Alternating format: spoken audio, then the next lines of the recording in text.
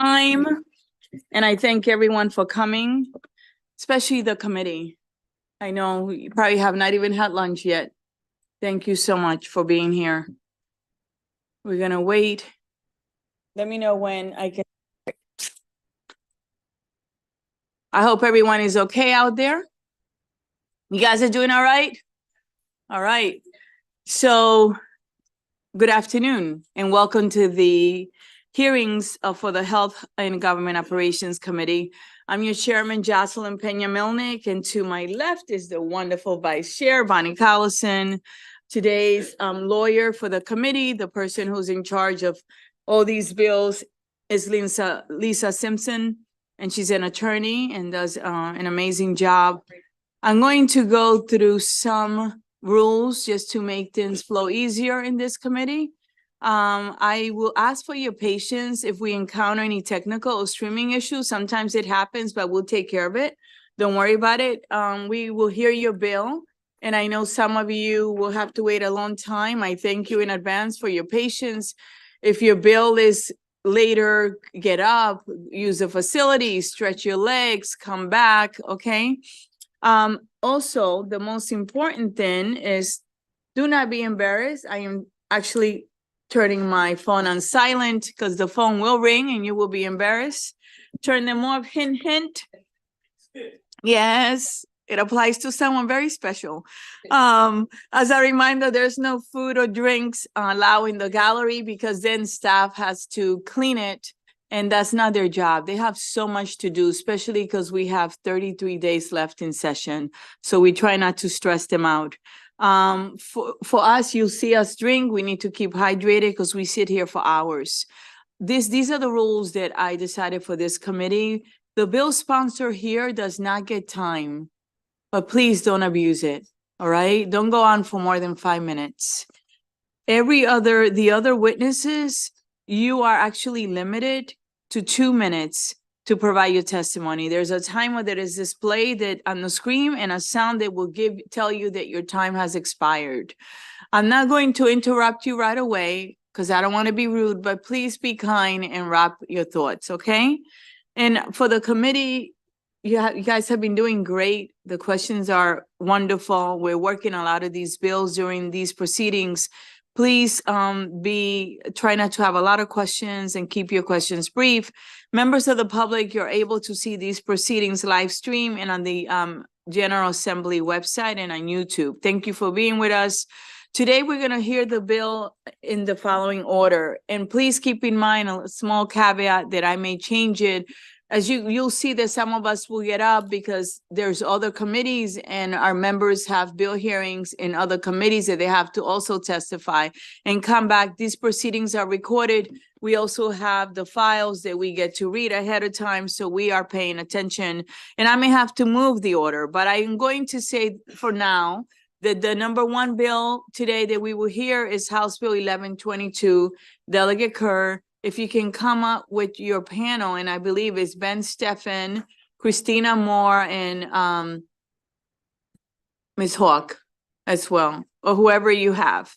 And it will follow by House Bill 1263, House Bill 1421, House Bill 1292, House Bill 1339, House Bill 1137, House Bill 1177, House Bill 1337, House Bill 1376, and the last bill of the day for now is House Bill 1259. Cassandra, who some of you have met, she is the receptionist when you come into our office. She actually calls the delegate who's next so they can come on time. Cassandra, if you're listening, thank you so much for your work. Let's start with House Bill 1122, Delegate Kerr, Maryland Healthcare Commission, Nursing Homes Acquisitions. Good afternoon, Delegate. Good afternoon, Madam Chair, Madam Vice Chair, members of the committee. I'm Delegate Ken Kerr. I'm here to present House Bill 1122, the Maryland Healthcare Commission Nursing Homes Acquisition. So I'd like to thank you for the opportunity to be able to present this bill today. And this is a continuation of some work we did last year with the Nursing Home Acquisition and Licensure Work Group that met over the interim and And we worked to discuss changes to the acquisition process to ensure that the approvals are not simply a rubber stamp.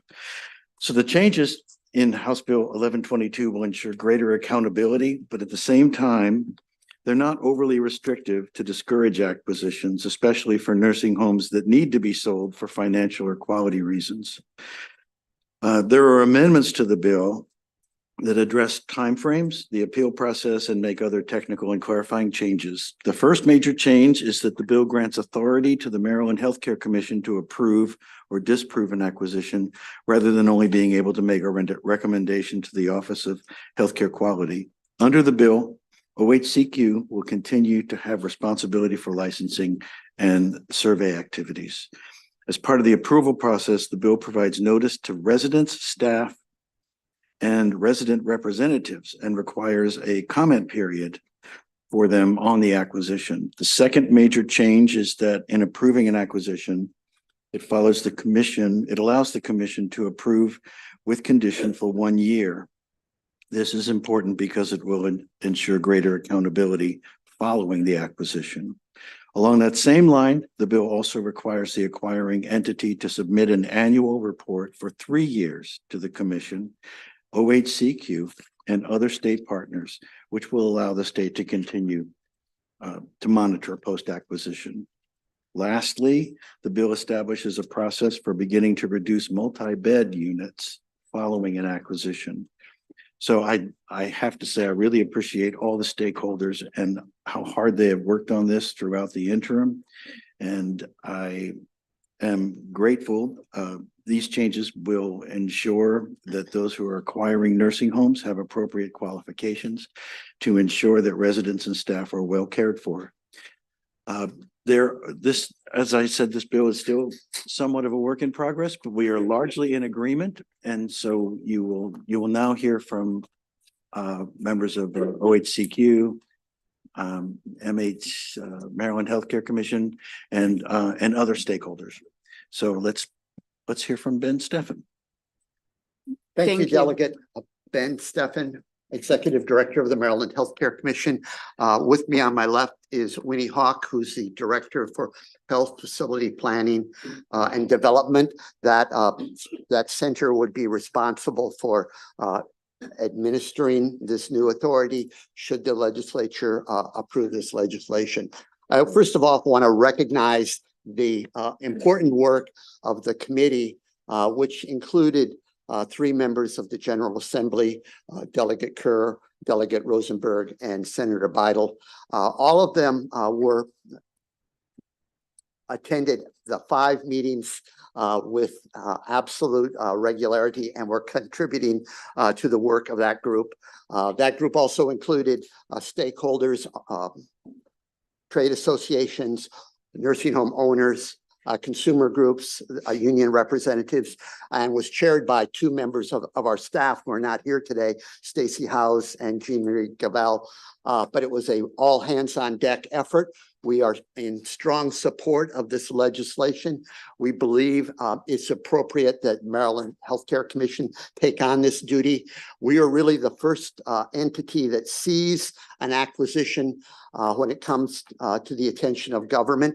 And hearing from the owners in particular, they felt it was very important that a decision be made as soon as the process began and be made promptly. We have worked with the stakeholders to arrive at an appropriate schedule for us completing this review. And I believe we're fully capable of conducting this work should you go ahead. I strongly support the bill and am committed to working with other stakeholders in polishing up any final last issues. Thank you very much. Thank you, Ben, for always working with us and myself and my members. For the person that's standing in the back, there is a seat right here in the front. You can sit so you don't have to stand. There's right here in the front seat. Okay, and there's one here as well. Go ahead. Thank you. Thank you. I'm really not, I don't need to add anything. You have our position paper, but I'm simply here to answer questions about what the center does and if you have any specific questions about the process. Thank you. Thank you. Good afternoon, Chairman Melnick and members of the committee. My name is Christina Moore, and I'm a chief attorney at Maryland Legal Aid, heading the administrative law unit with legal expertise in administrative law and public benefits, and I'm grateful to be here. I'm incredibly pleased to request a favorable report of this bill, which creates an approval process by the state during the acquisition of skilled nursing facilities, including an opportunity for current residents to weigh in and comment.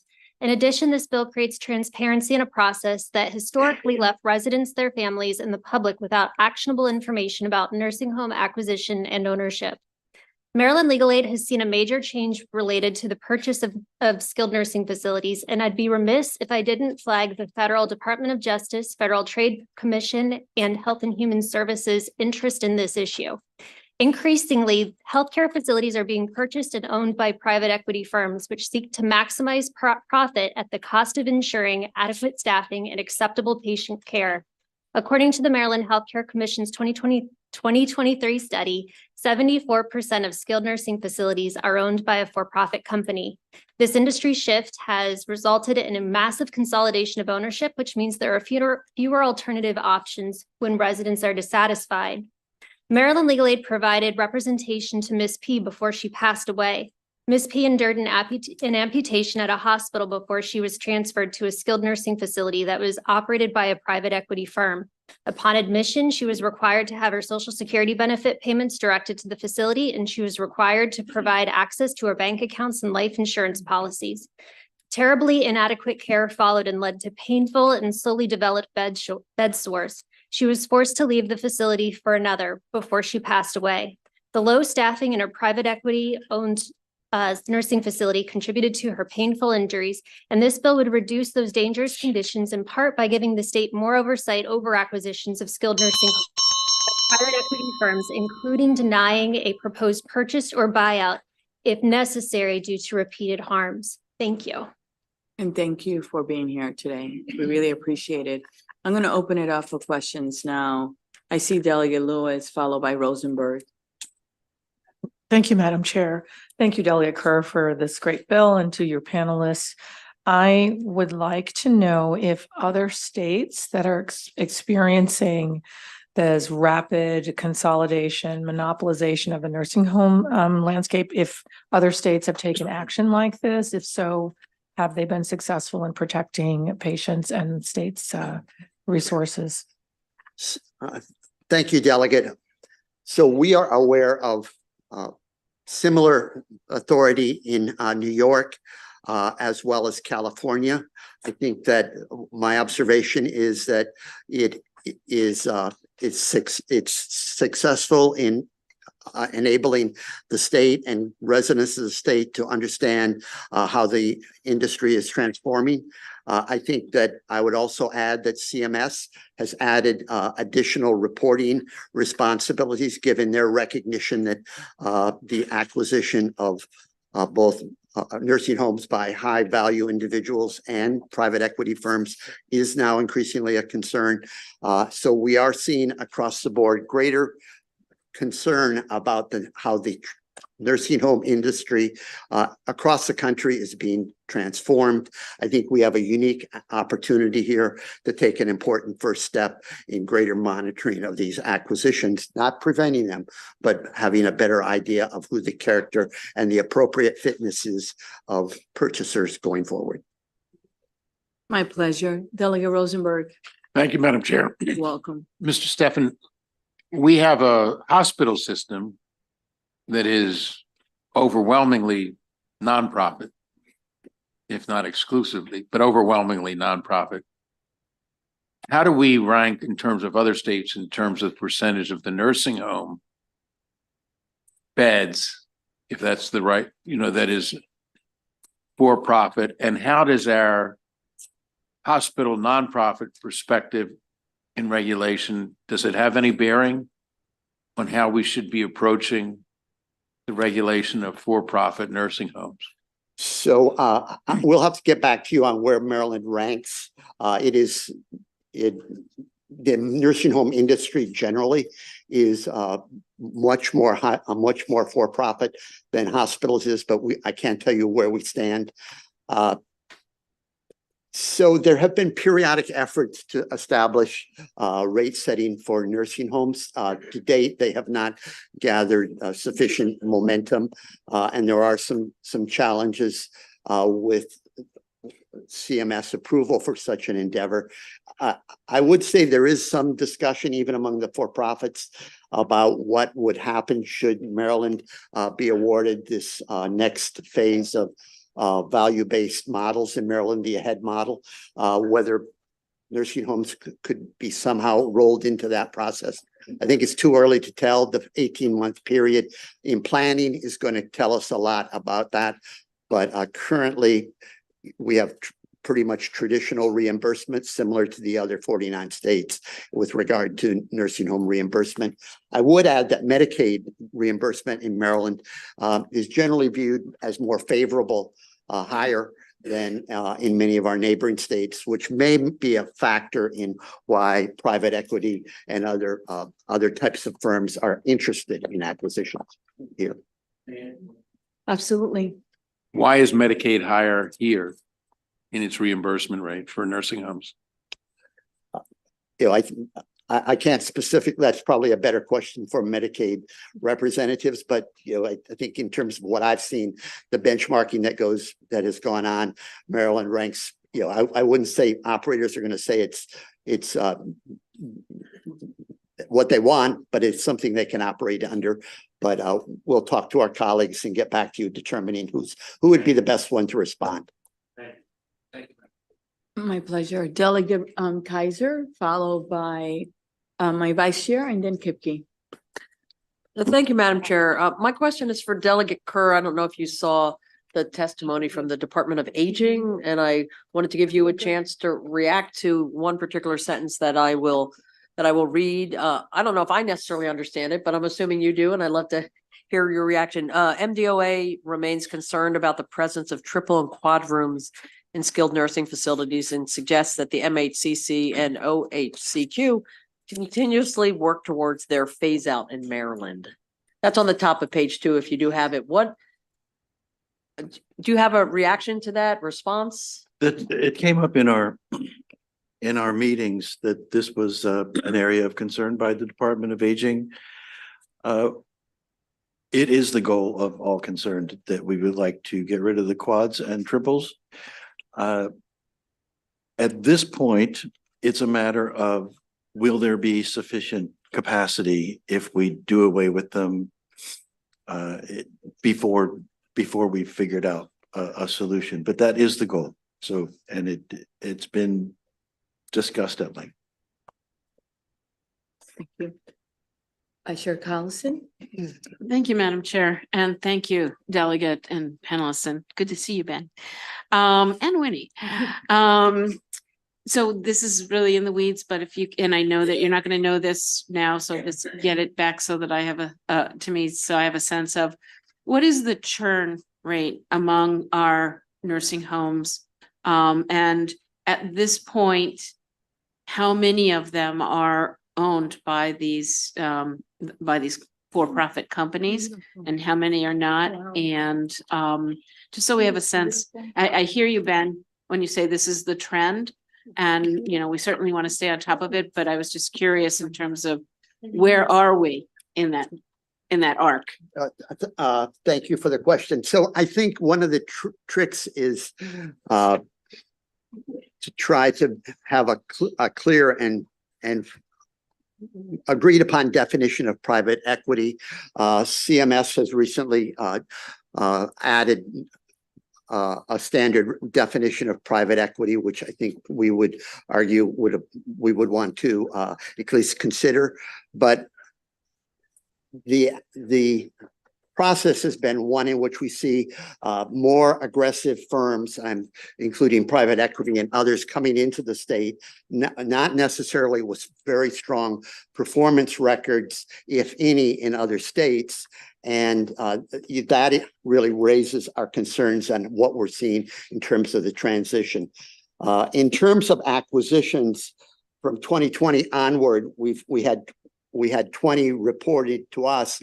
Of those, 8 of those facilities those operators would not have been able to achieve or receive a CON because of quality standards, but because no such standards exist on acquisitions, they went forward. Of those 20, 3 had 3 or 4 bedrooms. Jumping forward to 22, we had 18 acquisitions. 14 would have not qualified for a CON under those standards. Those standards don't apply to acquisitions. And 9 of those were with 3 or 4 bedrooms. In 2023, we had 29 acquisitions. 15 of those would not have been able to get a CON because they didn't meet the quality standards, and 3 had beds had rooms with 3 or more beds in them that should this pass, they would be on a schedule to reduce capacity to single or double rooms. Thank you very much. Thank you, Madam Chairman.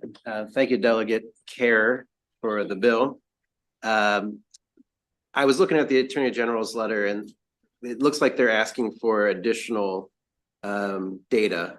I'm just curious if you've taken a look at that and if that's in the works, and secondarily, if there's collaboration with them in determining the right approach to this to prevent what might be, lawsuits for an aggrieved operator. And have you looked at the Attorney General's letter? I can speak generally about it. I have not, I've talked to the office, but I've not read the letter. The information that they're interested in is on more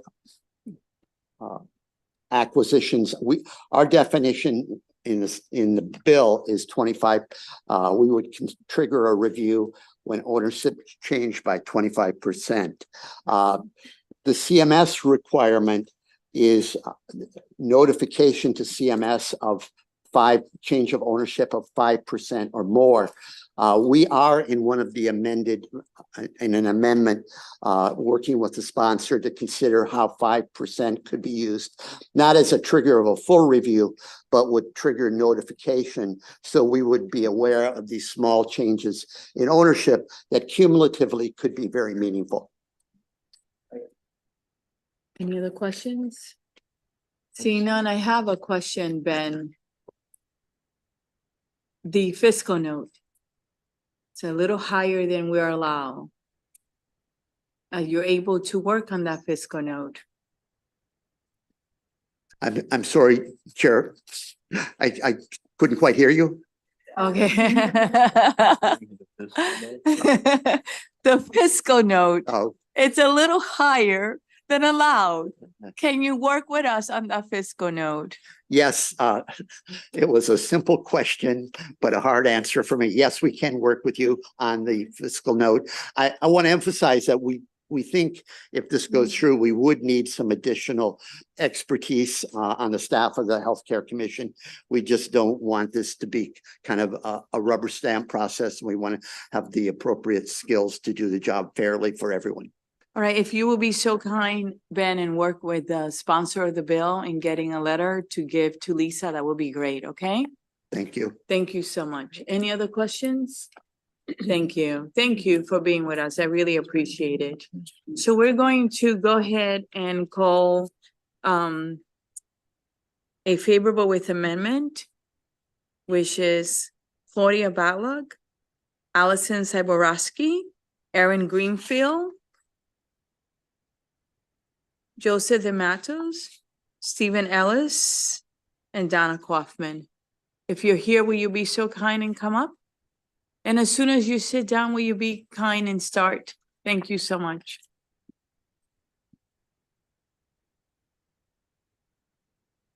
Good afternoon, Chair Pena-Melnick, Vice Chair Cullison, members of the committee. My name is Claudia Baylog. I'm the Assistant Director of Research for 1199 SEIU, United Healthcare Workers East. We are urging you to issue a favorable report on HB 1122 with amendments that we believe will strengthen the bill. I want to say this bill marks a great step forward that moves us in the direction of states like California, New York, also Connecticut and Rhode Island.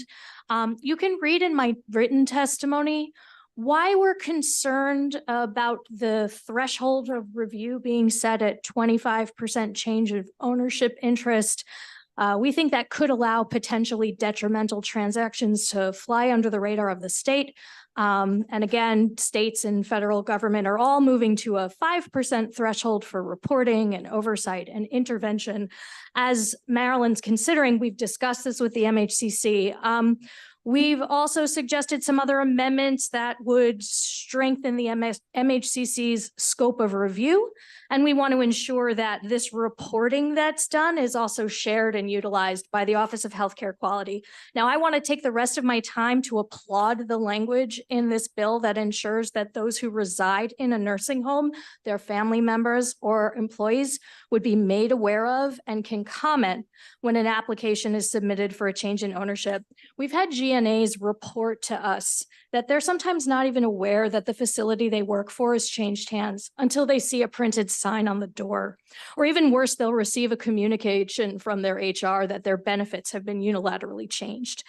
So this notice is crucial, and it's in line with the spirit of the CMS final rule on ownership transparency that directs that the public has improved access to ownership data. So for all these reasons, we urge you to issue a favorable report and consider amendments, and I'm happy to answer any of your questions.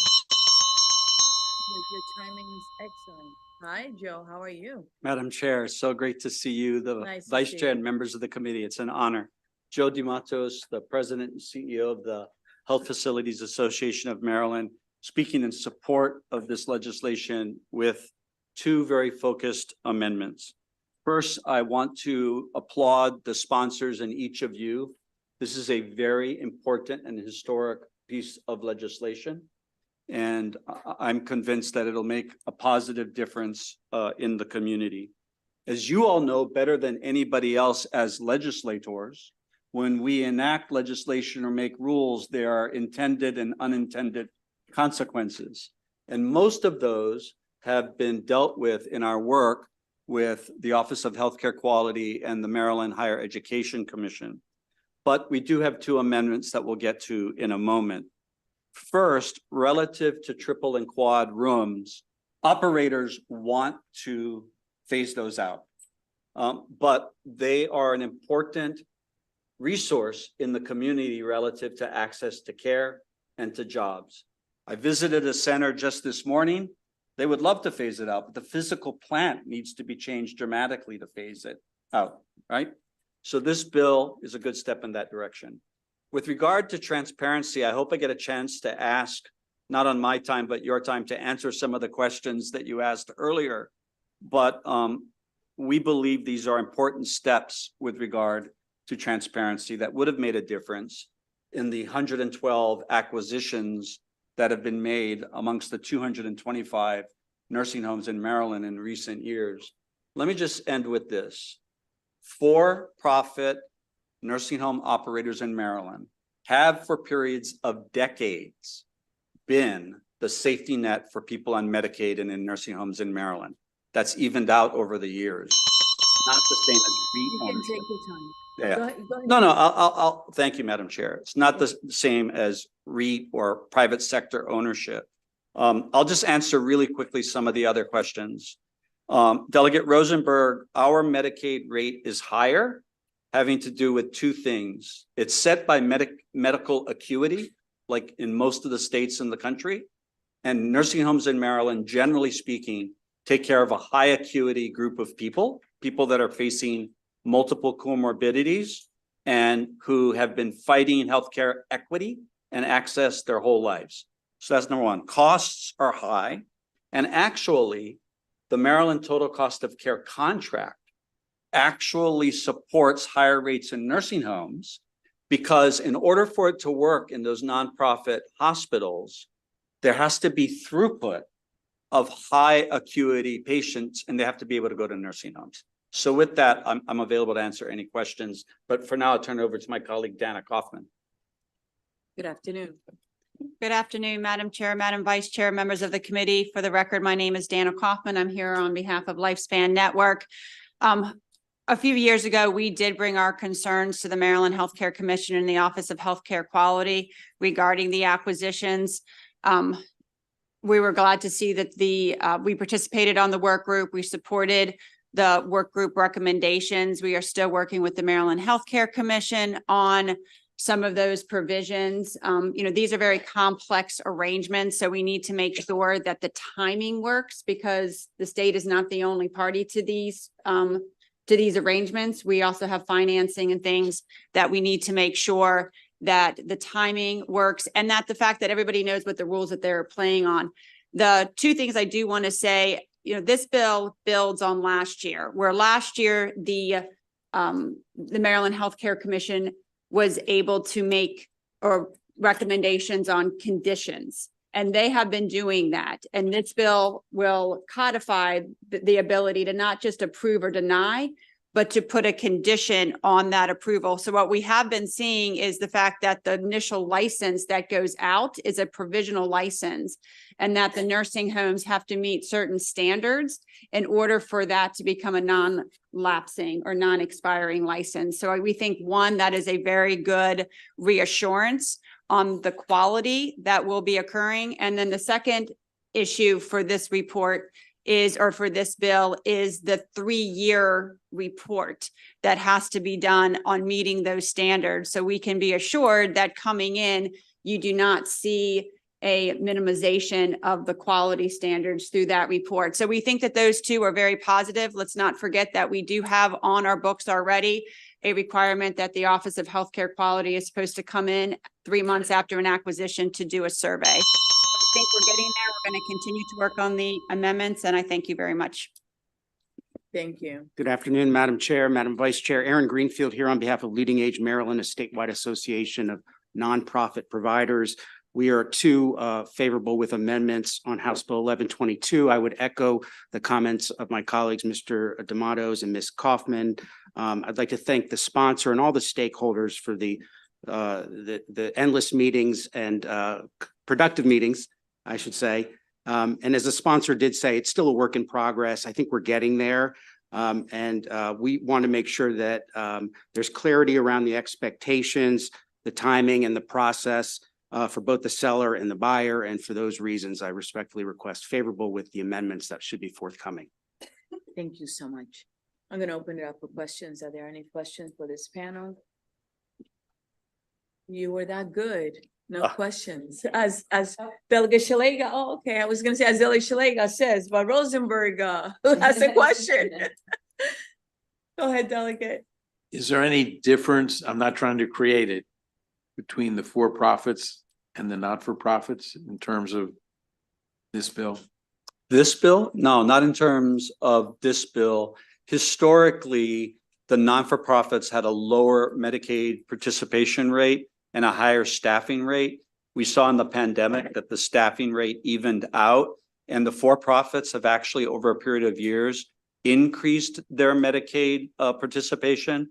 So in terms of this bill, no. But the two amendments we offer is if you do want to get phase out your triple and quad rooms and make singles and doubles, because they're currently licensed, you should not be limited to 3 years to create those singles and doubles.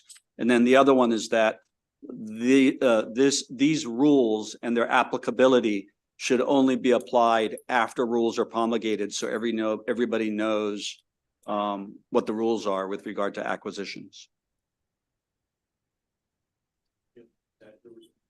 Yes, I would echo what Mr. D'Amatos said. You're welcome. Seeing no other questions, thank you for being with us today. Okay.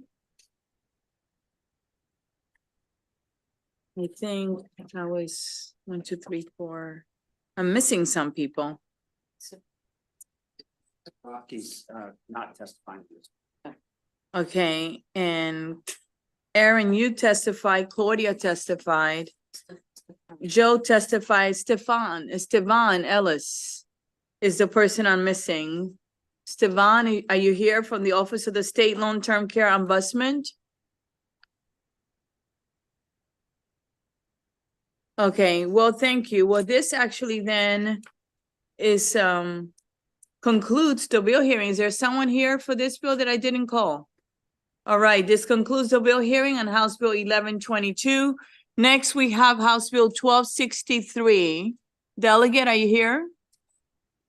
All right, and this is assisted living program, assisted living refers, requirements and prohibition. The delegates panel is Mark Ewert, Stevan Ellis, Christina Moore, Isabella Shaikoff, and Donna Kaufman. Will you please come up with a delegate?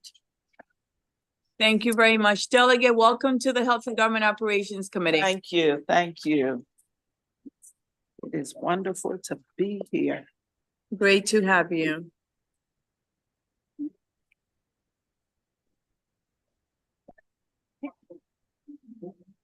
And you can get started. All right, thank you. Greetings, Chair Pena Melnick, Vice Chair Collison, and members of Health and Government Operations. I am Delegate Cheryl Pasteur. Last year, in my testimony, in my attempt, and successfully so, to present the task force on the prevention of elder abuse, I did a lot of research and I read, among all the other things, that assisted living facilities have become the fastest growing sector of the country's long-term care market.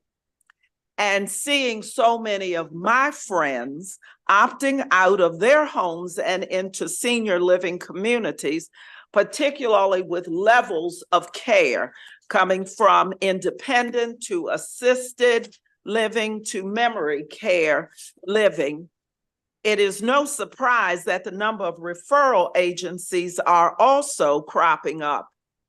But the unfortunate reality here is that with those numbers increasing, legitimate referral services must compete with those which are absent of the integrity and care we would hope would be present for the care of our elderly residents. House Bill 1263 is to use the previous work of the General Assembly and enact effective means of protecting and preventing abuse of any sort for our elders. Now, whether the residents and or their families move into a senior facility because of health issues, cognitive or physical, or is one who needs a level of assisted care, or move to that facility to lessen the burden of maintaining a home, the expectation is that their lives will be easier and supported.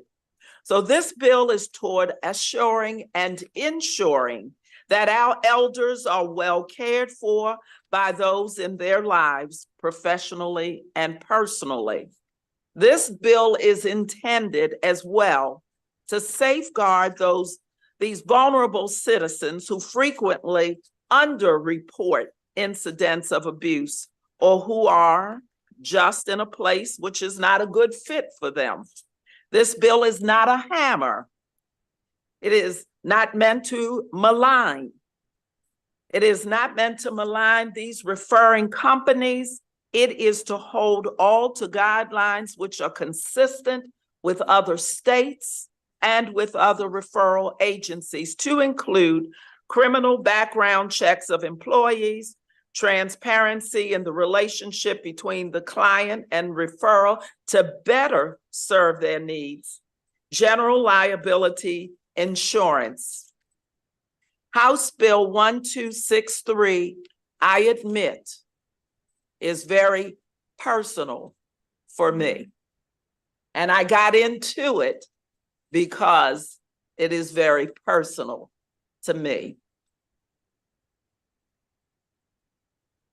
But it is still meant only to professionalize those agencies that are making the referrals, that they are transparent and equitable, offering quality of life, dignity, and respect that we all want, but particularly in what is supposed to be our golden years. So I ask for support for House Bill 1263. Thank you. Thank you, Delegate, for your testimony today.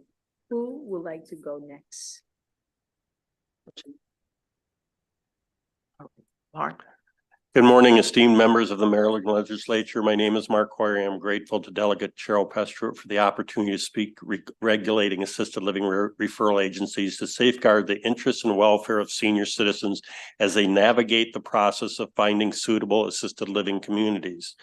The primary objective of this legislation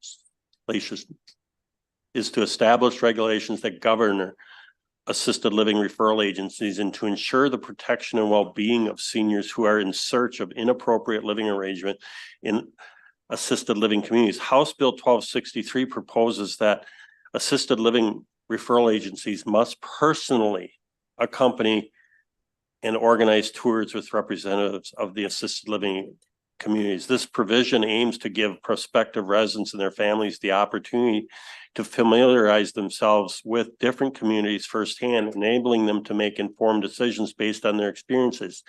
Currently, leads are distributed to numerous care communities from assisted living referral agencies after they're caught online, resulting in these communities reaching out to prospects to arrange tours to present advantages of their facilities. Consequently, our senior population is bombarded with calls from multiple communities striving to attract them to move them into respective facilities. This continuous influx of calls can span over a long duration, up to 2 or 3 years in some regards, originating from various communities that have received the leads from the referral agencies.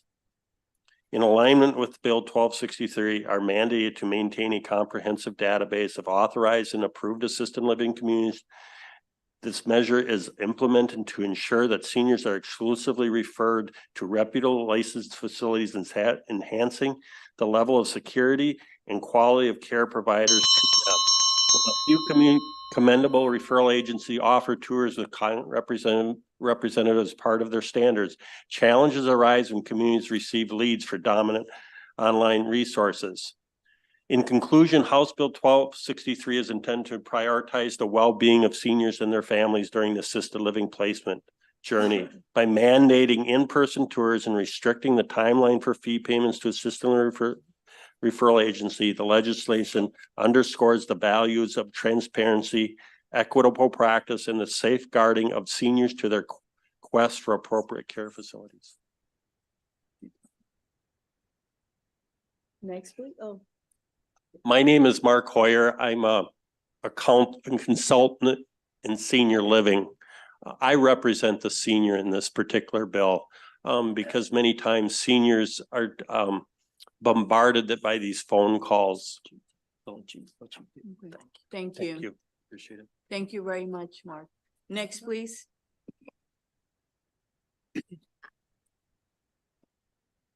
Good afternoon, Madam Chairman, members of the committee. My name is Izzy Shaikoff. I'm the Director of Housing Services with the Maryland Department of Aging.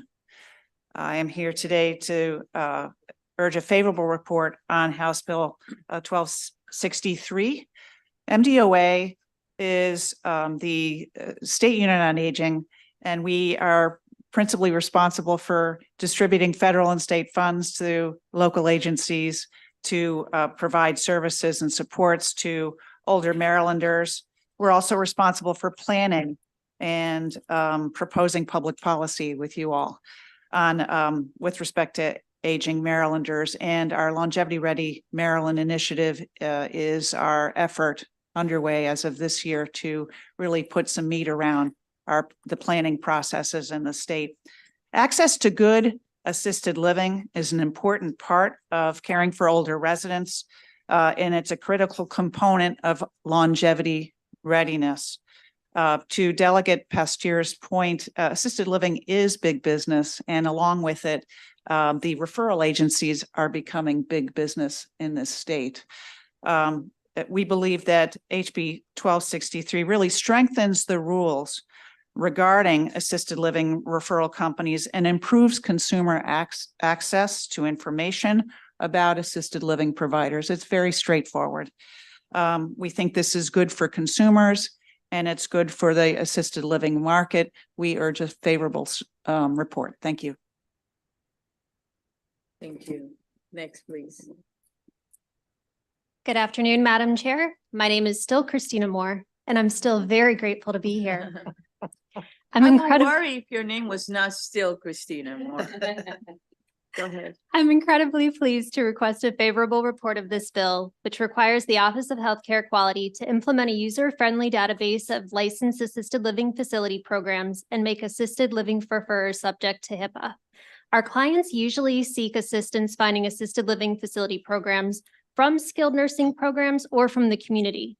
Either way, the decision to transfer to a new setting and to find a facility that meets quality, geographic, and financial requirements can be challenging to navigate.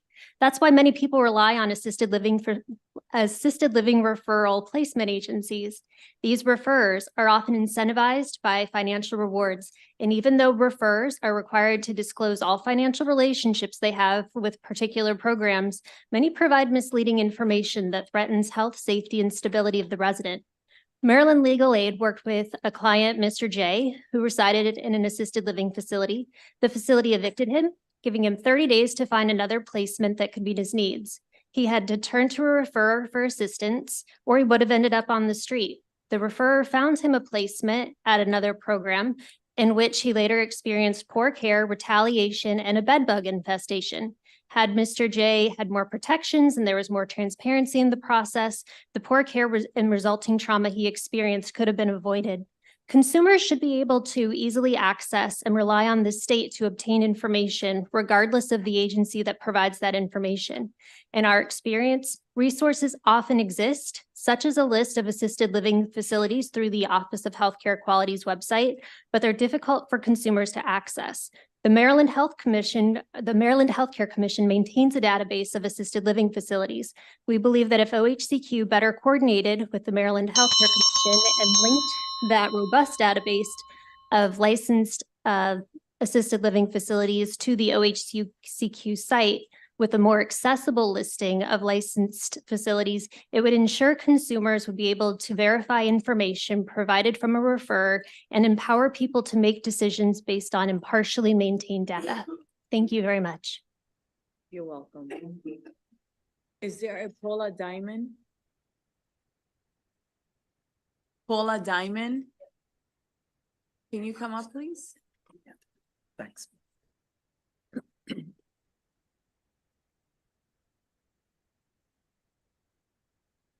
Thank you. Good afternoon. Yes, good afternoon, everybody, and thank you again for having me. My name is Paula Diamond, and I just went through the whole process of getting assisted living placement for my mom. My mom I was first referred to by the hospital rehabilitation social worker for a placement company to help me with this process. As background, my mom is 98 years old.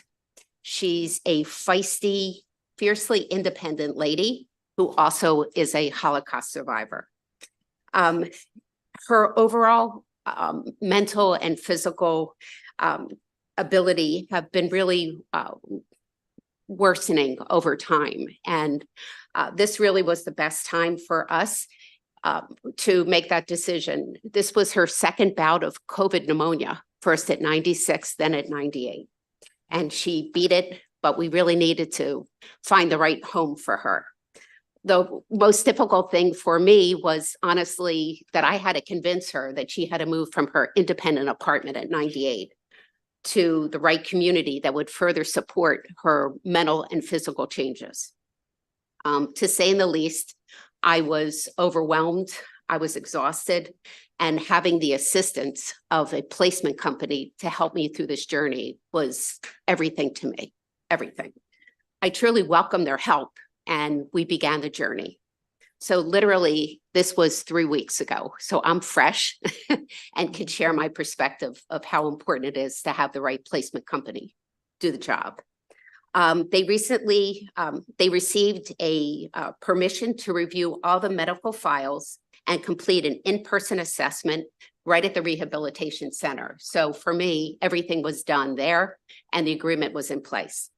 I met with the placement company and the social worker better understand my mom's overall competency, and mental ability. I toured the placement company along with the facilities, along with the placement company, which was huge and great support to me. I chose a community that did support her emotionally and medically, and that was provided to me from a choice of 4 different communities that I viewed with the placement company. My mom, for you to know, is the happiest she's ever been. She's happy, she's content, and I will tell you from my heart, the most important part as a consumer was that I had the support of the right placement company who had the ability to get all of her medical guidance and the compassion and all the sorts. I thank you for your time, and this is so important, a huge issue. I'm so glad that your mom, who I love that she's feisty. Feisty and fierce. And I love that, and I'm glad she's in the right place. Thank you for being with us. I'm gonna open it up for questions now. So this is the way I have it. Delegate Kaiser, followed by White, Holland, Shalega, and Hutchinson. Delegate Kaiser. Thank you, Madam Chair. Delegate, so good to see you in our committee today. Thank you. I had a question based on, I guess, some of the opposition testimony and something that it says here in the fiscal note. I just wanted to better understand the number 3 at the top of the fiscal note, the signing the federal HIPAA agreement with the client or the client representative. What is that exactly? What does that entail? At this point, when we spoke to one of the companies, they don't engage in any kind of contract with HIPAA. But our point is that we want, and I say this is cross-filed with Senator Hedelman, is we want to make sure that there is confidentiality where the health records are concerned with these referral companies, because as it was just stated, we have to be very clear about what the issues are. My father went into one while I had to go through all of this while he was in the hospital. So there was just so much medical information that had to be shared. But in my case, unlike in yours, we didn't go through a referral company, even though one contacted me, and I was never sure how that happened. But we knew that there was a rehabilitation facility there. But we needed to make sure, even with the place where he is living now, and as you said, living his absolute best life at 92, we had to have that place there, but we had to make sure that the facility also was going to have that level of confidentiality. So we initially put that in, but we are, in terms of amending, we do have amendments about that, about the HIPAA as a requirement, even though a number of people have liked the idea of having the personal tour, and you had one. We understand that some of the companies don't have people everywhere. So we did amend that, as well as the database, because that pretty much exists. We just want to make sure that those who are looking for or working with a referral company understand that they need to question that kind of confidentiality. Sure. No, I certainly respect the confidentiality and want us to do that. I'm just trying to understand what the agreement is. What is that? What The is that HIPAA provision? agreement with them? Yes. They, in the one company with which we have had conversations, there is no agreement. So that's the answer. We put that in there, the senator and I, but we recognize now, which is why we are not really focusing on HIPAA, that there is no real agreement in that. We just want to make sure. So we have just pretty much taken out the notion of HIPAA, and that what we want to do is just make sure that the company will agree that they will keep confidential all medical information. So you can just pretty much strike that. Thank you. We have Thank you. Delegate White Holland. Thank you, Madam You're Chair. welcome. Thank you, Delegate, for being here, and thank you all for your testimony. I wanted to follow up. I believe Delegate Kaiser asked one of my questions related to the visits and the tour, and your comment mentioned that you are looking at an amendment regarding the tour and having that person there. But there was another amendment suggested by the long-term care ombudsman related to the database that is provided by the Office of Healthcare Quality. Have you examined that recommendation as it relates to removing that statement because there is a database that is available on their website? And is that something that you are Yes, that's what entertaining as well? I just pointed that out, that we are amending that as well because the database does exist. Okay, so we wanted it to be accessible to anyone who might need to look at it in terms of a placement, but we did. That is an amendment that we put in, that we did take out the database. Absolutely. Another thing that came to mind for me, and I appreciated some of the anecdotes in which that you provided, and I wonder if there have been any other documented instances or complaints related to some of these referral programs, and if so, is there any data or any information that you have related to that that could be shared? Sure. And I really thank you for asking that question, because it's a good thing that my father is living his best life where he is and enjoying himself, because I try to get there daily during interim. But I rarely get to spend a lot of time with him, because every time I go into the facility, I am bombarded by the people who live there with their questions or their concerns. And my father just goes off into the sunset and does his thing, while I sit at a table, like I have a desk, and they will just come up and tell me the things that are of concern. One just last week, for example, was from a resident who had not been there very long, and then found that it just wasn't a real good fit for her. And we find very often, or I've found very often, that the people who are living in independent living, because my father's in the independent side, come in, they all come in or try to come in on the independent side, because it is more expensive as they move through when they go to assisted living and then memory care. But then when they realize that it is not something that they can sustain, so they will talk to me about, as the one last week, about how, having been in just a very short time, and the daughter said, this is the condition she was in when we went to a referral company. And we thought that what we were getting was something, a place that was going to meet her needs, but it doesn't. So they were then told, so the woman told me just last week that the same company offered to go through the process again, so that they could find some place that was more acceptable to or relevant to the needs of that person. And this is something that I've heard repeatedly. And again, this is not a hammer, so it's not just about a company.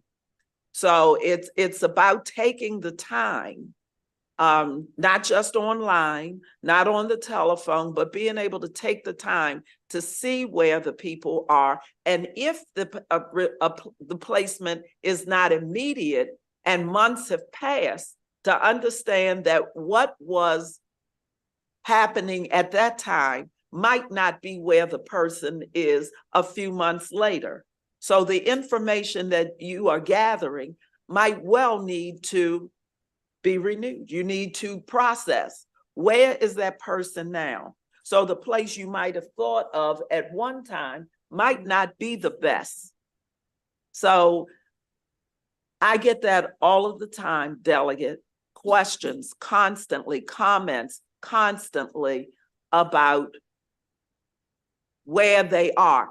And finances are critically important in this matter, because what a person is able to fund and finance at one time, this is a business, so it goes up. The cost of living in these places will go up. So how long will they be able to sustain? Making sure that people are able to sustain 1 year after the other. It is not free. And that they are able to stay there for years, as opposed to going through the things as Mr. Hoyer talked about, finding that they are in and out because of the myriad of obstacles and the things that change and the way they change. So I thank you for that. If I might add in response to your question. We're only allowed one person. Oh, thank you. Okay. But someone can ask you a follow-up later, okay? Delegate Shalega, followed by Hutchinson, followed by Woods, followed by Rosenberg. Thank you, Madam Chair. Thank you for being here and bringing this bill. Yeah. And yes, Thank I you. too am living your lives with having myself had to have called an assisted living referral service. But my experience was much different. I was looking on behalf of my mother-in-law, and I was just doing some homework. Like, you know, the son said, Kathy, why don't you spend some time looking? So I found it amazing, very helpful. You took the HIPAA part out, which is great. But maintain a signed written document. I'm wondering if there's two different levels of referral. If maybe there's a more local version. I went online, it was a national, it may have been one of the two that are on our sheet that are going to come up and testify. But I didn't ever want a tour at that point, so you have to have someone there when you take a tour. Well, I don't know if I was ready to do that yet. So that wouldn't have been something that I would have needed at that time. So I'm, again, thinking maybe there's different kinds of referral services, and these online ones were great. I put in what I was looking for to help my mother-in-law, and, some of these places called me. They were not annoying. They, didn't call me like every week, they called, and then I said, well, I'm not ready to make this decision. And they said, well, should we call you back in a month, 6 months? I'm like, call me back in 6 months. And they did. And so, as far as a payment, I think that was an agreement made out between that referral company and the facility. Wasn't a payment I had to make. And so I'm not sure that's really relevant in all models of this referral as well. So, that's, so yeah, request payment of a referral fee from an assisted. There is some language in there about a payment. So anyway, I would just ask you then, whoever's best to answer this, perhaps there's different models of this. And as you said, Delegate Pasteur, it's not a hammer. You don't want it to be a hammer. And I think it may not fit as well from some folks I think we're going to hear from. Well, if you're the best person to answer, go ahead. I'm not the best person, but It's the contract that's referring to the contract between the facility and the referrer. The client does not pay the referrer. But there isn't a contract. Like when I went online and I didn't want a contract. I didn't want to discuss my mother-in-law's health issues with them.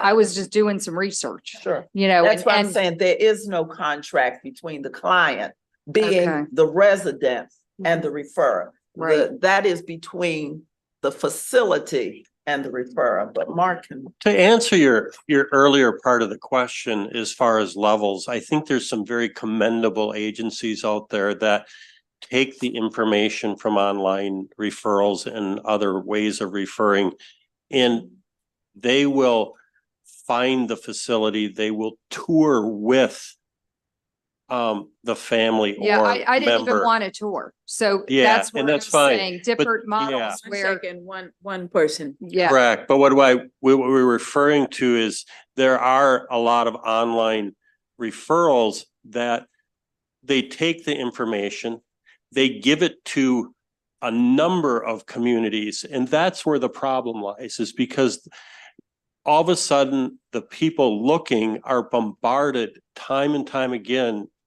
with phone calls, and it's like the early bird gets the worm, per se. At the end of the day, and those people are constantly followed up till they answer the calls. There's people that after the fifth call, they don't want to talk to anyone else because there's still more communities calling.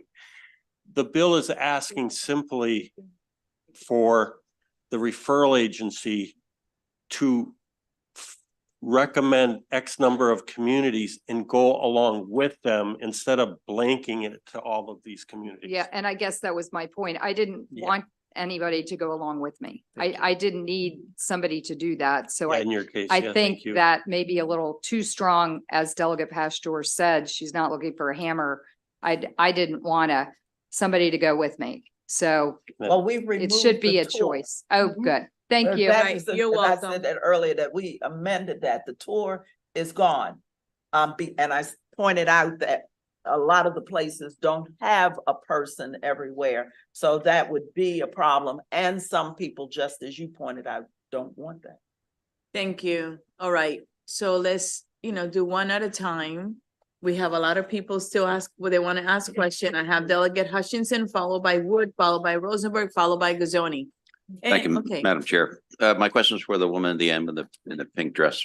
In your testimony, you were saying about there's different sites that are out there and they're not talking to each other. Have you had discussion about bringing them together? Is that even feasible? Is it possible? And if that were to happen, does it still make this bill necessary if that was the solution that would improve all of this? I'm really glad you asked that question. I think there's real opportunity for linkage through this bill. As I testified, and as Delegate Pastor knows, there is a list. I can't even say that it's on OHCQ's database, or on it's not even on OHCQ's website. You have to Google the list of licensed assisted living facilities in order to find the list of licensed assisted living facilities. But separately, the Maryland Healthcare Commission, they maintain a very thorough database. And linking different agencies, I think, is really important, and there's an opportunity for that here. The Maryland Healthcare Commission, they link the Office of Healthcare Quality so that if somebody's on their website and they want to file a care complaint, the consumer knows where to go for that. And so while it wouldn't necessarily be necessary for OHCQ to create their own and separate database, there's an opportunity to create linkages so that consumers can find the appropriate entity or the appropriate place to search for. In this instance, they know where to find the database of assisted living facilities, whether they're licensed, particular information about that assisted living facility. All that's really required is that linkage. Okay, I have next Delegate Woods, followed by Rosenberg. Madam Chair, my question has been pretty much answered. Thank you so much, Delegate. I have Delegate Rosenberg, followed by Gazzoni. Question. What percentage of people use these services to help them get into? Do you have a sense of that, or the number of people that we're talking about who use these referral services? Who's the person that can answer the question? One person. I don't have that information in front of me, but I have an association that provided some data that I could supply to Delegate Pastor to provide the committee further. Okay. Thank you. If you could do that, Delegate, provide it to the committee, that would be great after the hearing. Absolutely. Thank you. Delegate Gazzoni. Madam Chair. My pleasure. I think, and maybe it got answered and I just kind of missed it in the discussion about amendments. There was something about, there was a 1-year time frame for, I believe, the referral company and the assisted living place to, I don't know if it's get paid or whatever, something like that. And I was just curious about that because, again, speaking from my own experience, we started talking with my mom, who's 93 and living her best life in her assisted living facility. We probably started talking with her about that, that move and looking into various places, probably, I'm going to say at the least 2 years before she finally actually made the move, because hers was not a emergency situation or an immediately handle situation. So I'm just curious about the possibly how that would work with this 1 year piece that you all have. Because I don't know when the clock would start. Do you understand what I mean? Yes, Okay. I think. The referral agencies, in many cases, will again blanket this out to numerous communities. The communities are the ones who are doing all of the legwork and all of the sales to this ongoing. All the referral agency is doing is checking back in with the various communities to see who has placed those leads. Again, the referral agencies are dominating the search engine. So once you type that in to get a referral agency to help you and it gets blanketed, the bottom line is the communities are the ones doing all the legwork. At the end of the day, they're not doing anything further for that particular referral. There are some very commendable agencies that are accompanying each referral to the tour. And at the end of the day, they should be rewarded for their work.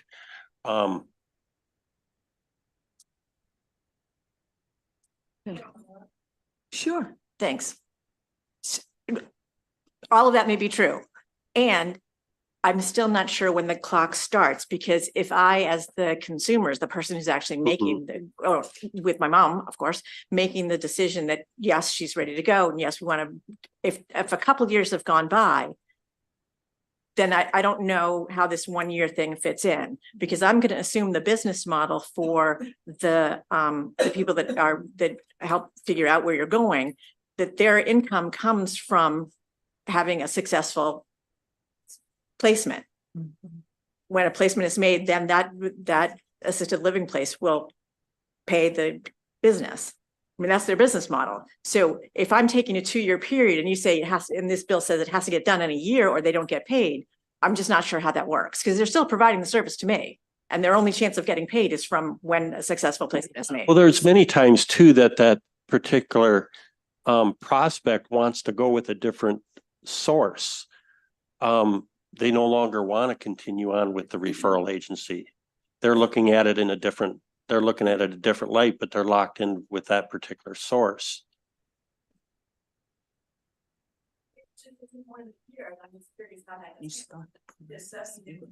The referral company isn't going to get paid, in which case they're not going to be happy with me. The bottom line is they would start the process again. Okay. So then I don't know why the year thing needs to be in there, I guess, if they would just start again. And I just can't see that. Doesn't mean there's not a reason. I just don't see it. Delegate, you can answer if you have the answer. Okay, thank you. All right, that just refers to a process that started and you're moving through.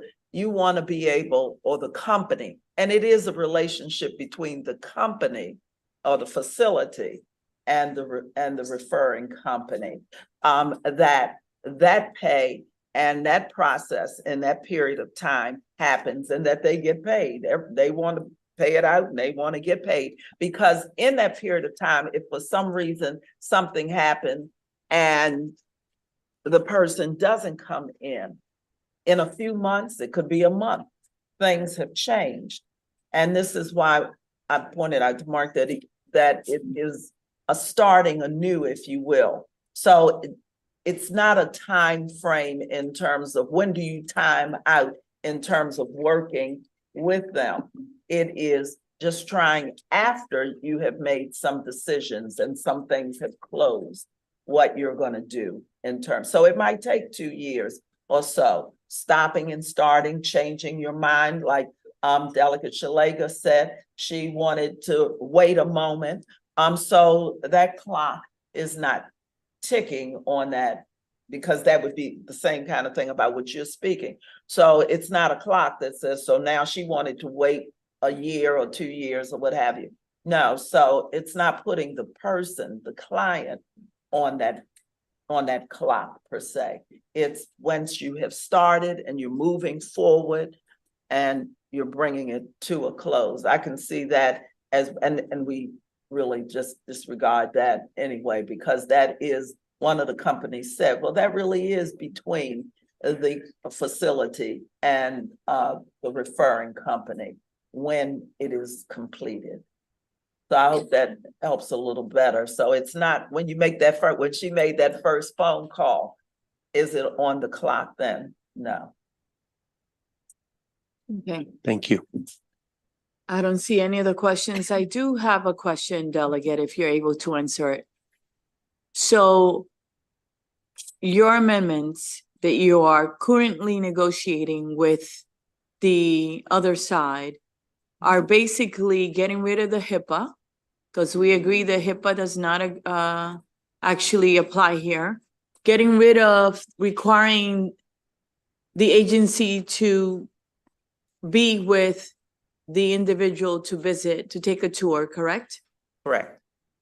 So is what's left in your bill what the other states are doing? I understand that perhaps there are 14 other states that regulate these agencies, but they do it with a consumer protection eye.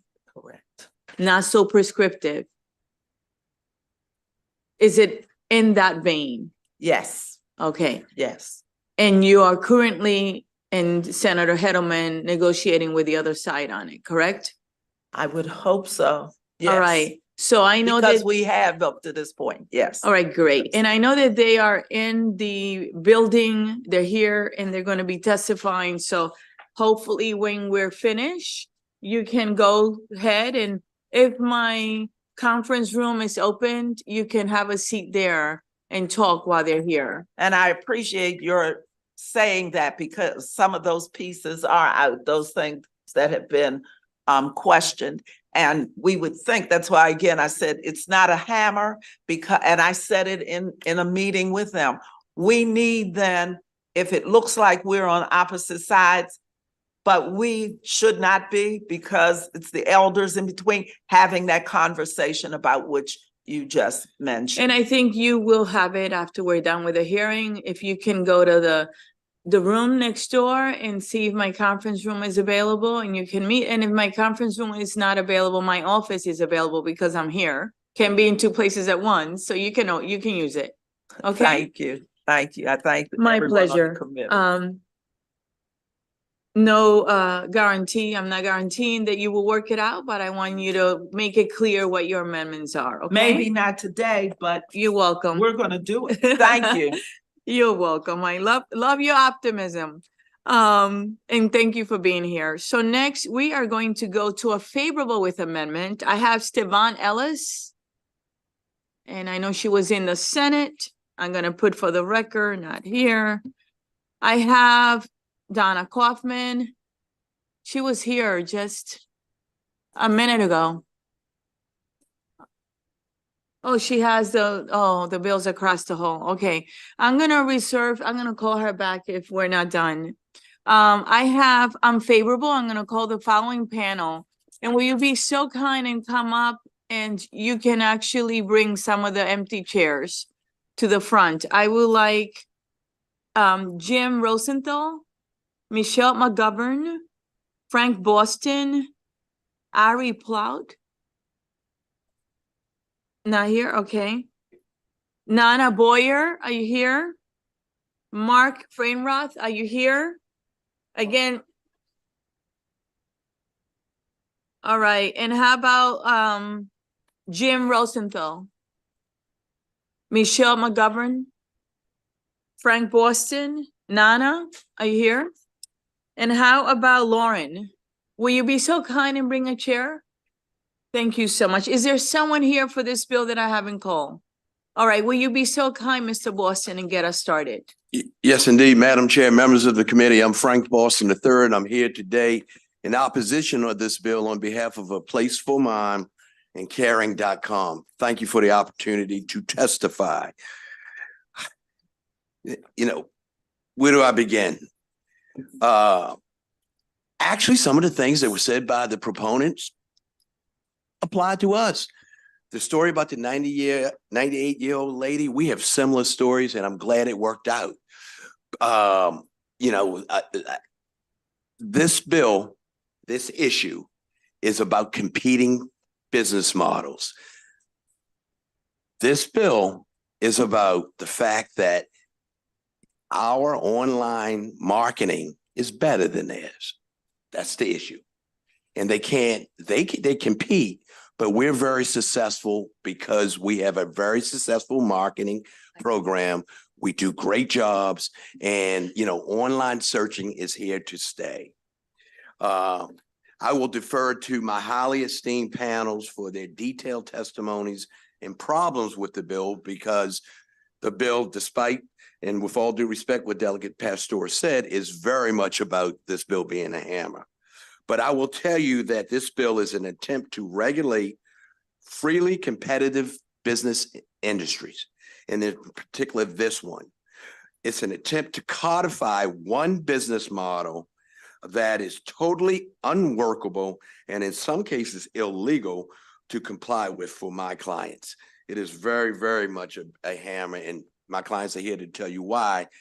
Despite the amendments, even though they aren't in the bill, even if they aren't adopted yet, they're still there. But there are really 5 buckets of the bill.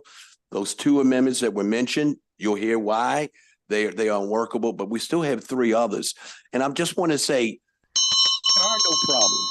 The current system works, it's competitive, and people can choose online or they can choose with the hospital refers. With that, we request an unfavorable. Thank you. Next, please. Hi, thank you so much for having me here. My name is Lauren Ratcliffe, and I'm a Senior Vice President at A Place for Mom. As a former caregiver to my maternal grandmother with early onset Alzheimer's and a current caregiver to my aging mother-in-law, our companies exist to advocate and help the 40 million unpaid caregivers in the United States who have not planned for the moment that their mom and dads can no longer care for themselves, and it's no longer safe for them to age in place at home. There is a lot of confusion, obviously, from what we've heard today about what our companies do. We are a free education and resource company with the mission of enabling caregivers across the country and in the state of Maryland to make the best senior care decisions for their loved ones. 20% of the families we help are actually looking across different state lines. And we serve an incredibly important purpose to get caregivers the right care they need in the location they need it. As a matter of fact, we helped over 10,000 families objectively evaluate their options in Maryland just last year. And we have over a dozen local advisors living and working in the state of Maryland with Maryland residents. We're here today because making a senior living decision for mom and dad is one of the most complex decisions often made in a time of crisis. The components of this bill create unnecessary burden for caregivers that prevent them from moving forward and making the right decision in a non-exclusive manner. If the stated objective is to professionalize referral services, but the actual impact of the proposed legislation is to hinder our companies from actually providing critical services to Maryland residents, greatly restricting choice. A Place for Mom and Caring invests to provide recommendations and referrals to family caregivers, matching them to the right communities and resources based on care needs, financial, desired location. I will leave you with this final message that the thing that we hear from our families that work with us is, I wish I found you sooner to help my family. Everyone here needs to ask, If our companies did not exist, what would Maryland residents do from all of the testimony that we've heard here today? Thank you so very much. Thank you. Madam Chair, Madam Vice Chair, and committee members, thank you very much for the opportunity. I'm Jim Rosenthal. I'm the CEO of caring.com, another national referral agency. We oppose HB 1263. I joined Caring 6 years ago, soon after losing my dad to Alzheimer's, when I was one of the clients. We deal with the adult child with siblings and parents in different states. I wasn't smart enough to find any of us, so our family went through this with very little confidence we were doing the right thing, very little confidence we knew all the right options. So I joined Caring and dedicated my career to making sure we can help as many seniors and their families as possible. I'd like to address a few of the things that we heard previously. First, I'm going to go after something that Frank said. We're not great. We don't try to be great at online marketing. We try to be great at having a wealth of information on our website that people want to go to. We invest significantly in that. We invest significantly in reviews. So many people come to our website looking for help. They find what they need and they leave. Others want more help. They'll fill out a form or call and speak to our family advisors. These are our frontline workers, highly educated, empathetic, comforting people who their job is to take these adult children who often call up thinking, I'm looking for a place to send my dad to die. And during that conversation, realize, wow, there's options that I have to choose from where my dad's going to be surrounded by people who dedicate their career to making sure seniors are comfortable, safe, well-fed, and frankly, thriving. Previously, you heard that we send leads to many communities. We don't. We try to find the best fits, and on average, we send the leads out to 4 communities. And this is after getting the person that we're talking to. Thank you for your time, and go ahead. Thank you for being here. We appreciate it. Thank you. Good afternoon, Madam Chair, Vice Chair, and committee members, and thank you for the opportunity to testify in opposition to House Bill 1263. I'm Michelle McGovern. I'm the General Counsel of A Place for Mom, and I want to discuss why we're going to be asking for you to vote unfavorably on House Bill 1263. This bill, unfortunately, creates roadblocks for facilities, referral agents, and for families alike. I do want to address one of the amendments that we'll be discussing later to really help you understand why it's a problem. It requires that assisted living facilities sign an impossible agreement, a Federal Health Insurance Portability and Accountability Act agreement. No such agreement exists. The federal government does not hand out these agreements. They are entered into between covered entities and their vendors, business associates. Now, this is also related to folks who process protected health information. This is important to know that assisted living facilities are not covered entities. We are not their vendors, and no protected health information is exchanged in the referral process. This is simply an impossibility for parties to comply with, and also an impossibility to legislate. It's worth noting that the bill as drafted also requires that a referral agency representative attend tours of a facility.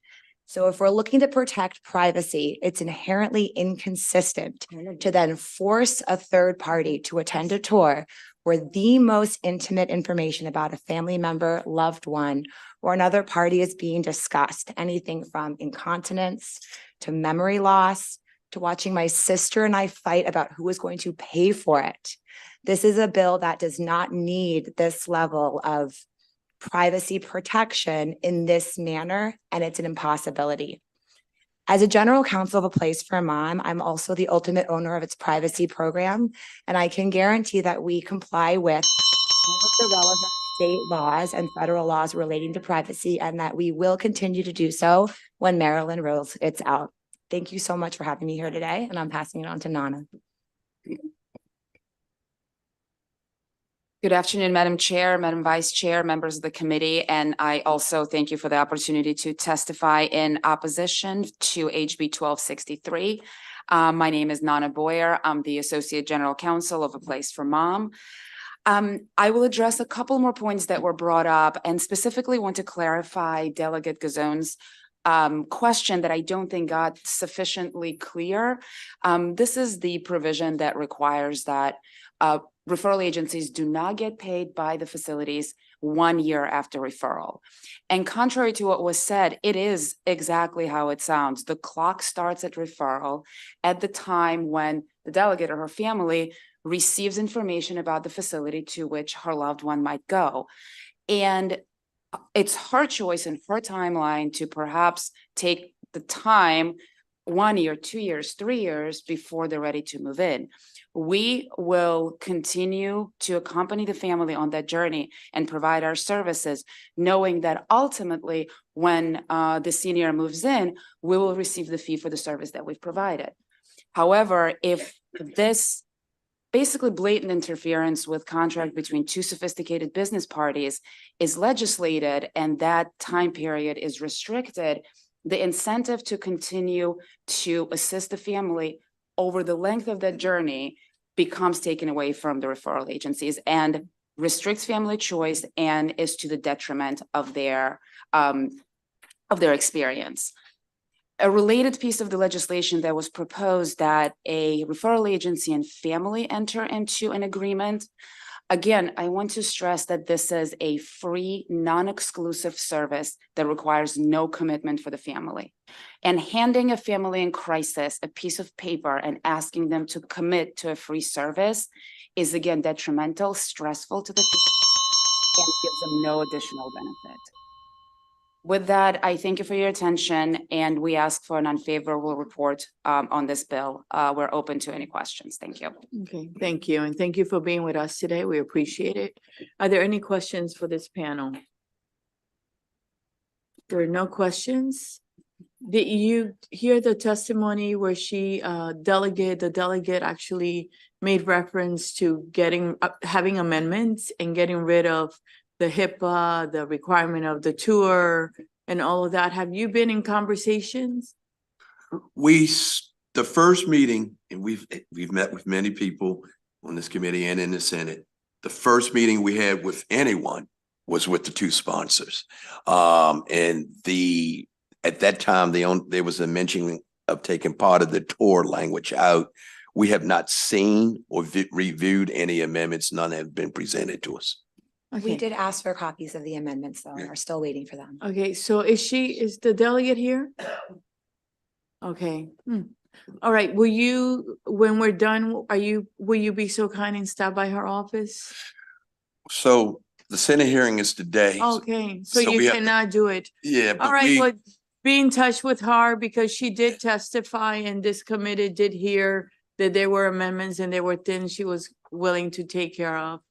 Take off the table. Yeah, Okay. and we will talk to her about those two amendments. But the other three issues are still very hard to comply with. I understand. Madam Chair, I know how you work. I know how this committee works. Yeah. We will definitely speak with her. Yeah, and it doesn't mean that it needs to, that it's gonna pass, right? Because you don't know. At the end of the day, it's the committee that decides. But I know that given that the bill came in this year, that I can see it coming again. And I know that there are other, I think 14 states that do regulate, but with a consumer eye, right? Which is very different because then that applies to everyone. It's not one model, it's not helping one agency, not the other. So perhaps, with that in mind, there's something that can be done. Yes, most definitely. And Senator Hedelman 3-4 years ago did pass some legislation that had a lot of rules and regulations that are very similar to the states you just mentioned. Wonderful. And we are complying with those rules and regulations. Right. But also to the point what Delegate Guzone brought up, that issue of having a contract for 1 year is just not workable because sometimes it takes longer for families to decide that now's the time to go to assisted living. They may try home care at first. And so some of the things in the bill just don't work. They And- just don't work, but we will be happy to And we talk. got that, just since she testified today with amendments, if you could just give her that courtesy and ask her, what Absolutely. are those, right? Let me see them. Yeah. You know, and then it's up to you guys what you decide, No, okay? I like and respect Delegate Pastor very much. I will definitely follow up. Thank you so much. Well, have a wonderful day. Thank you for coming. Yep. And I believe Donna Kaufman, did she come back? All right. So this actually concludes the bill hearing on House Bill 1263. Next, I have House Bill 1421, Delegate Johnson. And your panel, I believe, is Maria Lorenzo Chang and Marsha Blackesley. If you can come up, please. Thank you. And the title of this bill is Food, Drugs, and Cosmetic, Gene Structure and Function Modifying Products Labeling. Interesting topic. So-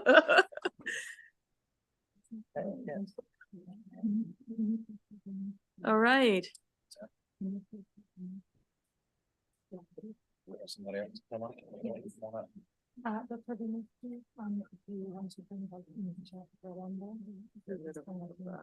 Is he signed up? Yes. Yeah. Yeah. Just pull up another chair. Thank you, Madam Chair. You're welcome. Can you say that title 3 times fast? Good afternoon, Madam Chair, Vice Chair, and members of the HGO Committee. For the record, I'm Delegate Steve Johnson, here to present House Bill 1421, Food, Drugs, and Cosmetics, Gene Structure and Function Modifying Products Labeling. We've all heard the saying, you are what you eat, right? Well, that's the premise of this bill. And this is a consumer protection bill. The intent of House Bill 1421 is to inform consumers about food products developed using modern biotechnology methods, which may change the structure or function of genes in a consumer. There is a present need for HB 1421 since technologies and their applications are developing at a pace that surpasses current regulations. In addition, technologies, new and old, inadvertent or inevitably come with many unknowns, which could present risks such as organ toxicity, autoimmunity, suicidal ideation, cancer, and neurodegenerative illnesses. This has been the case for several products which were removed from the market or need the addition of a warning label. Another potential risk of those novel technologies is the inadvertent integration of foreign genetic materials used to enhance certain desirable traits in consumer products into consumers' DNA or genome. In other words, foreign genetic materials become integrated into consumers' own genome. This alteration of human genetic material can lead to catastrophic consequences, not just for the consumer, but for their descendants. It is also critical to note that these products present risk to food handlers, meat processors, and potential hazards to other organisms in the environment, such as bacteria, plants, animals, and insects. It is essential to remember that over 50% of adults and young populations suffer from chronic illnesses, which implies a higher degree of susceptibility to potential risk of these gene-altering technologies bring. House Bill 1421 offers promising benefits. This bill is a step forward towards food labeling transparency requested by more than 90% of consumers, according to polls. Consumers want to know what they are eating. The new food labeling specifications will help Maryland consumers make informed choices about their food consumption and consequently, tongue twisters today, their health. Furthermore, the nationwide sale of a product with a cautionary statement required by one state is common practice. There are several examples of products being sold with warning labels required by the state of California. The proposed addition will not generate undue burden on the manufacturers or price increase to the consumer. Maryland can be the leading state regarding the regulation of food products, which may change the structure or function of genes of a consumer. The new specific labeling, the new specification label will only be required for products manufactured after passing the bill, and thus no additional cost to labeling or of the food will be required. So basically, people want to know what they're eating and they want to know what they're feeding to their children. We know there were a few concerns by MDH, but we're still willing to work with the stakeholders. And with that, I request a favorable report on House Bill 1421. Thank you, Delegate. And who do you Whoever's want to next. go next? Who wants to go next? Thank you. Thank you, members of the Health and Government Committee. My name is Dr. Marcia Blakesley, and I've been in private practice in Severna Park, Maryland, having practiced internal medicine for just over 30 years. In the course of caring for patients, I deal with a large variety of health conditions and provide counsel on the best way to care for those conditions. Perhaps more importantly is the ability to provide medical counsel that helps to prevent the development of chronic health conditions. A huge body of evidence points to the ability to avoid many health conditions by reducing exposures and consumptions that lead to those health disorders. There's great evidence that many human medical disorders are the result of what we eat and drink. This includes high blood pressure, diabetes, heart disease, and cancers. Knowledge of the contents of products allows consumers the ability to make appropriate choices for their health. We're in an age of rapid advancement of genetic technologies using and altering DNA and RNA. While many biotechnological advancements may hold promise for the future, there's also the possibility of great harm. History is littered with the removal from the market of many products, which were ultimately found to be dangerous. Clinical practice has taught me that susceptibility to harm is different for every person, since each person's physical, biochemical, and genetic makeup is different. Consuming any food product or animal product that contains or has been treated with any new technology that has the capacity to modify the gene structure or function of an individual could result in disastrous health outcomes for some. For basic human safety, any product of this type must be openly labeled as such, and the labeling should include potential risks to the consumer. We all expect to know the calorie count, carb count, grams of fat, gluten, or nut content of any product that we consume. We should certainly expect labeling on our foods that may contain products that could have unknown short and long-term potential risks. I would strongly advise that you pass HB 14, provide appropriate labeling of products for the people of the state of Maryland. Thank you for your time and your consideration. Thank you, Ms. Blakesley, for your testimony. Who would like to go next? I would. Yes, sir. Would you state your name and give your testimony? Yes, my name is Alan Arvanitsky, MD. I'm a physician in Rockville, Maryland. I've been practicing in Maryland for 45 years. I'm an internist and a pediatrician. I wanted to propose a potential amendment. I haven't discussed it with anybody yet. The article discusses a person as being the responsible party. I would suggest that organizations or business entities should also be responsible.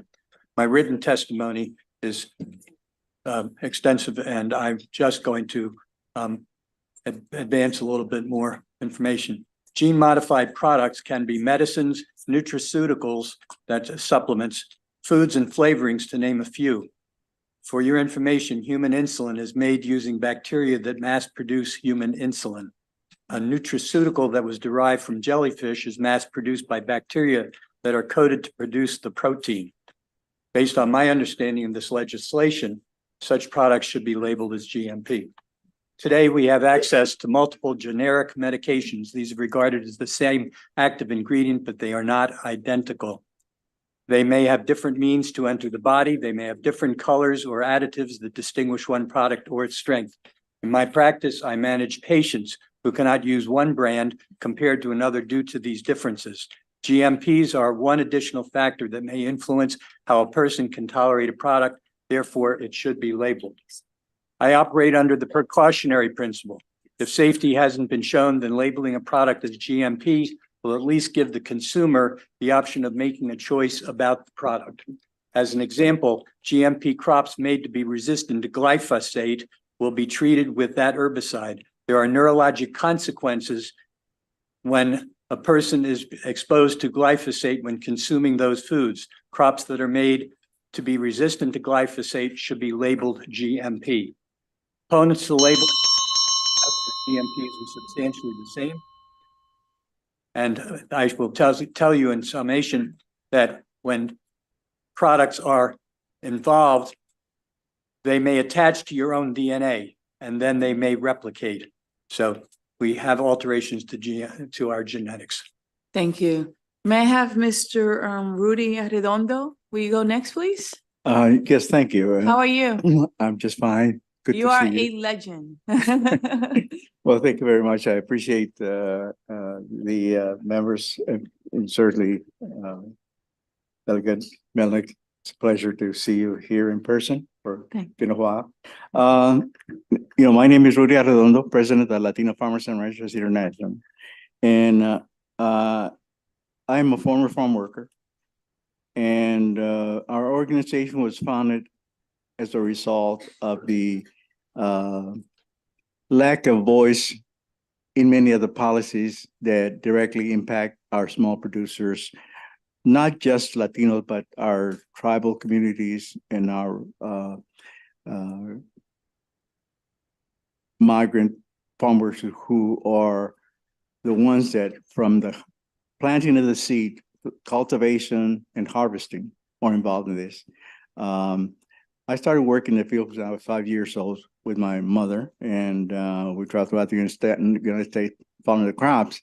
As a teenager, I was used to bring in the planes for the dusting of crops, cotton, and one of the other things that I became exposed to was what was later called Agent Orange, defoliation of cotton. And I used to hold this flag out, so I bring the planes in to let them know that how many rows they were going to be covering, the drift, all of that. I suffer consequences with regard to rash as a result of that, and it has had its impact. And so one of the things that I commend this committee for the labeling, but that's the most basic thing that you can do with regard to. You can continue. With the, placing these elements that are so dangerous and we don't know what it is because there hasn't been sufficient research. And don't forget, I mean, a lot of these chemicals are designed to attack your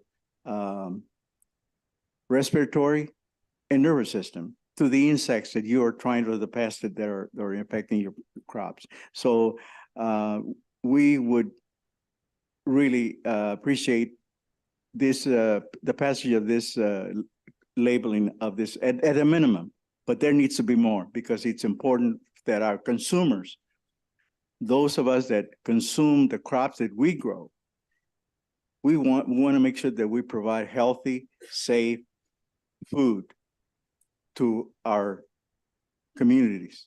And thank you so much once again to opportunity to address this body. Thank you. Gracias. Thank you so much. Next, please. Everyone testify? I think she's missing. Just Yeah. see if you. It's okay. Thank you, Ms. Crawford. Are you Maria Lorenzo Chang? Yes. Okay, great. Good afternoon. My name is Alejandra Lorenzo Chang, and I'm here in support of HB 1421 as a mother, daughter, and informed consumer. My need for extensive research on food was due to not only my professional background, but also because of my mother's Parkinson's condition and my son's allergies as a child. Had I known about the correlation between the health of the gut microbiome and brain health sooner, I would have saved years of agony for my deceased mother.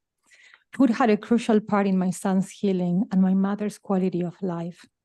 I cannot imagine the repercussions an artificial gene-modifying food product could have on my son's health and could have had on my mother's health at the time. My son's and mother's experiences are not anecdotal, since most of the adult and young population suffers chronic illnesses.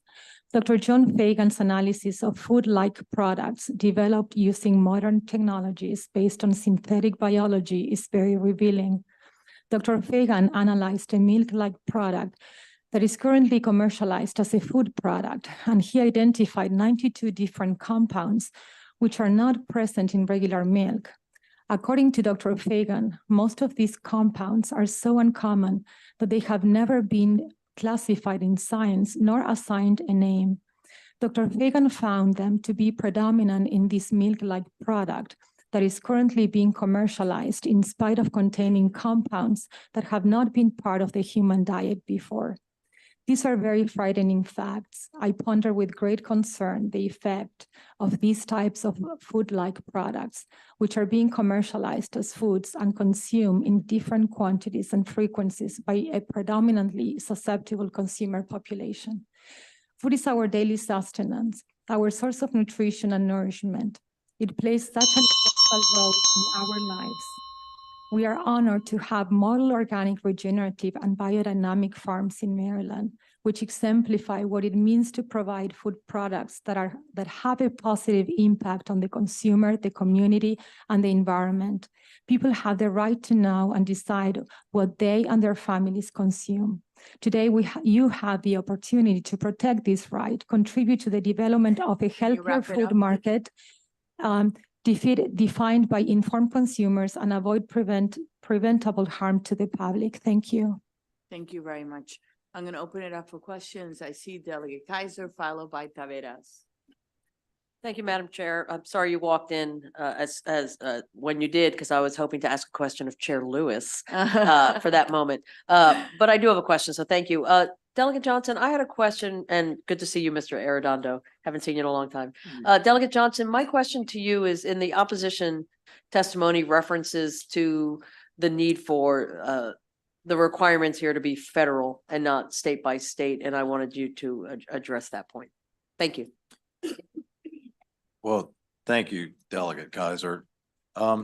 There are some federal regulations, however, like my testimony, some of these biotechnology ingredients are being developed so quickly, they're surpassing our regulations. So then we are kind of forced to look at them state by state if we want to protect our consumers. Delegate Taveras. Thank you, Madam Chair. Thank you, Delegate Johnson. I was just curious. I understand that this is. So are we talking at these are genetically modified? You're calling them GMPs versus what's different between the GMO products and the GMP? And it's very good to see you again, Mr. Redondo. Whoever's best to answer that. Yes, we have. We have, but we also have 4 outstanding scientists in the They'll bring them up after this. Oh, perfect. Okay. So I could, if you would like me to answer. By no means I'm an expert on this. I have a bachelor's in chemical engineering and a master's in food science. So the difference, GMOs there is a federal bill on GMOs. But this bill also is the process of producing a GMO. Now we are working with very novel technologies, and so it's just like a different level of modification. So this bill doesn't interfere with the federal bill. We're just saying if a food product, we're talking about our daily sustenance, what we eat every day at different times, different dosages. So if a food product that is sold for just, as food, is going to artificially alter our human genome, then it has to be labeled as such. So it's not about whether the food, having a disclosure on whether the food has genetically modified ingredients or is a genetically modified product. It's talking about the capacity of that product to artificially alter the human genome. I don't know if that answers your question. So let me just repeat it to make sure that I'm understanding what you're saying. Sure. So the difference that we're talking about is that the GMO products are food that have already been genetically modified versus the food that we would be ingesting would be able to genetically modify us. Exactly. Thank you. That chemist degree comes in handy. Okay. Okay, Bagnell, I had the same. who is it? Okay, wonderful. So there are no other questions. Oh, Delegate Gazzoni, go ahead. Yeah, I get the main idea. Could you give us an example? One or two, just because I don't know what this looks like. I don't know what, like, how huge is the scope? Because you make it sound like it's everything. Yes, and we have outstanding scientists who are going to talk a lot more in detail than me. So I think you will be delighted and you will hear examples. But I can tell you, I was about to bring a food product, but I did not want to get in trouble.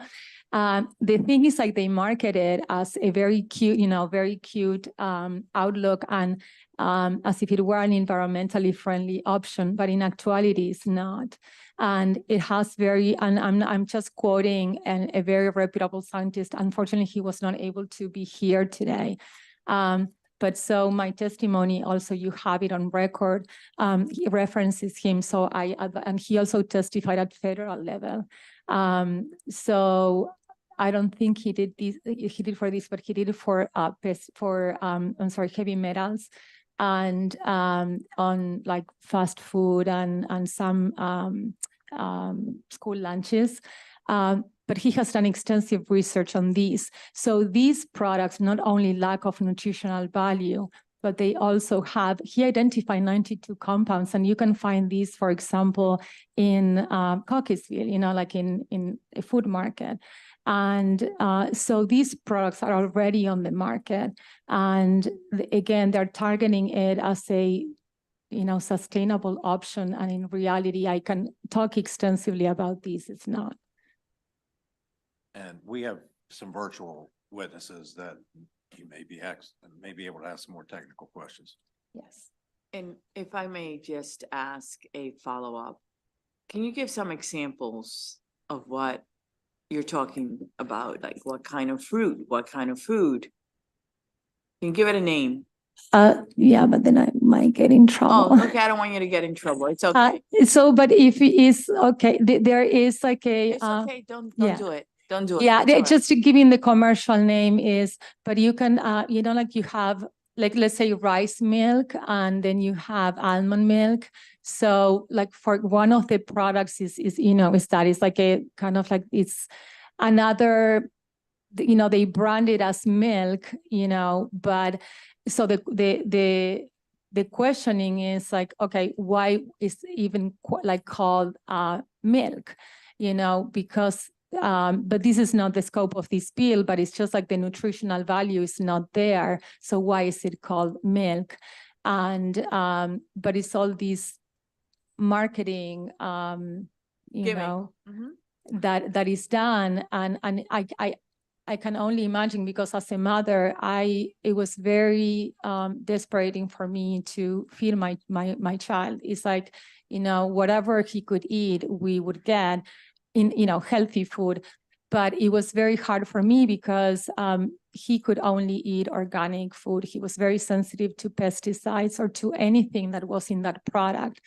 And so I can imagine my son consuming, something like this, and then so many unknowns in this food product.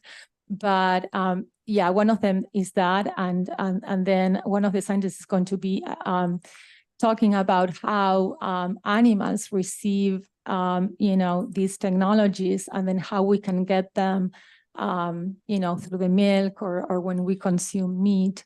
But I leave that to there are experts on the panel who can tell you. Thank you, Delegate Woods. Thank you so much. Thank you, Madam Chair. You're welcome. Madam Chair, in her absence, I'm going to say, and she can't defend herself, that I have two questions. One of them Terry is giving to me to ask. My questions are this. What would you say are the barriers to really getting this information out, right? that talks about these difficulties? And then my second question, which may have answered the first question, is there just simply a shortage of the people who are able to determine these detrimental additions to our diet? I mean, would you like to? It's called money. The bottom line. We've been struggling for against some very, very deep pocket folks that want to pull the wool over our eyes with regard to the contents of some of the food that is already being genetically modified. For instance, I'm Mexican, okay? My family's Mexican.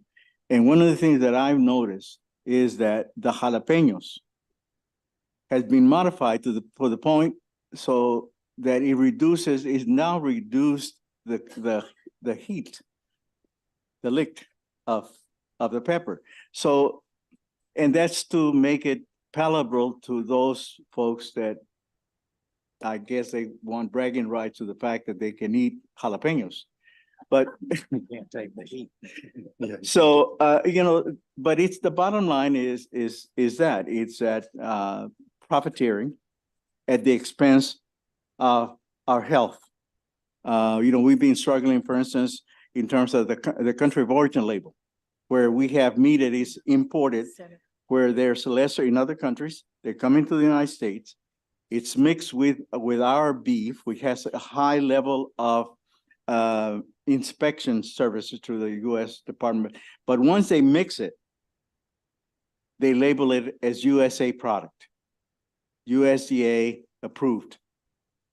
And we have been struggling for years in terms of, this is, we have over 75,000 members across the United States, small and medium producers, and 60% of them are cattlemen. And we struggle with that in terms of we raise our stock very healthy.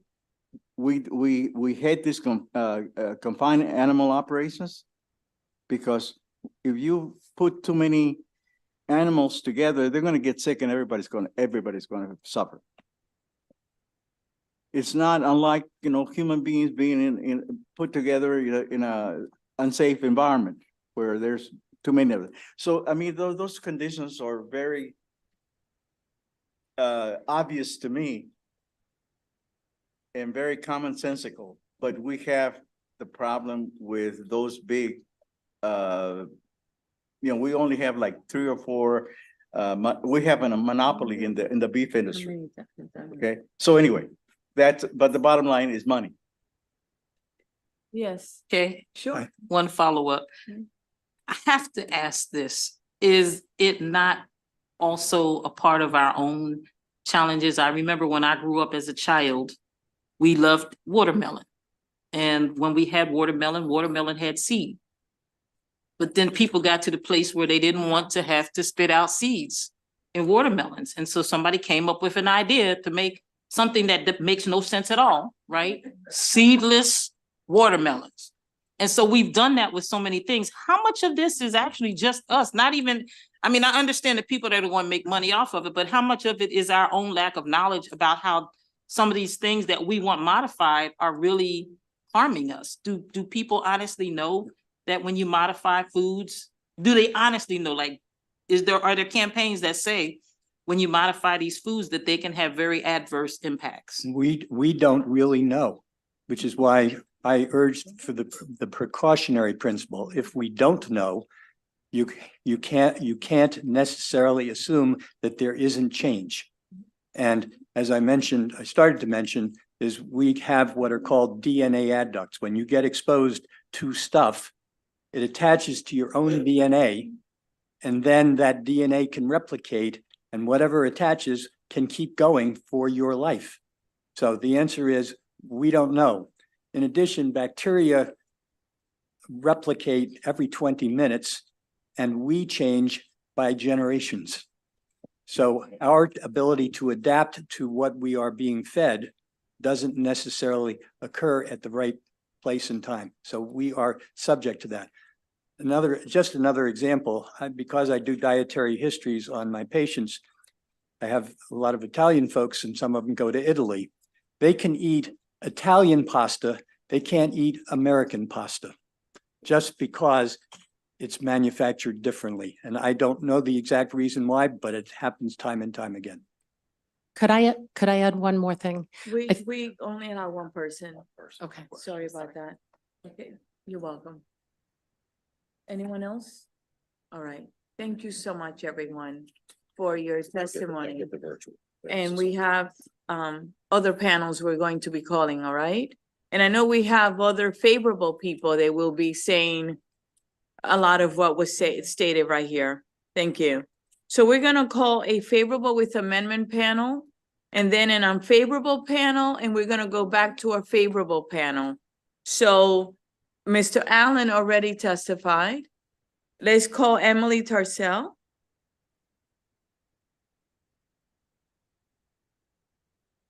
Good afternoon, ma'am. How are you? Good. How are you? Good to see you in person, not on Zoom. Well, thank you. You're welcome. Good afternoon, everyone. I'm Emily Tarcell. I'm a licensed therapist and a president of Health Choice Maryland. We ask for a favorable vote, but minimally that it be labeling, that you vote to label synthetic foods. Precision fermentation is a clever food technology whereby organisms like bacteria are gene edited to produce artificial fats and proteins for artificial foods that some people call frankenfoods.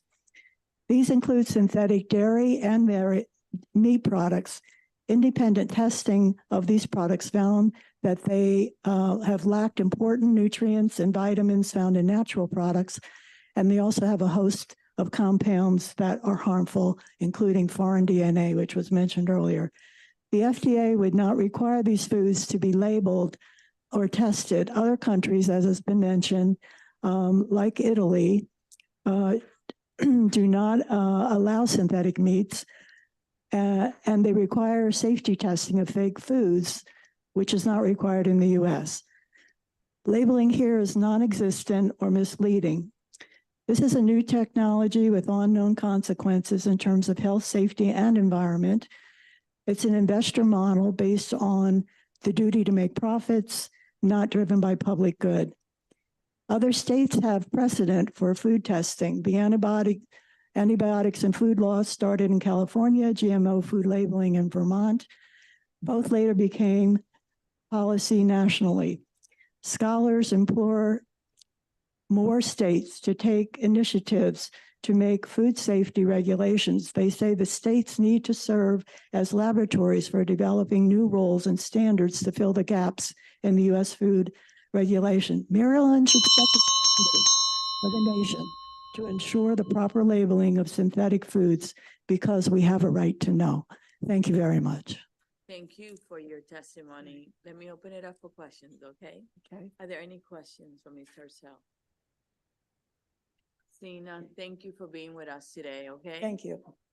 We appreciate you.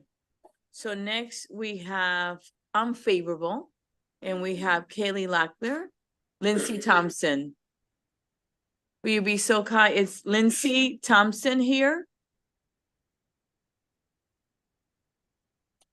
And you can get started. Thank you so much. Good afternoon, Madam Chair and honorable members of the Health and Government Operations Committee. For the record, Kaylee Locklear here on behalf of the Maryland Retailers Alliance. We are in opposition to this bill. So just a couple of things for the committee. All bioengineered foods are GMOs. So I want to start there because I'm going to use this a little bit interchangeably. And up to an estimated 80% of all foods now are GMO.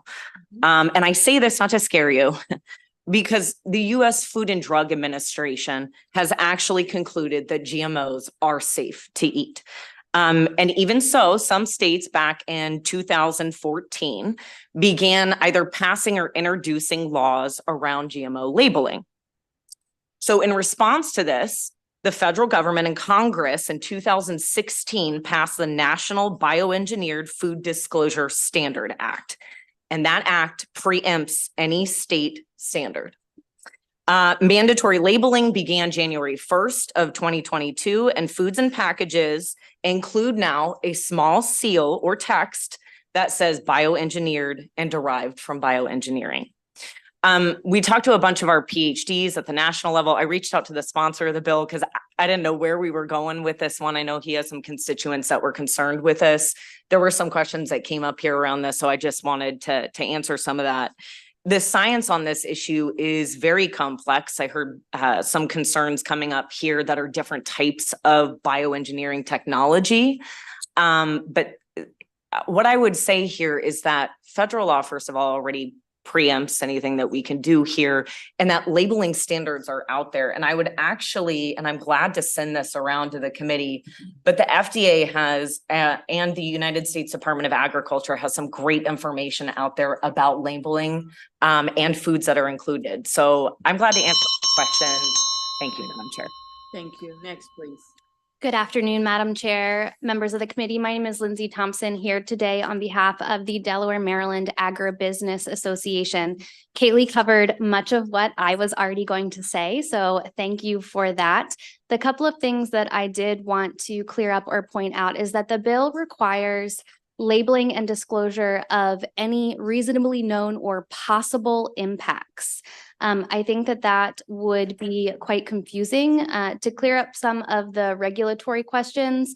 So way back in the late 80s, the U.S. Department of Agriculture, the U.S. Food and Drug Administration, as well as the U.S. Environmental Protection Agency put together a cohesive framework for the review and approval of genetically modified organisms as it relates to crops and food. And so they are assessed for any potential impacts to the environment as well as human health. And as Kaylee said, anything that has come to market as a genetically modified crop and is used in our food has been determined to be safe by those three agencies at the federal level. And so we would encourage you to consider the federal framework that is already in place for the labeling of genetically modified foods or bioengineered foods, and defer to that federal framework in place and not require labeling on some of these subjective terms. Thank you. Thank you for your testimony today. Really appreciate it. Are there questions for this panel? Delegate Bagno? Thank you, Madam Chair. pleasure. And thank you for being here. I just wanted to clarify something, because we have heard a lot of bills this session on labeling. And just so we're clear, the difference is because there's always the question of like, why is the state acting before the feds do? But in this case, the feds have already acted on this, and that is the framework that you're referring to, correct? And that's the preemption that we would be dealing with in passage of this bill. It's the National Bioengineered Food Disclosure Standard that Congress passed in 2016. You're welcome. Any other questions? Seeing none, thank you so much for your testimony today, okay?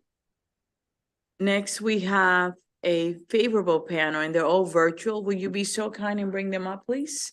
Thank you.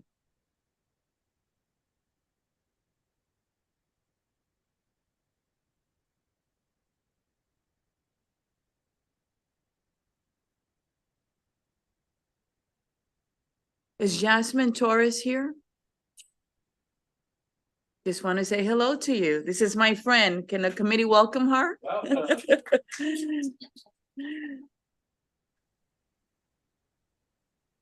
Okay. Ms. Daniels, will you be so kind and get started, please? Thank you. Thank you. Thank you very much, dear legislators. Thank you so much for giving me the opportunity to have my voice be heard today. And as a mother of three, and one of my main concerns, obviously, is that I have there's products out there on the supermarkets and the shelves that are not being warned, being labeled with the toxicities and dangers that this is impacting in the health. So if someone can answer that, that would be great. For me, anyone opposing this bill is obviously that they care more about profit over people's wellness. I used to criticize people at the supermarket when I saw them like read the ingredients and the labels in products, thinking, why are you reading so much? If it's on the shelf, it's safe to eat. I was wrong. And as consumers, we are supposed to trust our authorities, whose jobs is actually to guarantee the wellness of the citizens.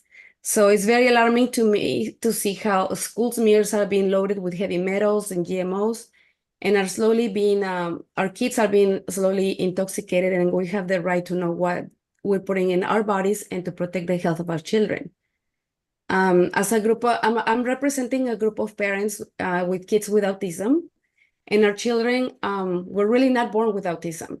And it is clear to us that it has to do with a medical or environmental factor that are impacting our children's health, who otherwise did not have any signs of autism pre-intervention with changing diet and other methods.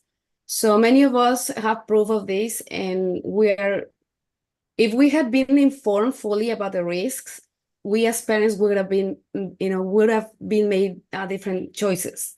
So children with autism have generally been compromising their digestive system. Working on restoring their gut health is essential, particularly for the brain. So we will be appreciated if the labels can be modified. Thank you. Thank you for your testimony. Who will be next, please? Can you just unmute yourself and give us your testimony? Thank you. I can't hear you. Can you take the headphones off and try it without? Sometimes that works. If you can disconnect it and just use the computer. Yeah, I can't hear you, but I'll give you some time to fix it, and I'm going to go. Can you hear me now? I hear you fine. Oh, beautiful. Go ahead. All right. Good afternoon, members of the committee. My name is Dr. Gopi Vijaya. I'm a physicist by background, and I've served as a scientific and legislative advisor for grassroots organizations in Utah for several years. And I would like to speak in strong support of SB 1421. Now, there has been some discussion about the federal laws, and I'd like to address that. One important thing is the whole notion of bioengineered covers only one specific recombinant DNA technology at the federal level, and that's it. It's extremely narrow. Secondly, the act came in 2016, and the rules which came out in 2022 were completely dismantling the act. So there is litigation currently going on saying the rule is discriminatory for those without a smartphone. It's confusing, it's narrow, and most of all, it does not address the key problem here. And the key problem is we are not talking merely of genetically modifying just the food. We are talking about the food genetically modifying us. And those things are new. They're happening only in the last 3 to 4 years. And you can clear the air as legislators on this subject, because this is extremely important to understand. The public does not know about this. The clinical trials, for example, for the recent mRNA platforms being used on several livestock, those clinical trials are not open to the public. I repeat, they are not open to the public. You cannot find them on clinicaltrials.gov. So you have a wave of tech just kind of coming up on us, and we have no protection from it. So this situation creates a need to know. The customer has the right to need to know, especially with something that they're eating daily and can have long-term effect. So I'd strongly recommend the committee to make sure to pass this bill. Thank you so much. Thank you so much. Next, please. Roberts. Mr. Robert, Yes, give us your testimony. Good afternoon. Oh, I'm so honored. I'm so honored to be able to testify before this committee today. And I am testifying in favor of House Bill 1421 for labeling, particularly meat products is my interest. I'm a licensed practicing food animal veterinarian in Missouri and Iowa and Illinois and South Dakota. And I work primarily with cattle. And we have great concern with vaccines or injections that have mRNA technology in them that are currently provisionally licensed by the USDA predominantly for use in swine, in which animals are given these injections to cause their immune system produce an antibody against a specific protein. We know that these products can leave the body of that animal through a thing called an extracellular vesicle. And that extracellular vesicle can be aerolized when someone is preparing meat, when they're pounding it to tenderize it, when they're working to do the things they do before they prepare it for their family. We're very concerned that this genetic material could potentially enter people. And it enters through the skin, it enters through aerolization on which it can be breathed in. There are a variety of different things. We have a lot of these groups that are advocating for this new technology in livestock, saying they're perfectly safe, but as the gentleman testified before me, there is no data. As a veterinarian, I can find nothing on any of these because they are private, they are being used under provisional license, and no data is available. Our big concern, my big concern, is consumer confidence in the meat products that my clients produce. We work diligently to produce a safe product for the American consumer, and yet they're going to be consuming products that might have genetic material in them that could transfer to them in preparation without their knowledge. I speak in support of this bill. And thank you for being with us today. We do value your testimony, and thank you for being with us today. Dr. Lindsay. Hi, thank you so much for having me today. Again, it's also an honor for me to testify to your great state. I echo the sentiments of my colleagues here in saying that these tests were not done. They are not available. We have no biopersistence studies. We have no toxogenicity studies. We have no reproductive studies. We have no biopersistence. We have no carcinogenicity studies. These studies are not available to us. We have one study in swine that I'll go over in just a minute, and that is it, where we have an alarming 3% mortality rate and almost 30% severe adverse reaction rate that would require culling. I would say that manufacturers and proponents assert that safety studies for the use of this technology in our food supply has been done. We have no evidence of it. Again, genetic vaccines and LMPs can cross the gut barrier of the consumer and transfect host cells and potentially gut bacteria, causing secondary transfection. Genetic vaccines present in milk from inoculation of the mother can transfect the consumer of milk products.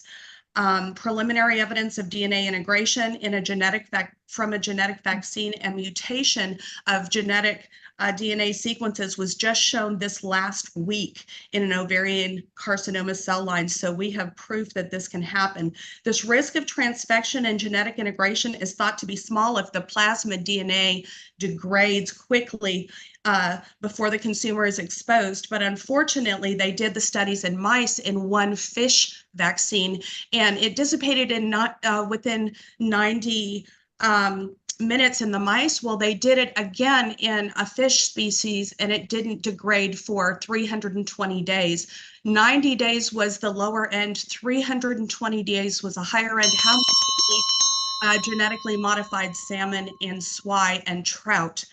This is a risk to the workers as well. Excuse me for going over. We know that lab workers were transfected with these DNA plasmids. They took the plasmids home to their family and they shed them secondarily to their family. So that's a 3-tier transfection of plasmid DNA. These are extremely dangerous. We must at least have labeling while we're trying to pull this off the market. Thank you very much for being with us today. Thank The you. next witness, you're welcome, that we have is Ms. Aditi Vargava. Will you be so kind and unmute yourself? Thank you so much. Good afternoon. Good afternoon. Thank you for this opportunity, Madam Chair. I speak in Welcome. favor of HB 1421. Remember when the corn stalk was just a wisp and looked nothing like the present day corn? Don't remember it? Neither do I. That was eons ago, like over 8,000 years ago. Crossbreeding and domestication gave rise to many of our present-day crops. Exchange of genetic information or crossbreeding is key for survival. In nature, this exchange of genetic information is unique to sexual reproduction. Even single-cell bacteria periodically exchange genetic information to maintain a diverse and healthy genome. Viruses are unique. They are neither living nor dead. They become alive in their hosts, and to reproduce, they make copies of themselves by usurping host resources and often exchange information with the host. Sometimes they steal from the host, sometimes they leave behind their stolen genetic material in the host, thereby cross-pollinating. This cross-pollination can be beneficial or harmful or neither. Several modern-day genetic modification techniques rely on using viruses and bacteria as hosts and vectors. Hence, regardless of the techniques used, CRISPR, mRNA, viral vectors, bacterial plasmids, we cannot prevent or guarantee that exchange of information will not happen. The unintended consequences of such exchanges remain largely unknown. But given that bacteria and viruses use a number of these techniques for their immunity and to evade our immune systems, for example, CRISPR and mRNA, exchange or integration of these vectors and genes used for modification can have tremendous impact on the functioning of our own immune systems and alter expression and function of other genes when consumed. There's a big difference between using GM for academic understanding versus real-world application. Recall the green bit on tomatoes, strawberry, and many other fruits? That green calyx had a function, protection from pests and ripening. The calyx was forcibly modified to obtain perfectly red and flawless fruits.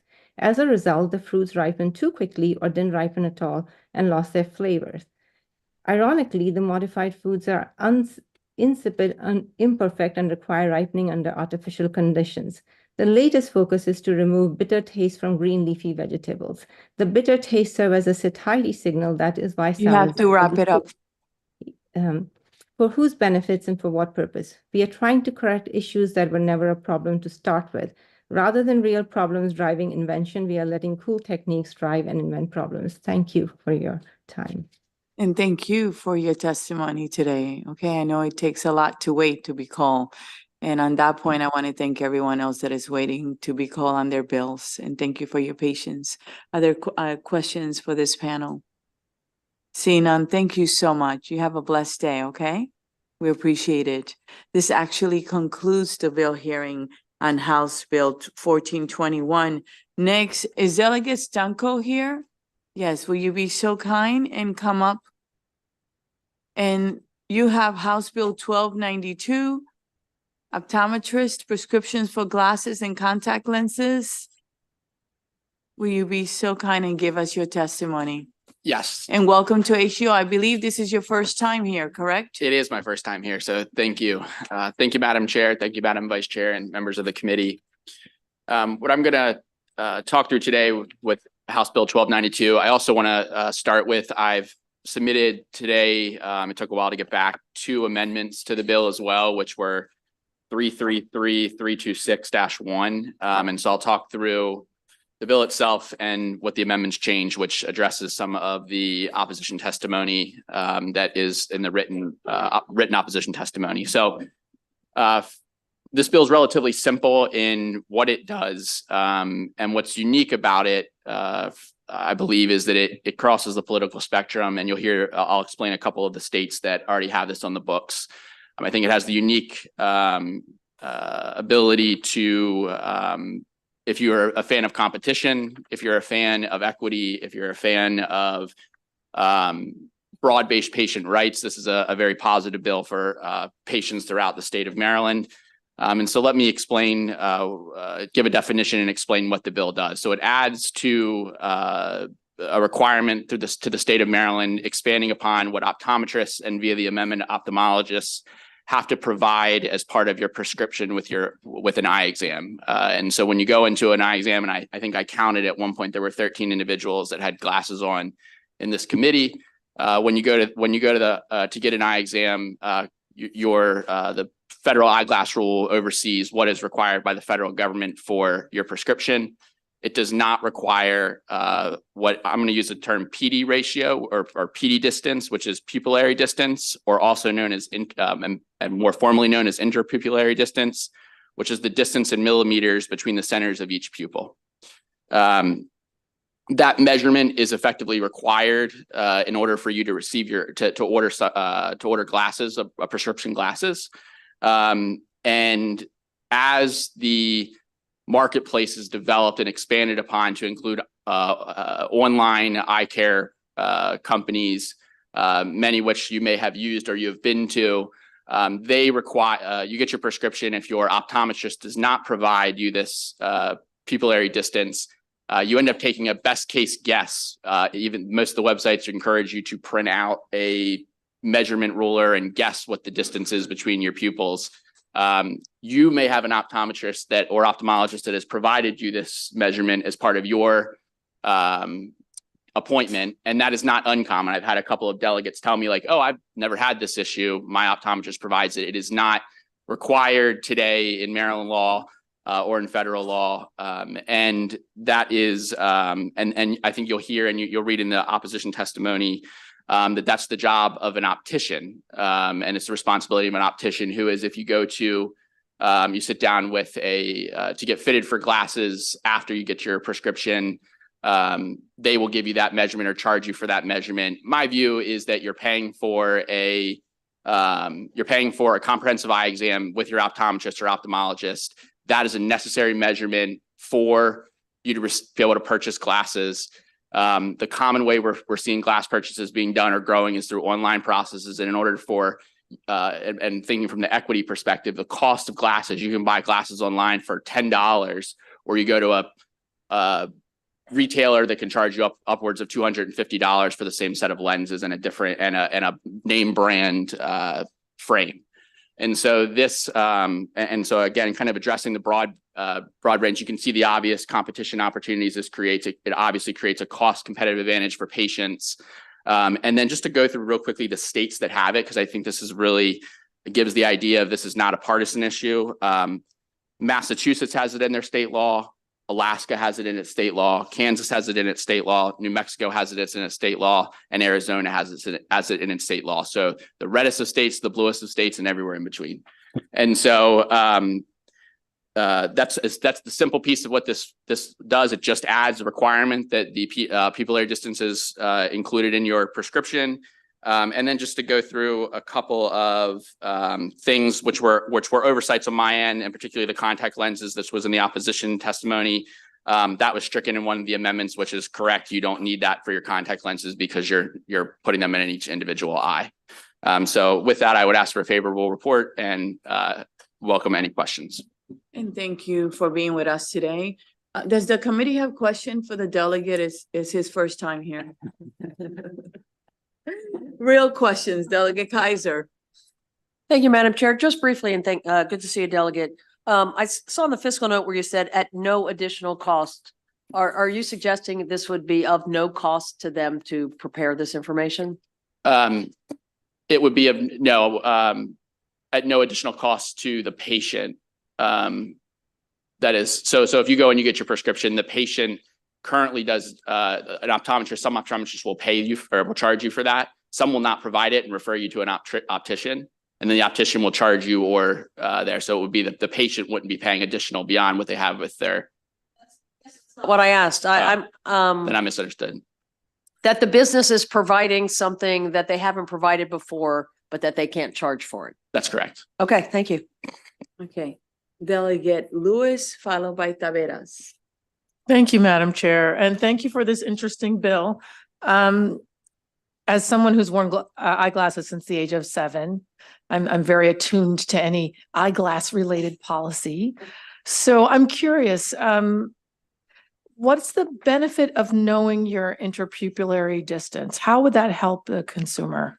So a couple of things. It would prevent you from having potential headaches, eye strain, versus if you have the wrong pupillary distance, that is highly likely when you're wearing your glasses for extended periods of time. And if you don't have that, you're taking a best case guess if you measure it yourself, or you're going to an optician and purchasing glasses through the traditional way, and they're giving you that measurement.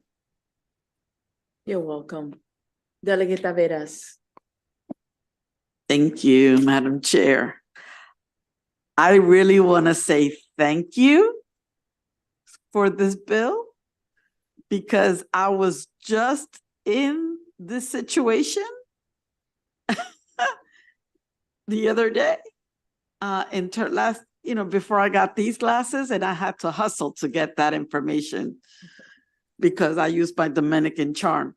But my have no question to you so are you saying it doesn't matter who should give it to you regardless of who it is? Who should give you, or is it that regardless of when you go to your eye doctor, that should be part and parcel of what you walk out with? Correct, that you should be entitled to it as part of your comprehensive eye exam prescription. And I will remind everybody that you're paying for a comprehensive eye exam. So to the Delegate Kaiser's question, you are paying the optometrist for an eye exam, and in order to get your glasses, you have to pay for that to start. And so technically they can upcharge for that if they want to refer you to an optician's, but everybody would get it as part of their standard appointment. Sorry, can I follow up? Sure. But let's say if I didn't need to go for a updated prescription, but I just wanted to look sexy and something new that coordinated with my glasses. Because that's really what these websites do for you. You could check yourself and make yourself look cute. So What is the question, Delegate? what's the benefit? Like if I have to go to Lens Crafters, that's when they would say, oh, you have to come in with your measurement. Mm-hmm. And if you don't have your measurement, is it at that point I would still get it free there? You would only get it as part of your comprehensive eye exam. But it's important because when your question is actually really important and pertinent to the specifics of each individual frame. As you become an adult, your pupillary distance shouldn't change or changes minimally. And so when you get your comprehensive eye exam, you can keep your prescription, keep your pupillary distance, and then use that for any time you want to go on and order additional glasses. And I'll add this. Technically, it could be off by the prescription you get from the optometrist could be off by, let's say, 1 millimeter based on the different types of frames that you have. But that's significantly better than what people are doing right now, which is printing a sheet off of the internet and putting it up against their foreheads and having their spouse measure the distance between their pupils. Okay. All right. So Delegate Shalega, followed by Bagnell, followed by the Vice Chair. Thank you, Madam Chair. Thank you for bringing the welcome. bill. So it sounds like in your amendments, you're bringing ophthalmology into the bill?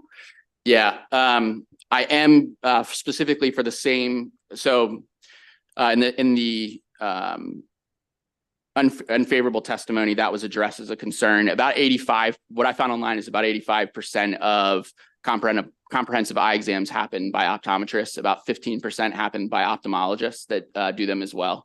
And so that way it doesn't put a unfair burden on optometrists in their practice against versus ophthalmologists. So parity. I guess probably because you just added that you haven't conferred with that MedCai yet. Correct. Yep. Okay. Yeah. Great. Okay. Delegate Bagnell.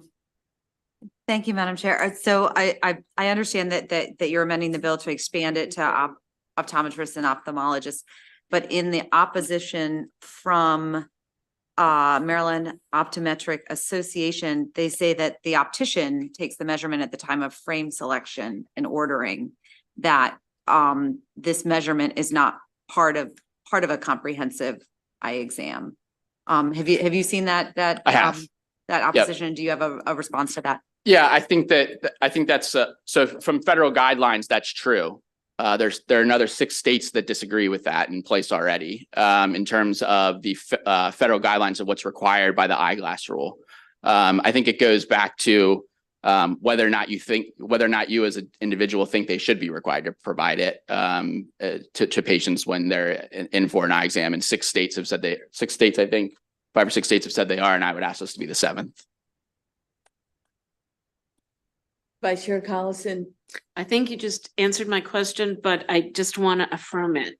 It's not, this measurement is not ordinarily part of a comprehensive eval, and that this bill could require them to do something additional than what they're doing now. That is correct. Okay. All right. Someday, perhaps over coffee, you'll tell me what the motivation was behind the bill. Thank you. So are there any other questions? So I have a question for you, Delegate, and thank you for coming to our committee. My question is, since the comprehensive eye exam is provided mostly 80% by the optometrist, right? And this test is not part of that comprehensive eye exam. When this test is actually performed, is there a separate code, billing code, that is actually there for them to be paid? To my knowledge, there's not, and I'll let that be corrected if I'm wrong. I view it that it should be a part of, and there is a comment on administrative burden. I'll revert you to the insurers have done this in 6 other states already, 6 other states already. But my understanding is there is not. So it would be provided essentially as a free service as part of your what you're paying for, which is the eye exam. Right, like I know what your bill is trying to do. You want to add it to the comprehensive eye exam, but my question is, and I would like to know with certainty, is currently, is there a code for that task? I don't know the answer to that. I'll get it to you for. Can you certainty. get that to me, Yep, please? And absolutely. if so, what is that amount? Okay, absolutely. Okay, that is very important, right? I know what you're trying to do to include it in the comprehensive eye exam, but if it's not part of the comprehensive eye exam and it's actually done, are they getting compensated with a separate code? And if so, what is that amount? Right. Yep. And would I ask you respectfully, will you please meet with MECI and with all the parties, present to them your amendments and have this discussion? Yes, and we did reach out to MECI. It was relative with the amendments, but we didn't hear back in time. So Okay. there was an effort to reach out to them. All right, is Steve here? Oh, Ms. Kaufman, can you make sure that Steve gets back to the delegate, please? And I'll give you a candy later for that, okay? I have a lollipop here. Okay, thank you so much. Are there any other questions? I don't see any other questions, but we do have other people that are testifying, and if you could Thank be you. so kind and stay and listen to that, that would be great. Thank you so much. We have next an unfavorable panel. I'm going to call first Marcy Lerner, Brian Quinn, Vicky Wan. Will you be so kind and come up and give us your testimony? And if you can incorporate in your testimony the answers to the questions that we asked, that would be wonderful. And who would like to get started? Absolutely. Madam Chair, good afternoon. Brian Quinn with the Venable Law Firm here today on behalf of the Maryland Optometric Association in respectful opposition to House Bill 1292. We did meet with the sponsor after the bill was introduced. He explained the experience that led him to introducing the bill. And we explained to the delegate our concerns with the bill. And we believe and continue to believe that House Bill 1292 is not the correct approach, and we'll explain why. It appears to be a simple bill. It's a one-page bill, but it's anything but simple because it will impact the health of our eyes. So I'd like to draw your attention to page 2 of the fiscal note. The second sentence in the section titled Additional Comments reads, having the correct pupillary distance measurement on a prescription ensures that the patient is looking through the correct spot in the lens. Now, this statement is incorrect, unintentionally. It's really incorrect and misleading, and it encapsulates the main issue we have with this bill.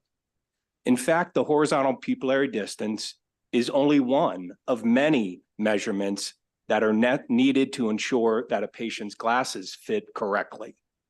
Another very important measurement is the segment height. So that's the vertical position of the pupil in a particular frame. And there's other specifications, the stock lens, lens material, others. Importantly, it's critical for an optician to be holding the actual glasses in order to calculate an accurate vertical segment height and these other specifications. So in sum, if you pass the bill, you will inadvertently be doing a disservice to patients as consumers because the bill promotes the incorrect impression that a patient's correct prescription can be safely and accurately designed with only a single horizontal measurement. And an ill-fitted frame can lead to a lot of issues with your eyes that the doctors next to me can explain. For these reasons and the others in the MOA statement that's in front of you, we respectfully request an unfavorable report. And I like the delegate very much, and I'm sorry to oppose his first bill in this esteemed committee, but thank you. Thank you. Next, please. Thank you, Madam Chairwoman and members of the committee for the opportunity to help clarify the Maryland Optometric Association's opposition for House Bill 1292. I'm Dr. Vicky Wong. I practice in Rockville, Maryland, and I've practiced for 11 years in a myriad of different settings. Not once in my 11 years have I taken a PD measurement. Haven't taken a PD measurement since school, akin to like a cardiologist. They deal with blood. They don't draw your blood. It's just simply not part of an eye exam. It's not because I don't like my patients, but I have other things to focus on, like the actual components of a comprehensive eye exam. I've worked in a LASIK center. I've worked alongside ophthalmologists, a corporate center, and private practice. And it's just not part of the minimum optometric exam. It has no bearing on the health evaluation of my patient's eyes. I don't fabricate glasses, and opticians, again, as has been stated, are the professionals responsible for that. My signature goes onto the prescription for these glasses, and that includes a nearsighted prescription, a farsighted, an astigmatism, and when applicable, a prism diopter as well. I do, however, use these millimeter measurements to deliberately decenter and measure something called prism to correct for things like eye turns when your eyes are not aligned. However, an inaccurate PD or a mistyped PD can actually induce double vision instead. Additionally, what was alluded to, what's misleading and it creates a false sense of security is whenever a PD is released, it's only the measurement horizontally. Vertical measurements and lens designs must also be factored in when fabricating eyeglasses. And I have physical examples of these where I put nice bright green dots on stickers on the glasses to show you that not all PDs will come out the same. And it depends on the frame. So if you don't come in wearing the frame, we can't take a very accurate PD, OC, or segment height. I also use glasses prescriptions as a monitor for systemic conditions, such as diabetes. Numbers that fluctuate will point me towards a different diagnosis. Let's just go back to why my job really exists. I matter and I exist to provide essential eye care and support for optimizing my patients' visual health. Thank you so much for your testimony. Next, please. Hi, I'm Dr. Marcy Lerner. Thank you, Madam Chairperson and delegates for this allowing me to speak about this bill. First, I just wanted to review the 3 O's. Do you all know the 3 O's? So there's the optician, and that optician is going to fill your prescription that your eye doctor gives you for Can I tell you glasses. something? Oh, yes. This committee painfully knows that. All right, that's great. Yes, now that you've heard it from like 10 different people. So many battles. Good to see you too. Good to see you too. PTSD from it. Okay. Me too. I apologize. And then you can provide the counseling afterwards. Okay. Do it. Can we start my time over? Go ahead. Yeah, you can. Anyway, okay. So you know about opticians, ophthalmologists, and optometrists. Do you know optometrists who go to 4 years of college and then 4 years of optometry school and sometimes residency? So, okay, I won't go into all of that then what we do. So getting back to House Bill 1292, the PD or pupillary distance, the measurement between your pupils, is best measured by an optician. Requiring an optometrist or an ophthalmologist to perform this additional test is, as Dr. Wong mentioned, asking the doctor themselves to take the time to do the blood work as well as everything else. It's important to emphasize that PD measurements are not essential for diagnosing cataracts, monitoring diabetic retinopathy, managing eye infections like conjunctivitis. Requiring eye doctors to undertake this additional test not only diverts time from urgent eye care exams, but also increases doctor staff workload and longer waiting room time for patients. An eye exam transcends merely prescribing eyeglasses. It encompasses comprehensive care.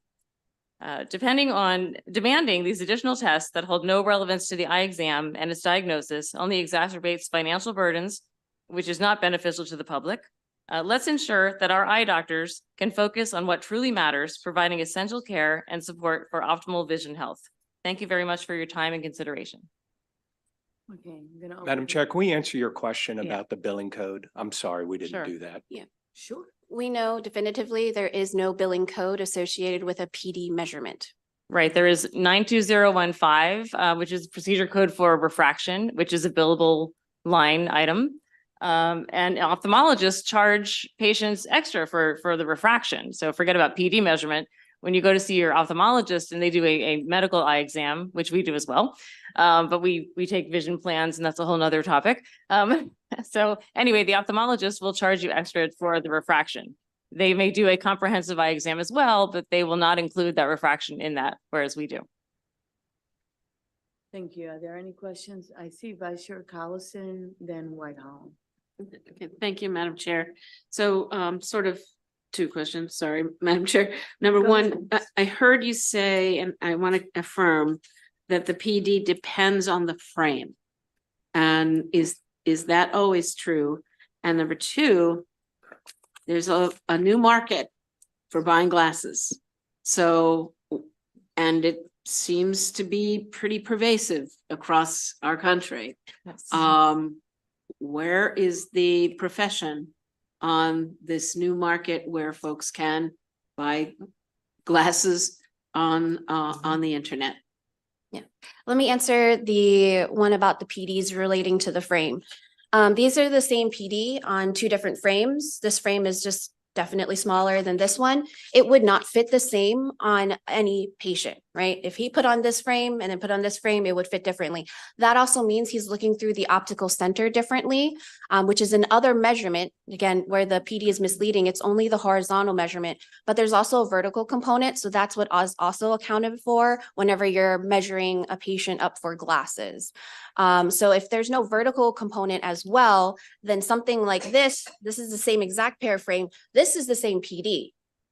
But you can see this one's all the way down here. This one's all the way up here, but that seg height or the OC height is what's different. So that's part of a measurement that you could say is part of the PD. So yes, it's different on how the frame fits on the face. And it's different on how the frame is adjusted to the face. And while there is definitely a market for online glasses nowadays, 40% of online glasses come back incorrect in either power or safety standards by OSHA and ANSI standards. And those are within the states. Sometimes they can pass it just because they're done overseas, so they don't have to follow those guidelines. But I do troubleshoot quite a few prescription issues. Just yesterday, definitely did that. And they just got in their glasses online. And then while they didn't trust my office to take a measurement and do their glasses for them, they trust my office to troubleshoot the same issue, right, that they got themselves into. Maybe it's a good idea for somebody to have that cheap backup pair. But for an everyday prescription, especially somebody who's grown up wearing glasses since 5, 6, 7 years old, I don't think that that's the very safest amount, safest way to purchase your glasses. Thank you. Thank you, Madam Chair. Your Whitehall. Madam Chair, and thank you all for your testimony. I want to go back to something that you said as it relates to, and I believe you said, well, this isn't the approach. It requires a different approach. And so given what Madam Vice Chair had elevated, given the pervasiveness of this new market for online shopping, and that there have been other states that have attempted to do this, can you expound upon what is that different approach? Yep. And if anything, now that other states have done this, to speaking to this larger new market, what's the approach that you propose, and are you willing to work with the sponsor to really see how this can best benefit and keep our patients safe while addressing some of their consumer needs? Yeah, sure. That's there's a lot in there. Let me try to unpack it. So on the online question, these are doctors that are responsible for caring for your eye. Okay. The online companies are trying to sell you a lens frame. So it's really their responsibility to make sure that they are properly fitting and dispensing their products. So by forcing doctors, and it's almost like seems like you're trying to force us to partner or help online we've always said the best course of action is to have your optician, while you have your frames in your hand, measure all the appropriate measurements. That's the best way to get an accurate glass prescription, make sure they're in the middle, if you have lenses that change. So that's really the best, highest standard to do. If optical companies are trying to sell you glasses, they should be responsible for making sure their products are safe, or inaccurate. That's all I can say. So what I said was, we don't support this approach. We think the current system works. It provides the best and highest level of accuracy, and we just would stand by that, if that answers your question. Sure. I just would like to have a better understanding, given that other states have done this. I know that you mentioned that this isn't the approach. Could you expound upon if it is not looking at the current status quo, is there another approach that would meet us halfway here? I'm just trying to understand. Yeah, if the question is how to improve online glasses and how they're delivered, I don't have an answer. I don't have a suggestion to improve it. Those companies who are trying to sell you those lenses, they need to worry and be responsible for that, in all due respect to those companies. As far as the other states, I think it's a handful of states. I can't speak to why they passed those laws in those other states, other than to say in Maryland, we didn't. And I think we did it for this we chose not to do that because it's really an incomplete picture of all the measurements that are necessary. I think it would tell the public that, just by getting your horizontal PD, it would imply that just by measuring your horizontal PD, you're good to go. You can get your lens, you can get your frames, and that's not really the case. So we don't think the law should imply that. Right, because if we do supply that measurement, You only can do. sorry. Thank you. Delegate Hill. I'm sorry, you were about to say something. Oh, She can have a follow-up. Sorry. Please. Go ahead. Just that if we are assuming responsibility for that measurement, if we give a simple horizontal PD measurement and there's something wrong because they get it made online incorrectly, then the patient's going to come back to us and said, oh, but you said it was this, even though we're saying that the optician has more equipment and more experience in measuring this item. I apologize. It was in another bill hearing, but I'm getting the gist. How is this different or other than the subject area from someone who goes to, I don't know, Best Buy to try something out and then buys it online? Is that the issue that It's similar, but there's more involved than just the horizontal PD measurement. But right, listen, if you get a suit measured and you get all the measurements from the store and then you go order it online, that's not really fair. But this is in addition to that. Say, because it's also about convenient for the patient, right? Right. And so you said that you would be held liable if the glasses didn't come out right. Is there some evidence that patients are coming back to the person who did the measurement and said that you're at fault, as opposed to going to the person that cut the lens and saying you're at fault? You said that it would roll back on you all. Right. Well, in general, right, we've seen a lot of patients that get glasses made online with problems, and they come back to us, even if they measured the PD themselves or whatever, they're going to blame us anyway. But yeah, so we have seen quite a few patients come back with online glasses that are not. I realize that online is here to stay, but there needs to be some more, I guess, regulation of online glasses retailers. Do you want another question, Delegate? Okay. You have to ask. Back when they does that not give you an opportunity to say, well, you know what, you ordered this online.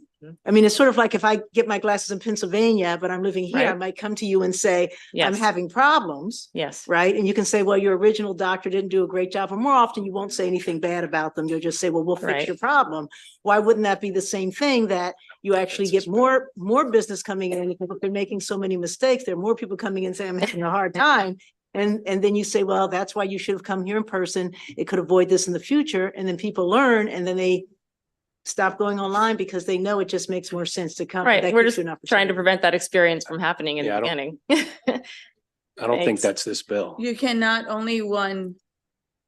I was flexible with the delegate, but she knows that she has to ask, right?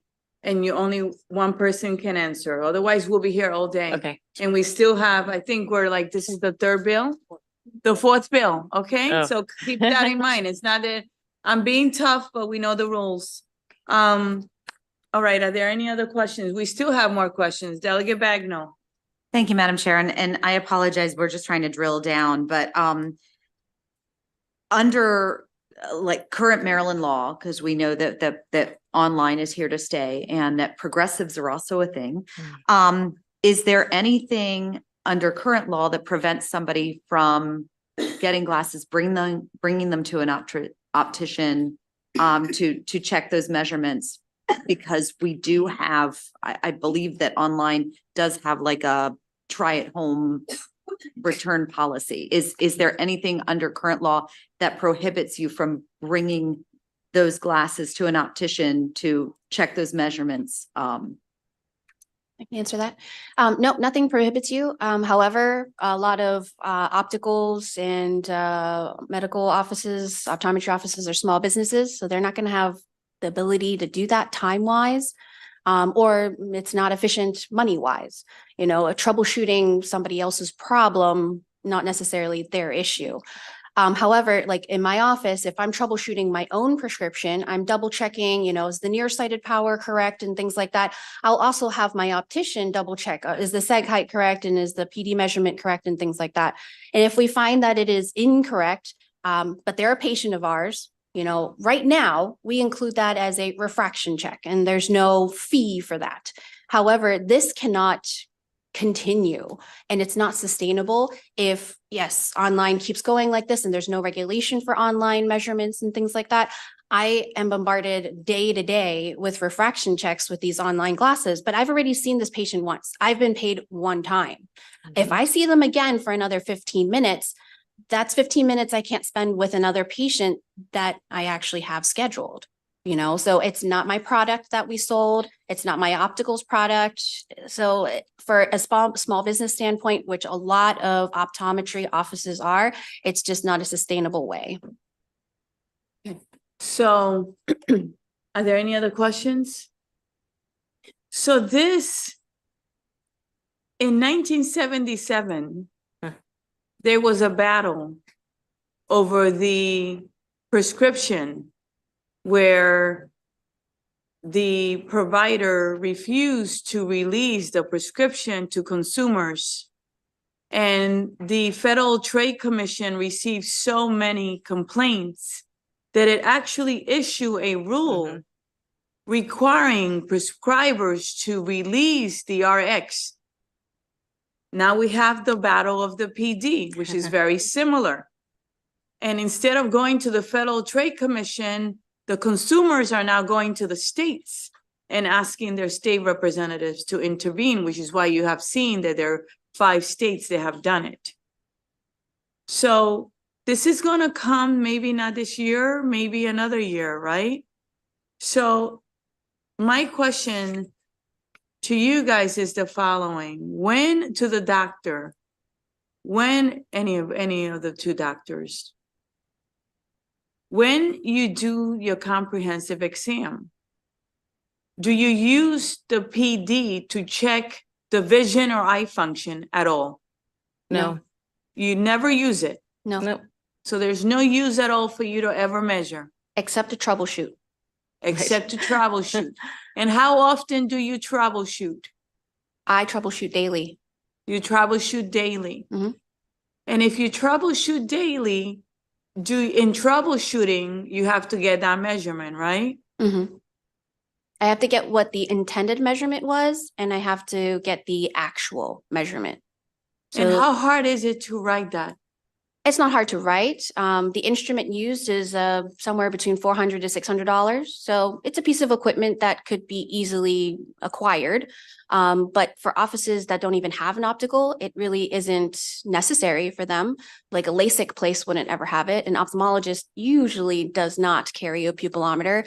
However, they write prescriptions for glasses. So to require that type of burden and that type of accurate equipment would be a little uncalled for. So let me keep it simple. The optometrist, do they carry it in their office? If they have an optical or a dispensary Yes. in theirs, yes, they Okay. most likely have it. Or they have a licensed optician that has experience to do it in other ways. So But if yes. you were to amend this bill to say for the optometrists who have this equipment in the office and can provide this measurement, will you be okay with that?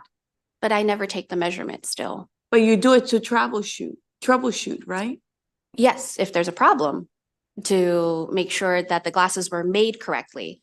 I'm going to assume that most of the glasses made within an optical are made correctly. There's certain standards and there's lab qualifications that, you know, has to pass every single tier before the glasses get dispensed. So there's checks and balances there. I should assume as, you know, an owner or whatnot, that the lab is fabricating the lenses correctly. So I do not troubleshoot every single pair of glasses that comes through. No, How I long say I does it troubleshoot take daily. to do this measurement? Tell me how many minutes? 5, 10, 15, less than 20? a minute. Less than a minute it takes to measure. It takes less than a minute to measure, but I don't have that tool in my exam room. It's always out in the optical. And how big is this tool? Like a small laptop. A small laptop? Is it easy to move? It is easy to move. Okay, thank you so much. Are there any questions? Oh, Delegate Kaiser, sorry. No, thank you, Madam Chair. I'm sorry. I had asked a question early on this and now I'm back in. If you were, if you could charge for this, how much would you charge if you had to add that feature? Some places. I know that some places charge $50. Okay, all right. Any other questions? And thank you for your patience as we ask the questions, okay? We only get one opportunity, so we're gonna take it. And guess what? Delegate Hill will like another opportunity. Delegate Hill, we were Thank you. missing you. Come on. So is this if we amended the bill to say that, you know, there's no code for it, but you can actually charge the patient for it outside of their insurance? Does that resolve the problem? I think what I'm hearing is that you're concerned about having to do a test that isn't your normal test and not getting any reimbursement for it. So if it said, you know, unless it is your own patient, that you can charge separate from insurance, a fee for providing this service and writing it down. Delegate Hill, our point was it's more than just this one horizontal pupillary measurement in order to get an effective and appropriate eyeglass lens selection. So you need the vertical and all the other measurements. That's our point. So if you mandate just a horizontal PD, it sends the impression to the public like that's all you need and you're good to go. So we don't support that. I know it may be the law in other states. So that's what we're trying to communicate. I hope it's clear. Eye exams to give me a prescription for glasses, correct? Yes. And what you're saying is that normal prescription, when I come in to get a prescription for glasses that I'm going to take to the optician, right, does not include the PD. That is correct. Okay, but it gives me all the other things that the optician can then use to determine what, do they then take a PD when I show up there? Correct. Yes. Yes. Okay, They specialize in taking facial measurements for the frame and your PD. okay, all right, thank you. Thank you so much. Thank you for being patient. Thank Okay? you all. Attention. Thank you. And you have a question? Okay. Share with the class. Okay, the sponsor of the bill is here, so I would ask you to keep talking, okay? This actually, I think, concludes the bill hearing on this bill. We call, is there someone for this bill that did not get called? All right, thank you so much, everyone. This concludes the hearing for House Bill 1292. Next, we have actually House Bill 1339, Delegate Riley. Thank you. And can you bring, absolutely. And I believe you have Matthew Chantilano. Oh my goodness, is this another picture? Another picture. Is this a favorable? It's getting weird, Madam Chair. All right. Delegate Riley, miracle worker. Go ahead. So this bill, House Bill 1339, is titled Health Insurance Hearing Aids for Adults Coverage. Delegate Riley, give us your testimony. Thank you, Madam Chair, You're Pena welcome. Melnick, and Vice Chair Collison, and esteemed members of Health and Government Operations. For the record, I am Delegate Teresa Riley, representing District 35A, Cecil and Hartford counties, here to introduce HB 1339, Health Insurance Hearing Aids for Adult Coverages. This is a familiar bill to this committee that I first introduced in 2023. At that time, the committee recommended that I request a cost estimate on providing health insurance coverage for hearing aids for adults from the Maryland Healthcare Commission. The report was completed and on January the 6th, 2024, which explained the benefits that this legislation would provide to those who do not have the option of this coverage, and pointed out that the loss of hearing increases the risk to both physical and mental outcomes, which drive up medical cost for the individual and also claims costs for the insurance providers. With the passing of HB 1339, the carriers on the Maryland Benefits Exchange shall provide coverage for all medically appropriate and necessary hearing aids for an adult who is covered under a policy or contract, and this is the amendment that we've added, if the hearing aids are prescribed, fitted, and dispensed by a licensed audiologist and limited to a $1,400 per hearing aid for each hearing impaired ear every 36 months. It also allows the insured member to purchase a more expensive hearing aid by paying the additional cost themselves without any penalty from the hearing provider. As recommended by our wonderful chair, she suggested that I meet with the insurance carriers that this bill would actually mandate and impact them. So I did that, and I'm very grateful to your advice and very appreciative for Matt to be here at the table with me and support of this bill with his friendly amendments. The cost, from what I can tell from the reports that we got, very little confusing for me, but anyway, we worked through it, and I think it's pretty minimal. But I'm sure Matt can address those issues because they had a separate meeting with the MHCC, and I'm sure he'll talk about that. So I'm here today presenting HB 1334, and it also has a cross file, SB 778, and I respectfully request a favorable report as amended. And I'm happy to take any questions at any time. And you were working on it since last summer, and thank you for your great work, Matt. Madam Chair, members of the HGO Committee, Matt Celentano here today in favor of this bill. I would like to thank Delegate Riley very much for coming to us and having the discussion. And I'd like to also thank the Healthcare Commission for their interim work and also explaining to us the actuarial study. This bill aligns with what we do for kids already, and it brings, I think, into a good posture. The carriers are comfortable. I believe the Senate bill is on a voting list and will pass out of finance today, and we urge a favorable report. Thank you very much. Okay, move favorable. No, just kidding. Go ahead. I thought you guys would get a kick out of it. Are there any questions for the delegate and for Matt? Seeing none, excellent work, delegate. Thank you, Madam Chair. You're welcome. And actually, this concludes the bill hearing on House Bill 1339. Next, we have the great Delegate Woods. She has the Maryland Medical Assistance Program and Health Insurance require coverage for calcium score testing. And that is House Bill 1137. Delegate Woods, you have a panel. I believe Florence Champagne, Selena Gord, Ruth Harris are with you. And we should have Dr. Underwood on video. Do you have another person on schedule? We do. We have quite a few people. No, I video, mean, do you have virtual. 2 people on video? Yes, Oh, you do we have? do. Okay. Yes. We have delegate, we have 1, 2, 3, 4. On video? We have 5 people on virtually. All So right. let's do this first in person, and then after you're done, we'll ask questions and we'll take it from there. Good afternoon. Good And I afternoon. wanna Thank everyone for waiting. Okay, I know you ladies, and I say ladies, I think I see one man there. You have been waiting patiently. Thank you. Okay. Thank you. Go ahead, Delegate. Good afternoon, Madam Chair and members of this esteemed Health and Government Operations Committee. A committee, as I said before, and I'll say again, that I am humbly honored to serve.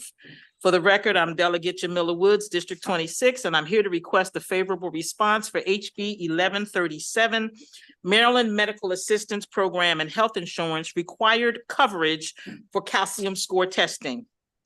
The U.S. Centers for Disease Control and Prevention report that an American dies from heart disease every 33 seconds. I want you to let that sink in.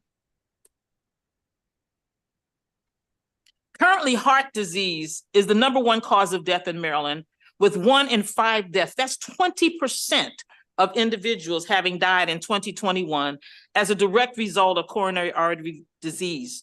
This bill, like so many others brought before this esteemed body, takes seriously into account the urgency of now. Truth be told, I fervently hope not only that we pass this bill in Maryland, but that we serve as role models for other states to join in this effort to assure that we make the best possible health outcome options equitably available to all of our constituents. There are several risk factors for heart disease, including diabetes, high blood pressure, high cholesterol, and a family history of premature coronary artery disease. Coronary artery calcium, or CAC, is a strong predictor of cardiovascular events. Calcium score testing is clearly a priority test to determine risk for cardiovascular disease, as it reportedly outperforms other risk assessments in predicting the risk of future cardiovascular occurrences and death.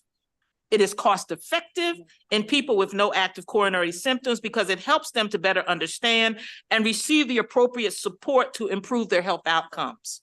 Calcium score testing is a covered service for the Maryland Medical Assistance Program. However, there are insurers, nonprofit health plans, HMOs, and managed care organizations who do not provide coverage despite patients having at least 3 of the significant aforementioned risk factors. According to the CDC, if you have a family history of heart disease, you are more likely to develop heart disease yourself because different types of heart disease and related conditions like high blood pressure and high blood cholesterol can run in the family. As a matter of self-disclosure, Madam Chair, I am currently diagnosed with high blood pressure, high cholesterol, and diabetes. I spent the first 12 years of my life in foster care, having no knowledge to this day of my biological family's medical history. However, I was informed as a young adult, while asymptomatic, that I would be placed in a high-risk category for all major diseases. Interestingly, today, the only person I know on earth who I am biologically related to besides his and my children is my brother, Mark. He's 1 year older than I am. He suffered 2 heart attacks, has high blood pressure, high cholesterol, and is pre-diabetic. With patients like me, who haven't always been inclined to follow the doctor's advice about taking prescribed medications, having knowledge of my calcium score test result helps to confirm the best course of treatment, as well as relieving my reluctancy to follow previously prescribed or updated management options for my condition. This bill simply asks that persons who have 3 out of 4 telltale risk factors, high blood pressure, diabetes, high cholesterol, or a premature family history of coronary artery disease receive coverage for a calcium score test that can reduce subsequent medical costs significantly by putting the corrective measures in place proactively. For this reason, I'm requesting a favorable response for HB 1137. Thank you. And I'm going to ask Ms. Florence Champagne if she would speak next. Thank you, Delegate. Good afternoon, Ms. Champagne. Will you be so kind? Thank you. Good afternoon, Madam Speaker and members of the committee. My name is Florence Champagne. I am the founder and CEO of the Open My Heart Foundation.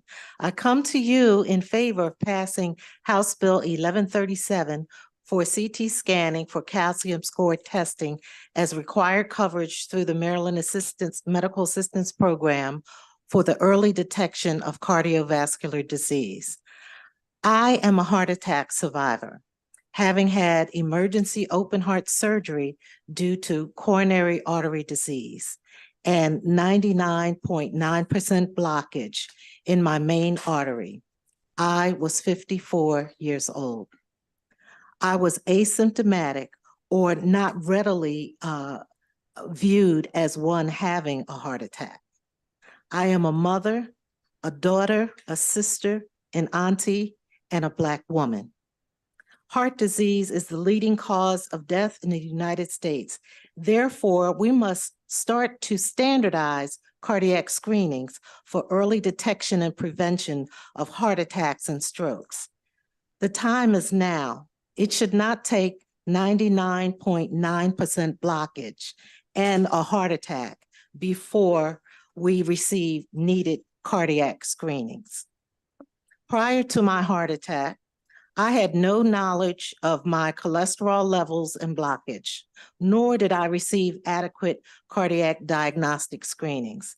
I suffered for nearly a year with shortness of breath and mild signs of distress, which eventually led to my heart attack. The basic screenings that I received at the ER consisted of chest x-rays, EKG, and during one visit, a nuclear stress test, all of which did not reveal possible signs of blockage. On the last hospital visit, I was told to seek counseling as if the pain was all in my head.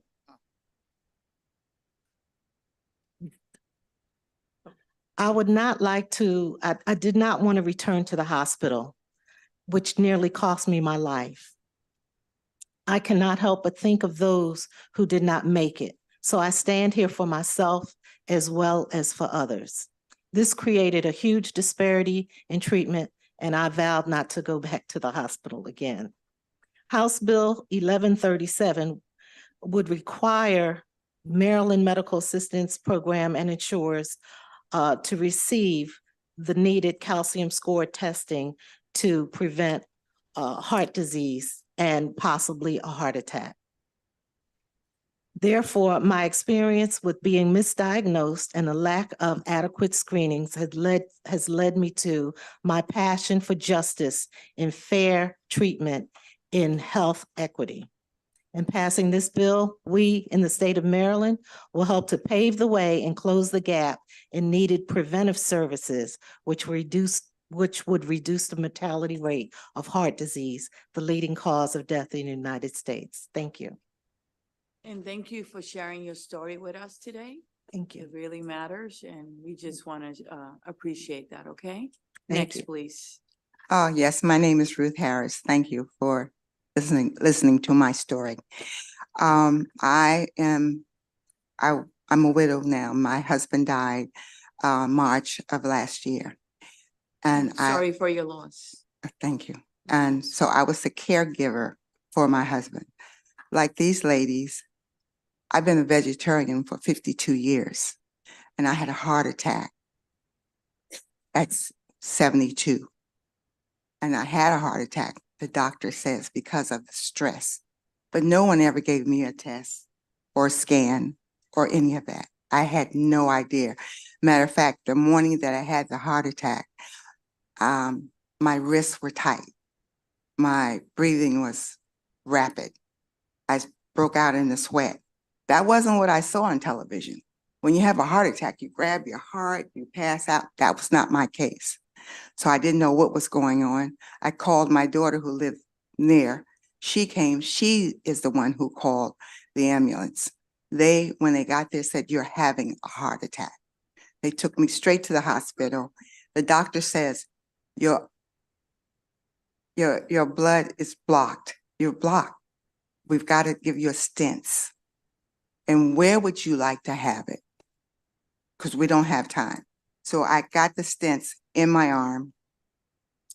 And when I woke up, I was in the ICU. And I was in the ICU for 7 days. 7 days that I was not there to take care of my husband, who had six strokes. So I was doing home health care. And the doctor explained to me that's stress related. So that's part of what happened with my heart attack. So that's my story. And those 6 days, I want everybody to think about that, because that could be anybody if they have not worked towards getting a stress test or passing this bill. So thank you. Thank you for sharing your story. Okay, we really appreciate it. Delegate, do you prefer that we listen to the virtual witnesses, or do you want us to ask questions now? If you don't mind, can we just go ahead to the virtual witnesses? Absolutely. Thank you, Madam Chair. You're welcome. May you be so kind and bring them up? Thank you. And thank you, everyone, for being patient.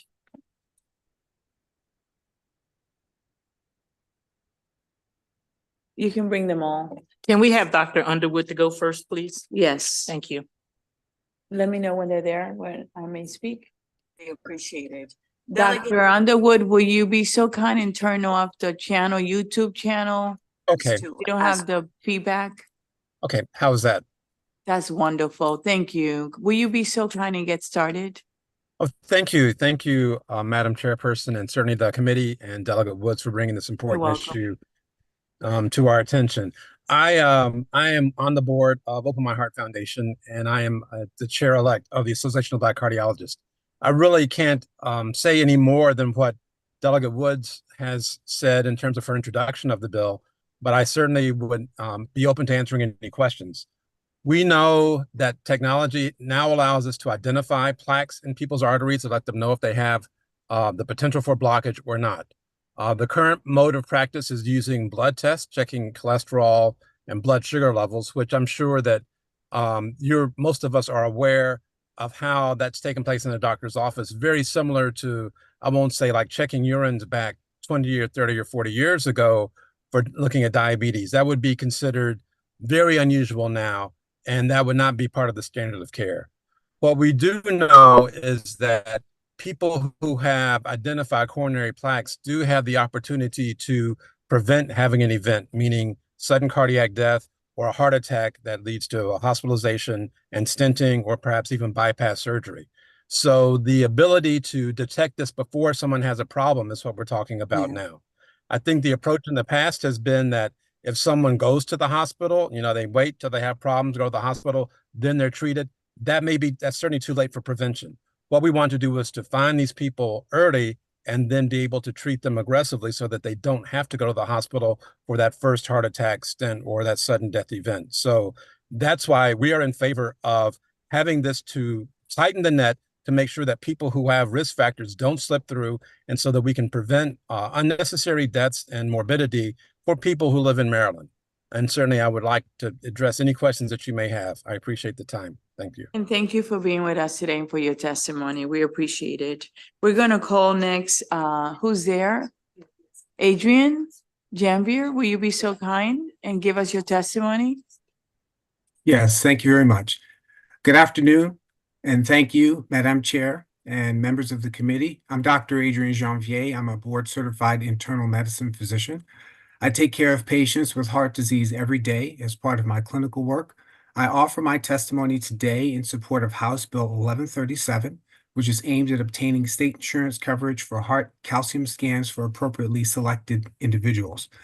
The heart calcium scan, also known as the coronary artery calcium scan, is an imaging test designed to detect heart disease in people who have no symptoms.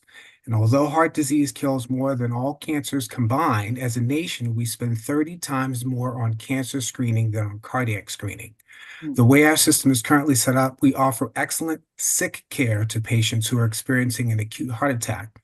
We have very expensive and very effective cardiac catheterizations and open heart surgery for acutely sick cardiac patients. However, the future of medicine should be shifting towards health care as opposed to sick care with a focus on prevention. Today, an informed, well-intentioned clinician using the current guidelines from the American Heart Association may incorrectly classify a patient as low or intermediate risk for heart disease. That classification could change by seeing calcium in the coronary arteries on a heart scan. Recommending a more aggressive medication regimen could change that patient's life and save the healthcare system from downstream expenses. Moreover, multiple studies have shown that patients who see calcium on the scan are more motivated to adhere to the lifestyle and medication regimen recommended by their physician. Although I understand that it's more expensive in this state, patients are offered this test in Wisconsin for $49 out of pocket. I urge members of the Maryland General Assembly to support and pass House Bill 1137. In doing so, we would be in company with Texas and New Mexico, who have enacted laws to provide coverage for this potentially life-saving test. Thank you for allowing me to speak. Thank you for being with us. We have next Pam Parker. Are you there? Yes, Will you give us your testimony? yes, I will. Thank you. Good afternoon, Madam Chair and honorary Good members. afternoon. Thank you for allowing me to speak. I am here in support of House Bill 1137. I too am a survivor. And April 9th, 2014, I suffered a heart attack. I have the symptoms. I'm diabetic. I have high cholesterol.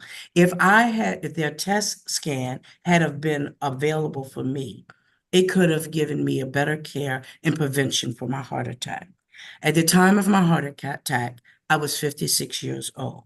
Even though there's heart history in my family, and I did all that I could as far as corrective eating, it still came upon me. This test would have given me a better insight of what I needed to do next. I too have a story.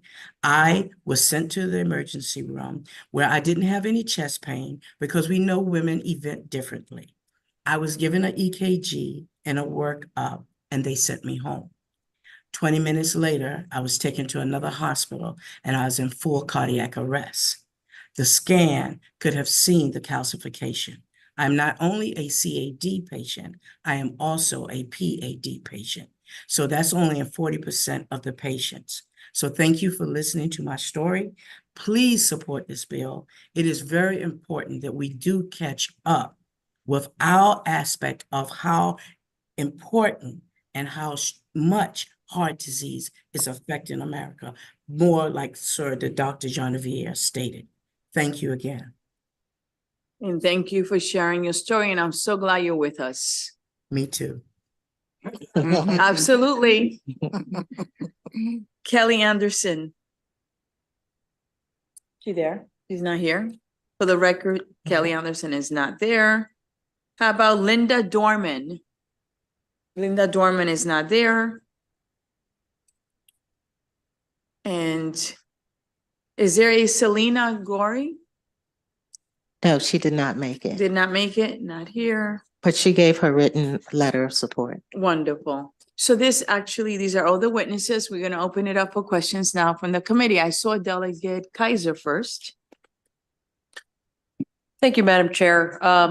To the lady to the left of Delegate Woods, from my perspective, I had heard you mention the heart attack symptoms, but I think as one of the other witnesses said, they certainly present differently in women than in men, but we all famously hear about the male risk factors. My question is to Delegate Woods. When you mentioned that someone should get this test if they have 3 of the 4 risk factors, you have four risk factors listed, including family history, and you referenced, for example, that you do not have a family history. So is your bill putting people in your situation without a family history as a default of having the family history? Is that what you're suggesting? No, not necessarily. Oh, okay. I'm just saying that there could be there are a lot of people who have a family history of premature. And when we say premature coronary artery disease, it's someone who dies at a younger age, very unexpectedly. And it's found that they have coronary artery disease. But no, it has nothing to do particularly with my story. My story is just that I have the 3. I don't know what my family history is. And the reason I was asking the question, Madam Chair, if I could, is that if someone only had 2 of the 3 and didn't have a family history, I think you might suggest that maybe we should, by default, assume that history to allow for the test in case people don't have that knowledge. You know what? I think that's an excellent idea. Thank you very much. That is what we call a what? A REMA word. Friendly bowl, right? A layup? What was it? I didn't hear what you said. A softball. Yes. Okay. Thank you All very right. much. Help a sister out here. Delegate Kurt, followed by Hill. Thank you, Madam Chair. You're welcome. Delegate Woods, isn't that so? We know from working on this prior authorization bill for a couple of years that when there are appeals and grievances, there are also claims and denials. So do you notice a pattern in the denials? Are they more prevalent in certain areas of the state? May I yield that question to Dr. Underwood? So I have not seen patterns of denials, and I think that likely what we have experienced in looking at the fiscal report is that there's underuse of the test.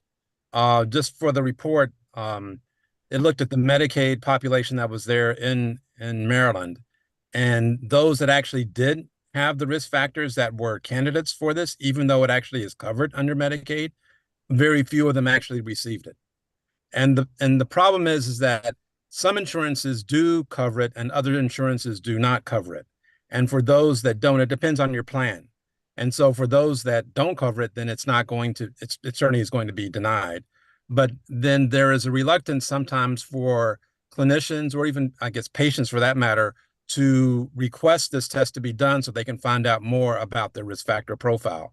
And so passing this bill would elevate the accessibility of this particular test so that people would know to go, if they have risk factors, definitely go get scanned to determine if they are at high risk, if they already developed plaque in their arteries that just hasn't ruptured yet.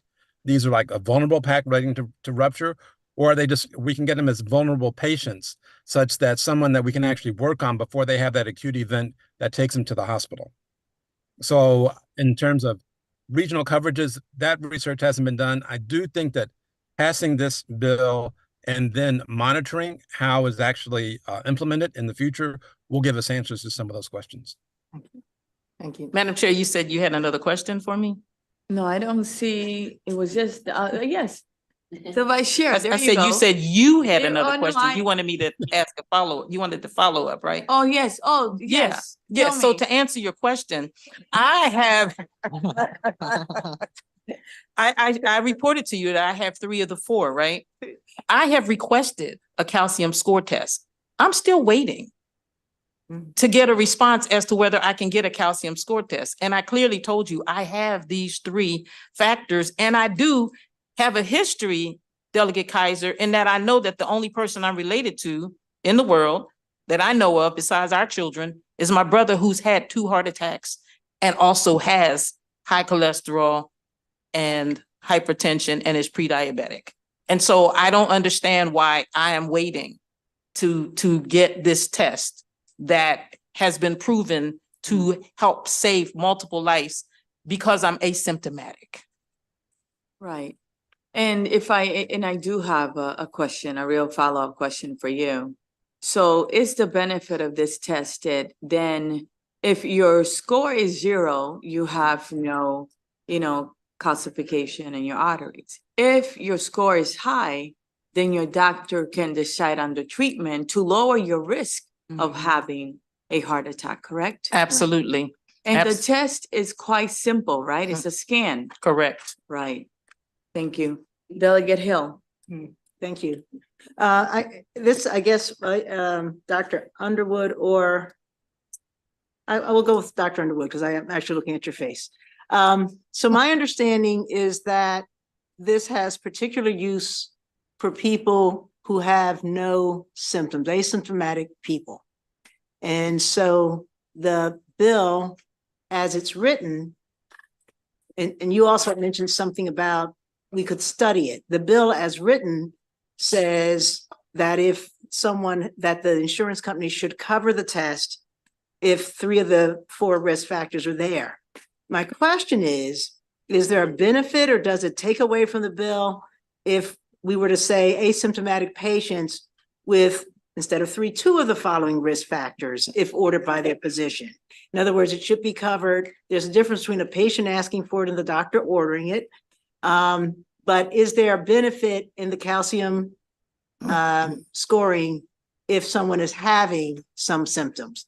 Or was it just the asymptomatic people we really want to be getting at? Okay, so this is a screening test and it is designed for asymptomatic people. If a person has symptoms, then they automatically fall into a different category where they're going to be treated. So once a person knows that they have coronary artery disease, they fall into a different category. Right. What we're trying to do is to get asymptomatic people to fall into that category because they now know that they actually have the disease, even though they haven't had a heart attack and they don't have angina. If I To may read, follow up. Right. okay, so So what I'm asking, because we've got resistance from some insurers. Sure. And what I'm asking, if we narrowed it to be clear that we're talking about cardiac asymptomatic, people without symptoms of cardiac disease who carry, and I would even say 2 of these risk factors rather than 3, but let's say we stick with 3 risk factors when the test is ordered by their physician. Or would you keep out ordering by physician? Again, we have our delegate who's asked for it, and presumably her physician would order it, but the insurance company is not carrying it. So if we made it a little bit more narrow, would we still be getting the folks that you want to capture, the asymptomatic people who have some risk? Absolutely. So adding the word asymptomatic doesn't take away from this at all. It is really for asymptomatic people. Okay. In general, I would say that, again, looking at that fiscal report, they also listed the number of people in Medicaid who had 2 risk factors, as you described. And so that number was larger than those that had 3 risk factors, right? But the symptom status, we don't know. But to be clear, this test is for asymptomatic people. If a person is symptomatic, then there are other things that a cardiologist should do. I mean, there's another pathway for evaluating people who have symptoms, chest pain, typically, and symptoms of coronary disease. And if I'll do one more follow-up, if I may? Yes. And so you also mentioned it'd be good to look back and see what difference it makes. If it were possible, if we talk to MDH and they say on their patients, or we talk to the insurers and they say under their patients, it would be possible to track how many people get a calcium score and how many of those patients go on to be placed on medication and how many of those patients within 5 years go on to have a heart attack. Would that be of value for us to get a report back on, or is that something you think should only be handled in the medical community by doing a study there, as opposed to us as a body asking for a report back from the insurers? So I feel that data is very important and probably available. The outcome data of did you have a heart attack or not, that may be difficult to get, but certainly understanding who was referred, who has the risk factors, yes. Who was referred for calcium score, yes. And then did they actually do it? And the results, if they were positive, were they referred for further care? Was their care escalated? That is what one would want to know. That as far as it's this body, that's what you would want to know.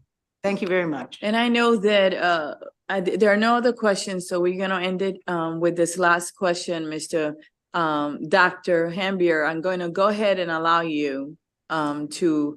Is there a follow-up that you would like to say? Your hand is up. Yes, I do have a follow-up. Thank you so much. Go ahead. I just wanted to comment that the industry standard for determining whether someone should be eligible for a calcium scoring test is for someone to have an intermediate risk. And the way we do that in medicine is we use the ASCVD risk calculator. There are other calculators, but this is the most commonly used one. And that yields slightly different results from that which is proposed with the bill. And the reason why that's important is because it's possible for someone to have 3 risk factors and be high risk. And high risk patients, we already know that they need aggressive treatment. So these are not usually the ones that we advise to get the calcium scores. So low risk, they don't need the test. High risk don't need the test. It's the intermediate folks that we need to determine what level of statin they need to be on and whether or not we think aspirin would be useful. So to answer the question that was raised previously, I did some of my own background work. It is possible for someone to have 2 risk factors and be intermediate risk and potentially qualify for the test based on the ASCVD risk calculator. Thank you so much. I appreciate it. Delegate, Yes, offline, You need to tell me who's your insurance company, okay? Blue Cross. Oh. Oh. You did say offline, didn't you? Can I tell you one other thing though that's really interesting? Yes. Is that one of our colleagues actually came to me and said, I want to co-sponsor this bill. And he signed on it. We have bipartisan support. And he signed on to it because during this session, he wound up having to go and have a calcium score test and found out that he was at risk for coronary artery disease. Yeah, I know someone that had it done and that person had 30% blockage. So it's important. Yes, absolutely. So in any event, I see no other questions here. Thank you so much for your work. Thank you everyone that is in person and virtually for your patience, okay? This concludes the bill hearing on House Bill 1137. I'm going to do something a little different. I would like to call, is Delegate Rosenberg around? Can you see if he's in the back, please? Give me 1 minute, please. You can consider this a little break, stretch your arms. We're in the health committee after all, right? Get up, stretch. Yeah. Like some chocolate I'm eating here. All right, Delegate Rosenberg. No, your witnesses are here because we posted it. Let's see, do we have Mary Miller? Mary Miller's here. Mary Miller from the Mount Washington Pediatric Hospital. Let's see, Rachel Reed.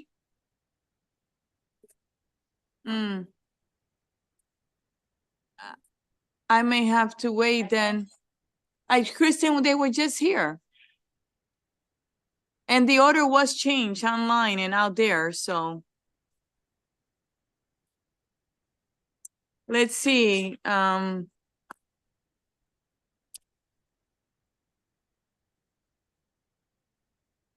there's not a Lindy Ashman, Scott Klein. Lindy Ashland, Scott Klein. Aoki, Jennifer Freeman, Joan. Well, Delegate, they're not here and I was gonna, yeah, but you only have one, the others are not here.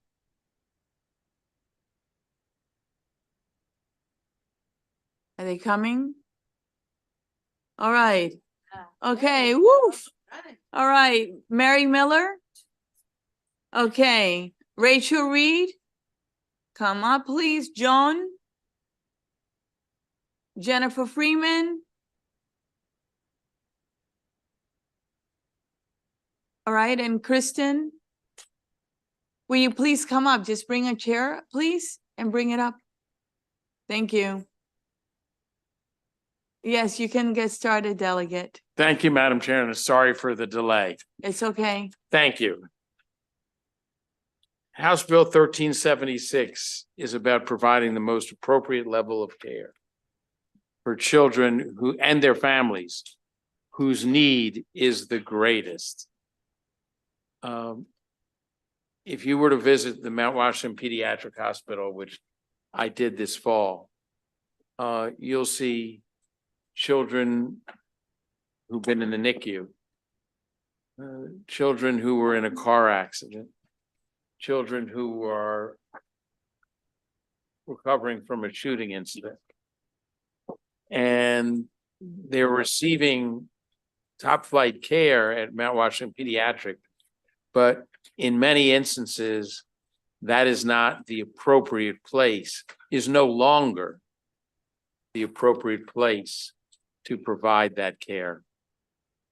And that's what this bill addresses, using modifying our medical and our insurance system so that these children get the quality care. Some of it would be at home eventually, but they expediting these neediest of children getting the quality of care that they deserve.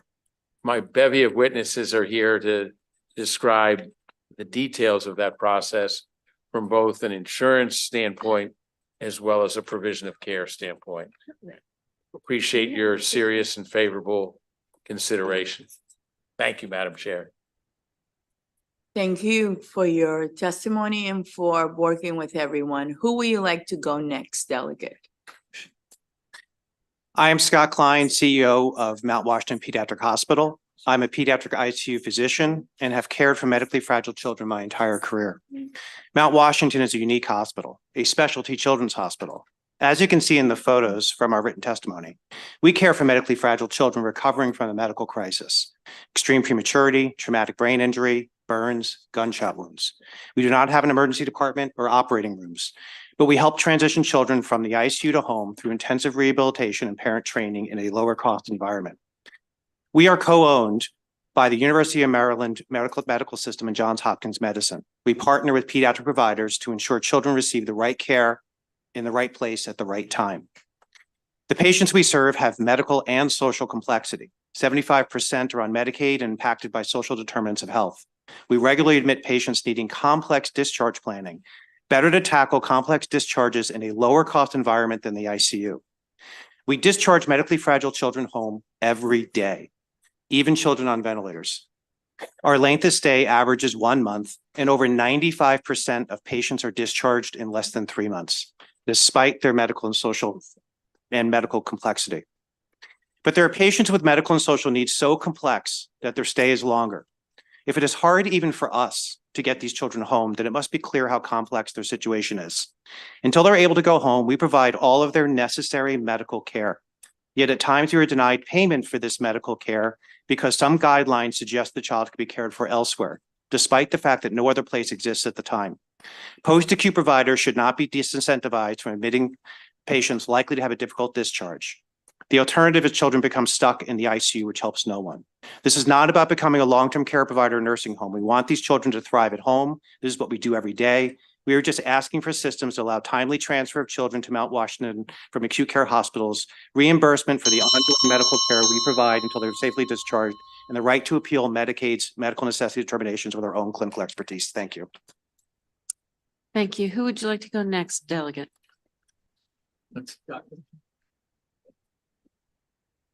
Yes. Good afternoon. I am Ajoki Ajayi Akintade, a developmental pediatrician at Mount Washington Pediatric Hospital. We see ourselves as a bridge to home, and we believe we make miracles happen for children with complex medical diagnoses and their families. Almost every system in the body is affected by the complexity of this children's condition. The medical care we provide is from head to toe. We get the children stable and their parents ready to begin that journey to home. We don't only want them to get home, we want them to stay home to continue that process of healing. I'd like to tell you about a patient of mine, Joe, who was born at 23 weeks gestation. He needed a heart surgery within the first month of his life, which was complicated by 7 days on a heart-lung bypass machine. He developed blood clots for which he gets 2 injections a day. He had a tracheostomy tube placed so he could breathe, a gastrostomy tube so he could eat. In a day, he takes over 20 medicines. He needed frequent blood tests because many of those medicines that keep his heart and lungs working also affect essential chemicals in his body. Along the line, he needed surgery for his eyes to preserve his vision. At Mount Washington, he got rehab therapists to make him strong and also optimize his developmental abilities. His parents were trained extensively in his care so that discharge home is safe. The list is daunting. Why must hospitals like ours be supported? The answer is simple. As long as there are children like Joe, Mount Washington will continue to do what we do best, transition to home safely those children with complex medical diagnoses and often technology dependence. Joe has been home now for several months and he's thriving. In fact, this summer, his tracheostomy tube will be removed. This is why we're here. This is why we ask for your support. Thank you. Thank you. Next, please. Good afternoon. My name is Lindy Ashman. I'm the manager of Child Life and Therapeutic Recreation at Mount Washington. We often say that when a child is in acute care, the job of the team is to save their lives. Our job at Mount Washington is to teach children how to live again. This is why it is so important to eliminate barriers and delays to admissions once a child is ready to come into our care. Our mission is to maximize the health and independence of the children we serve, regardless of their ability to pay. An infant that was born with a genetic disorder may be hospitalized for months at a time, confined to their crib with minimal social interaction. This hospitalization may include many long-term effects, including disruptions in brain development and toxic stress responses. We create an environment for the infants that replicates the home environment: playtime on a mat in a playroom, sensory experiences, early literacy programs, and caregiver infant bonding programs, sibling support activities, and family education. These are crucial moments for brain development and equate to children who are well-adjusted, have fewer rehospitalizations, and less need for medical interventions as they age.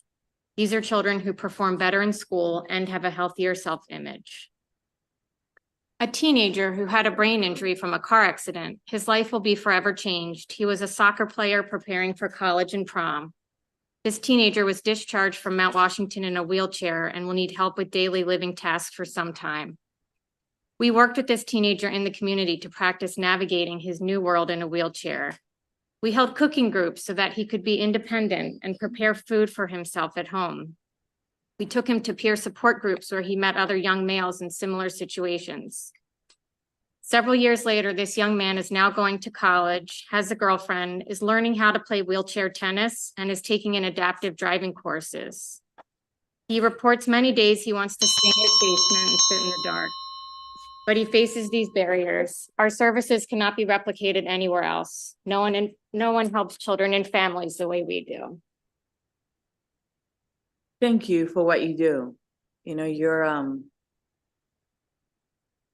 just amazing, all of you. It takes a lot to do the work you do. So thank you for being here. We really appreciate it. Okay? Next, Thank you. please.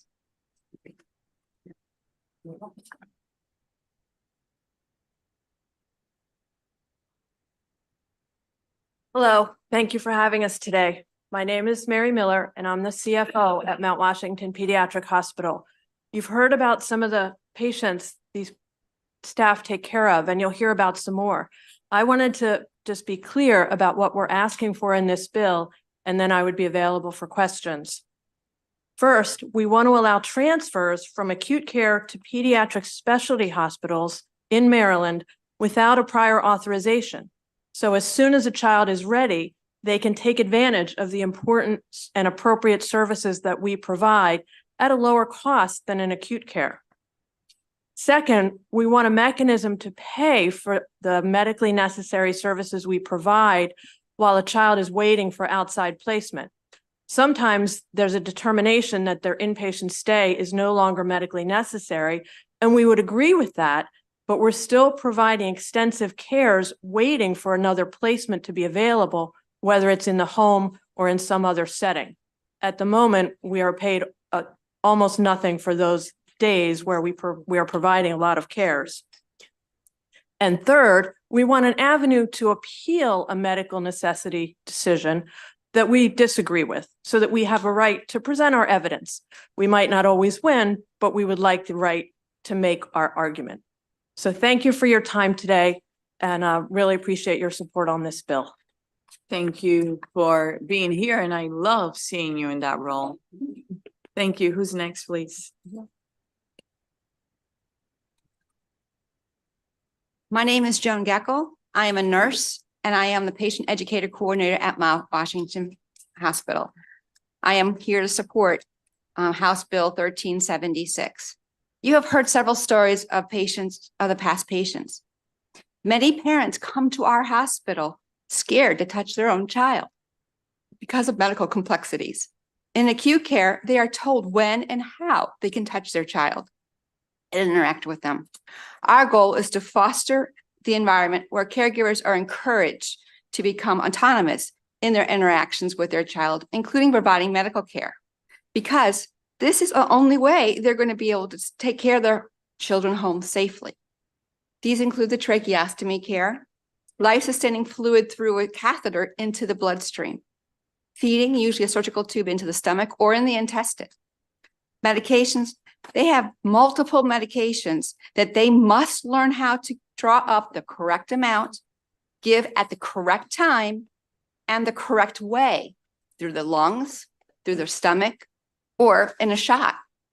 If they don't do this, this can be extremely dangerous and also kill them. When we train caregivers through each step of the process with the goal of being discharged safely home, we have them practice many, many times so I understand the why as well as the how to do something. We also have a simulation lab where our parents are taught and then exhibit, return, demonstrate for emergency situations that may arise at home. Other facilities use sim lab only for their staff. We then support in-person 24-hour care trials where the caregiver provides the care independently around the clock to mimic the home environment. All this is in preparation for being discharged safely home. Acute care facilities do not have the same structure to support the model of preparations to go home. Our clinical staff are trained specifically to facilitate educating of caregivers in a family-centered environment that is nurturing and compassionate. This all can be very challenging due to social, language, learning, or emotional barriers. When there are barriers, we take as many days as needed to ensure that it is a safe discharge home. Thank you. And thank you for what you do. Really appreciate it. Who's next? Hi, I'm Jen Freeman, Director of Admissions, Case Management, and Social Work at Mount Washington. My job is to help advance patients through the hospital stay and safely into the community. Let me tell you about two children who face discharge challenges. I'll call them Chris and Kate. Chris was born full term with vocal cord malformations. He required a tube in his neck and oxygen to maintain his airway and breathing, and a tube in his stomach to meet his nutritional needs. The plan was to discharge home to his mother with in-home nursing support. However, many challenges were faced. Mom had been evicted, was in temporary housing. She had two toddlers at home, no transportation, no backup caregiver, and patient's father was incarcerated. One nursing agency declined the case because the mother had no telephone to call for emergencies. Several others declined because of the lack of staffing. The DSS worker reported that the family did not even have a chair for the home nurse to sit in. Finally, the appropriate nursing support was established and the baby discharged home to his mother. Mount Washington provided 97 days of supportive care after being denied payment for lack of medical necessity. Kate was a 9-month-old born preterm with complications of Down syndrome, obstructive sleep apnea, and cardiac defects. She had a history of multiple cardiac surgeries. At the time of discharge, she required oxygen when sleeping and a tube in her stomach to be fed. The plan again was to discharge to her mother, but challenges were faced. The mom was renting a room in an area that had very limited community resources. She had another child, no transportation, no backup support, and was non-English speaking. Mount Washington provided extensive training to the mother through the use of medical interpreters. Despite her efforts, mom was unable to learn the skills necessary to care for her medically fragile baby. DSS was contacted and the baby was eventually placed in a group home. The hospital's continued efforts to establish a safe discharge resulted in a stay of 42 days past the denial for medical necessity. Discharge planning begins on a mission. At times, a patient's length of stay will exceed medical necessity due to the difficult social situations our families face. We at Mount Washington are proud of our record of continuing to care for these children, even without reimbursement, as a safe discharge is essential to their continued healing. Thank you. Next, please. Hi, I'm Rachel Reed. I'm the Director of Clinical Services. I'm here as a witness and I'm in favor of the bill and here to help answer any questions. And thank you very much. And I think everyone else has testified, correct? And welcome. And thank you for being here. I'm going to open it up for questions now from the committee. I see Delegate Johnson. Thank you, Madam Chair. You're And welcome. thank you, Delegate, for bringing the bill and panel for bringing the information. I was wondering on the pre-authorizations, what's the ballpark wait time on these to get these pre-auths for transport? Hi, yes, thank you for the question. The authorizations average anywhere, the average is about 2 to 3 days. Our MCOs average 1 day, our commercials take longer.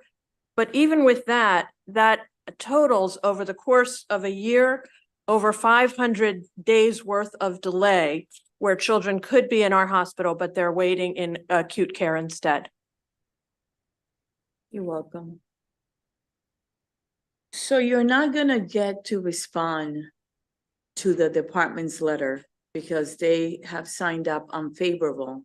And a lot of it I know is because of the fiscal cost. Have you seen the letter? And Yes. what can you tell us? What would be your response to that letter?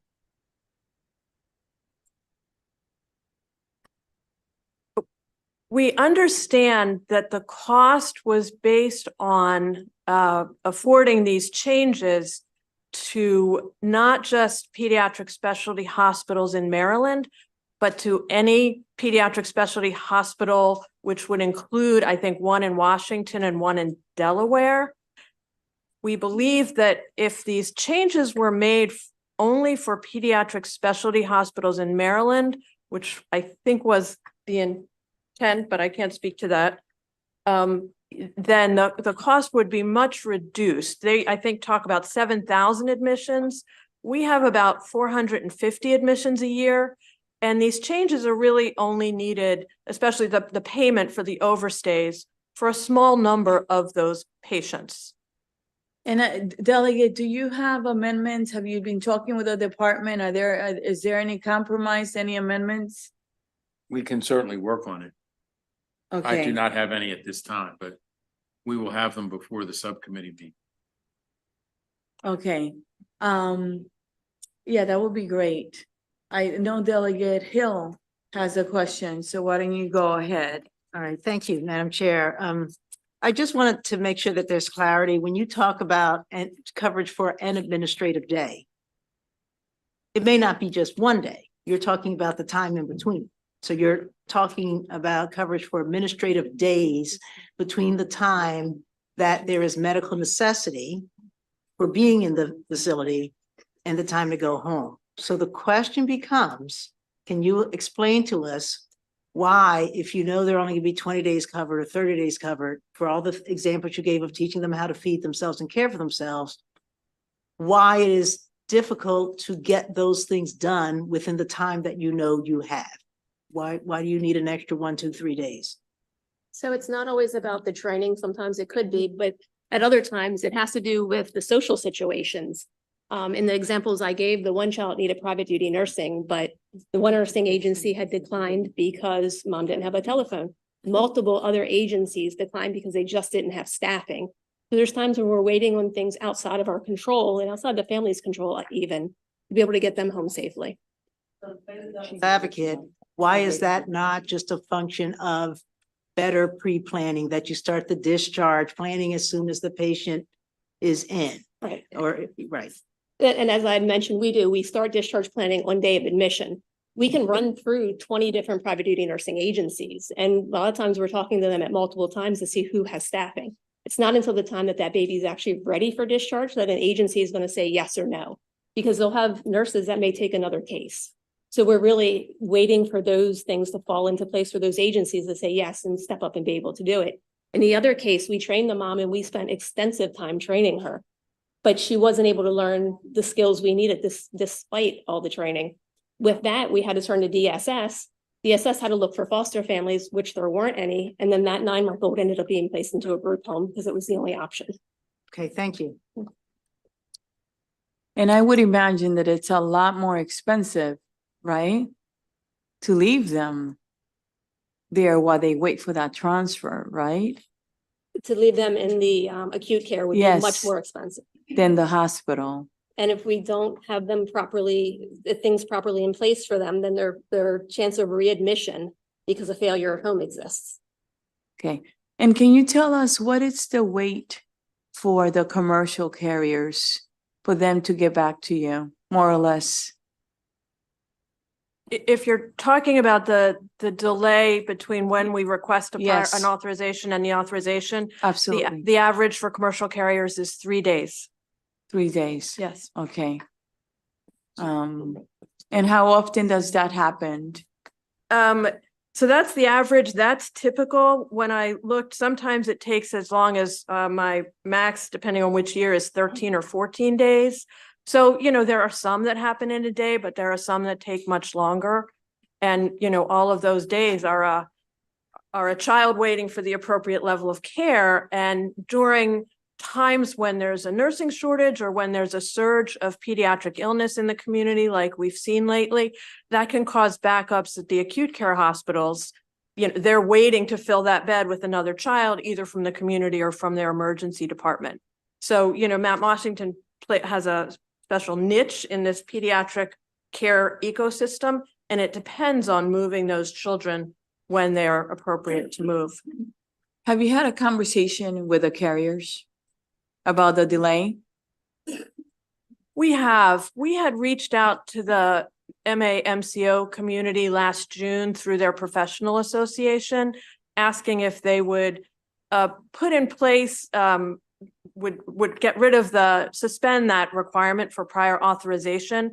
It had happened with the help of the health department during the COVID surges. And at that time, it went well. In fact, we found that because we all really understand the medical criteria, we found 0 instances where an MCO later said that the transfer to Mount Washington was not medical appropriate. All of those were deemed medically appropriate during those COVID time periods. So we reached out to them last June, but none of them were willing to go that route at that time. Since then, in the past month or so, a few of them have agreed to do that voluntarily. Not all of them, but a few. So a few are doing it. So out of the 9, how many are doing it? 3, and we're supposed to talk to a 4th. They might be. Okay. So the MCOs are in the room. When you come up to testify, I'd like you to tell me why not 09. And I'd like you to work towards 09. Any other questions? Thank you very much. I appreciate your work. And you know, I know you took off today. And I know how hard that is because we have a nurse shortage. And we're dealing with it in this committee. And I want to tell you, I don't want you to leave here thinking that we don't appreciate you and that it was not worth it. Okay, regardless of what happens with the bill, because there's a big fiscal note, but we will try our best to help, okay? But I want to tell you, thank you very much for what you do. Thank All right, you. God bless you. Thank you. You're welcome. I'm going to call next and unfavorable, and then I'm going to leave the favorable with amendment for last, because I like you to kind of address some of the things that the unfavorable say, just to be balanced. So may I please have Allison Saborowski, Stevan Ellis. No, I'm on the wrong bill. Hold on a minute. And you're wondering, wait a second. What is she saying? Okay, here you go. Matthew Chantilano. Joseph Nguyen. Kathleen Lauren. And Trisha Roddy.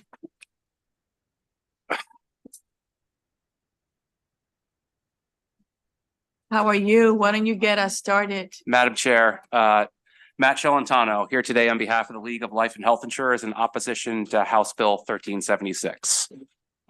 We certainly don't want children not to receive the best care possible, and the folks that were behind you represent the best and the brightest in healthcare in the world. I have a lot of experience in this space. I have a child that was in one of these institutions, and she received world-class care. This is not about these types of institutions. This is about this bill. We have been in discussions for a couple of years, but this bill caught us by surprise, and the commercial carriers were not invited to any of the stakeholders' discussions. During a wave of COVID a couple of years ago, the league had discussions about issues associated with transfer challenges with hospital leadership.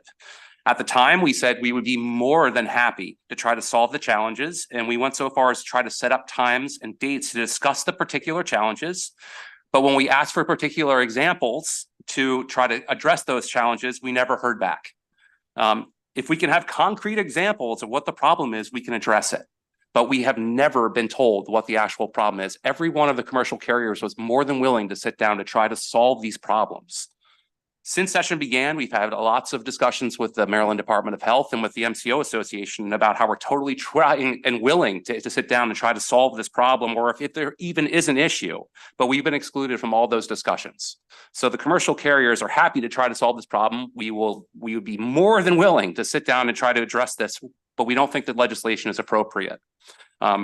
We have also never seen some of the parameters that are even in the bill. In the commercial market, it basically says room and board charges. I don't even know where some of these special administrative days come. We've never seen it in the commercial space. Like I said, we are more than willing to try to address any challenges that any of these institutions are having. We will go by a case-by-case basis and make sure that no children is harmed, but we cannot be favorable on this amendment or on this legislation, and we respectfully ask for an unfavorable report on House Bill 1376. Next, please. Madam Chair, Trisha Roddy, Deputy Medicaid Director for the Department of Health. As you know, we are opposing this bill, and what you said earlier is correct. It's based on the fiscal note.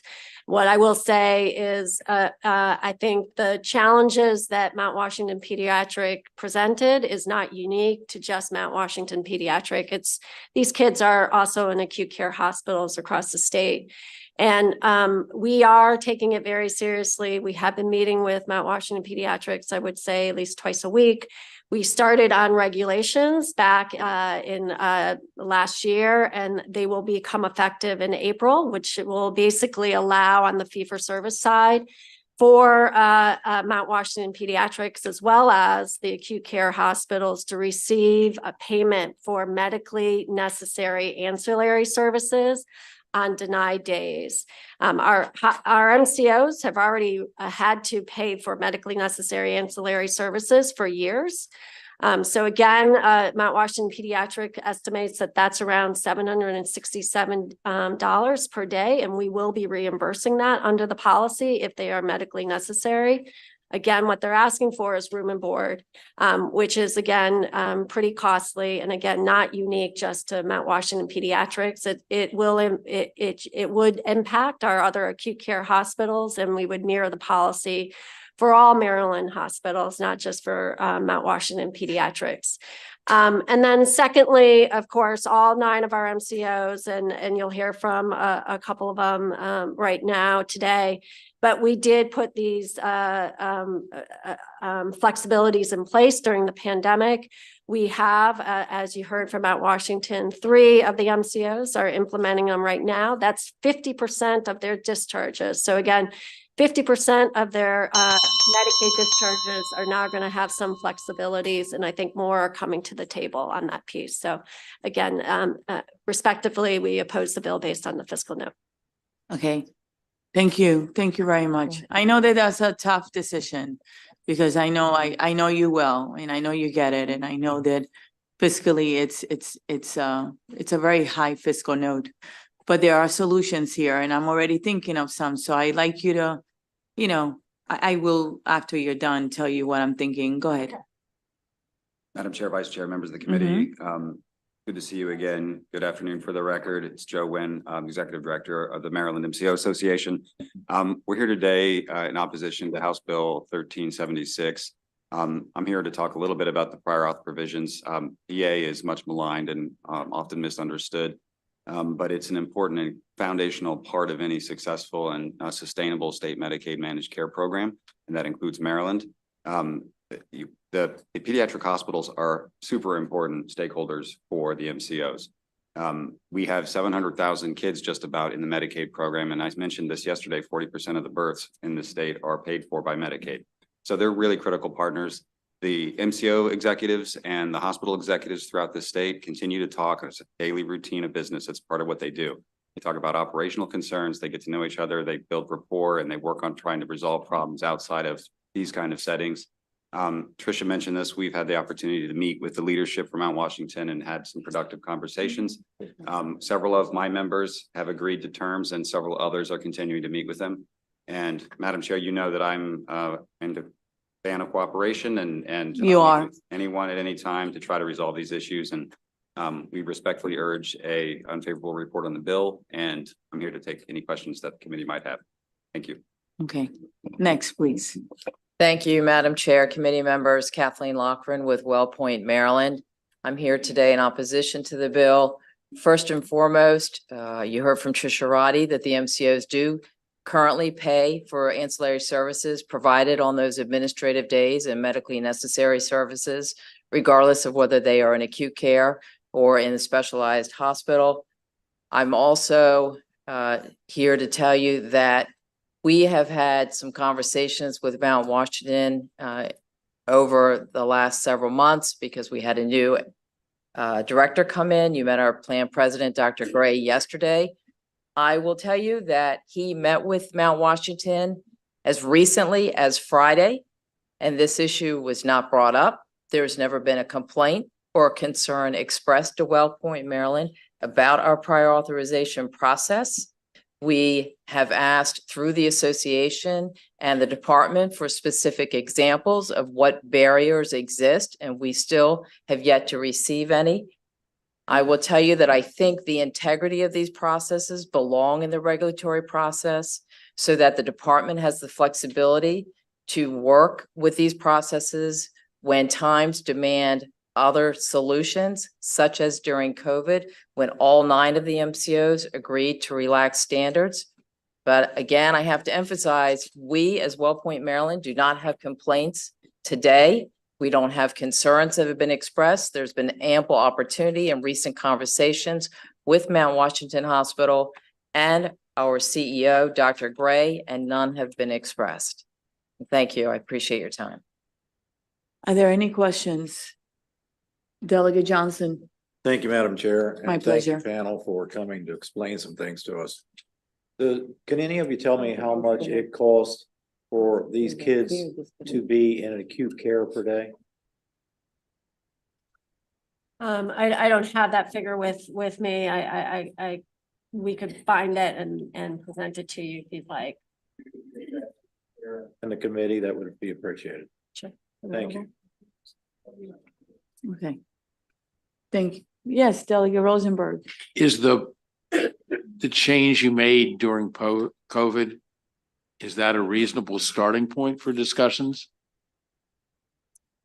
I think the change during COVID was necessary at that time because of the emergency, at least from the WellPoint's perspective, and it may or may not be a starting point. We don't know what the problem is that we're trying to solve.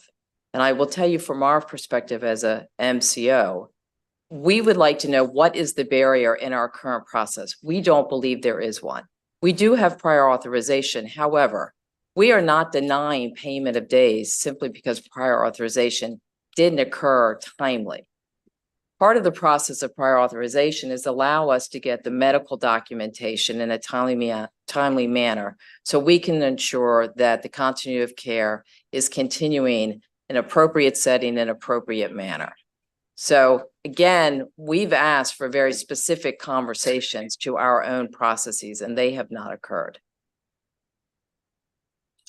Okay, Delegate Hill. Thank you. I'm going to ask the gentleman at the end.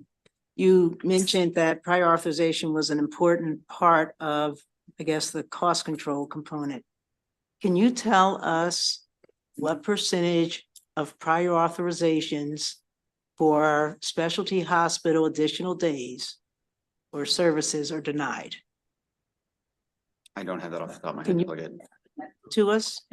Because, and I, in a follow-up question for whomever, I'm very curious about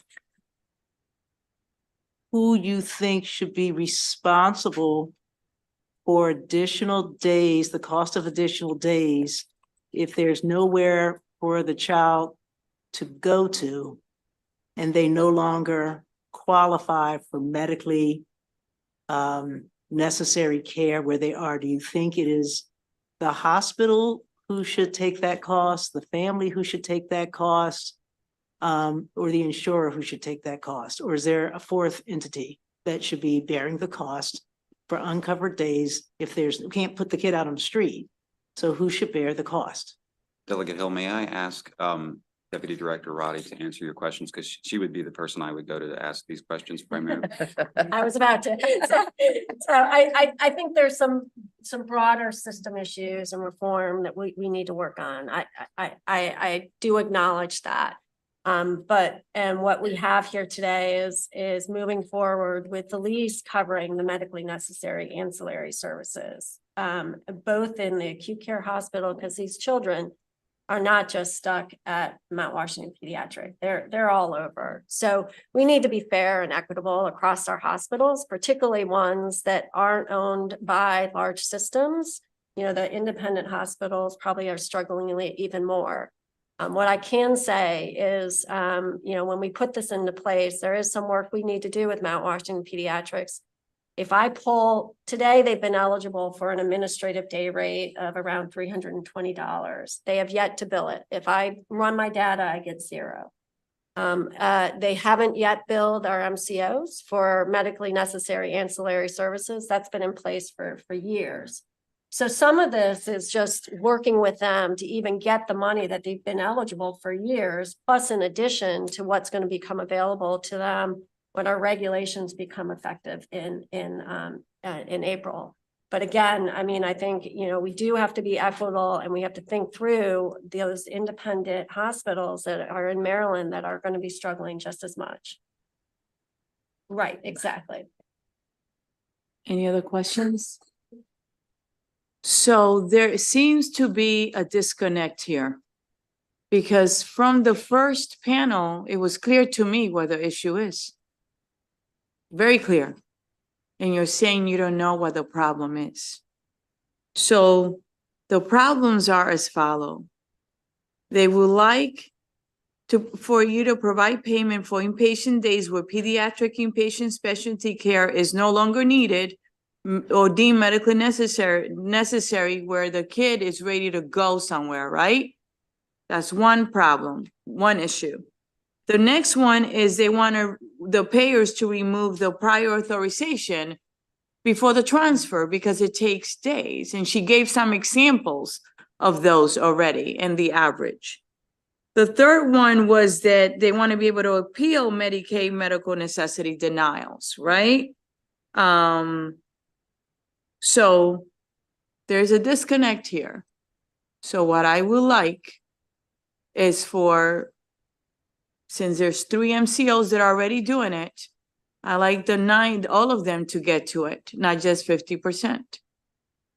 And while they are owned by Hopkins and UMS, it says that they're facing operational and financial obstacles. And although there are other hospitals that do this, they kind of have the bulk of it.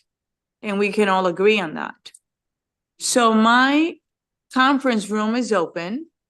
And I just went and checked. She went and checked for me. Vice Chair Collison went and checked for me. And I don't want you to leave without talking today so you know what the problems are, right? Because we have this bill in front of us. So what I like you to do is the following. I want you to sit. I'm going to call the next witnesses. There are only a few left. I want you to go ahead and leave and go to the conference room. I want you to sit down with Mount Washington. I want them to go through, Mr. Chantillano, what those issues are, what the problems are, right, Kathleen, so they can tell you clearly. And I want you to think about, Tricia, what you guys can do to alleviate it. And you have examples of how to do that because you did it during COVID, although it was a special, you know, it was very tough and it was a special circumstances.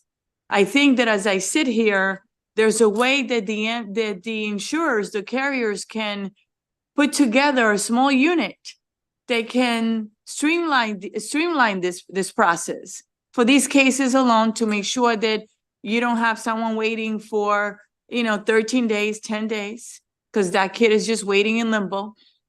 And for the MCOs to try to get where everyone does it, because it's not right that I have a certain carrier and that carrier is doing it, but then there's another carrier, an MCO that is not doing it.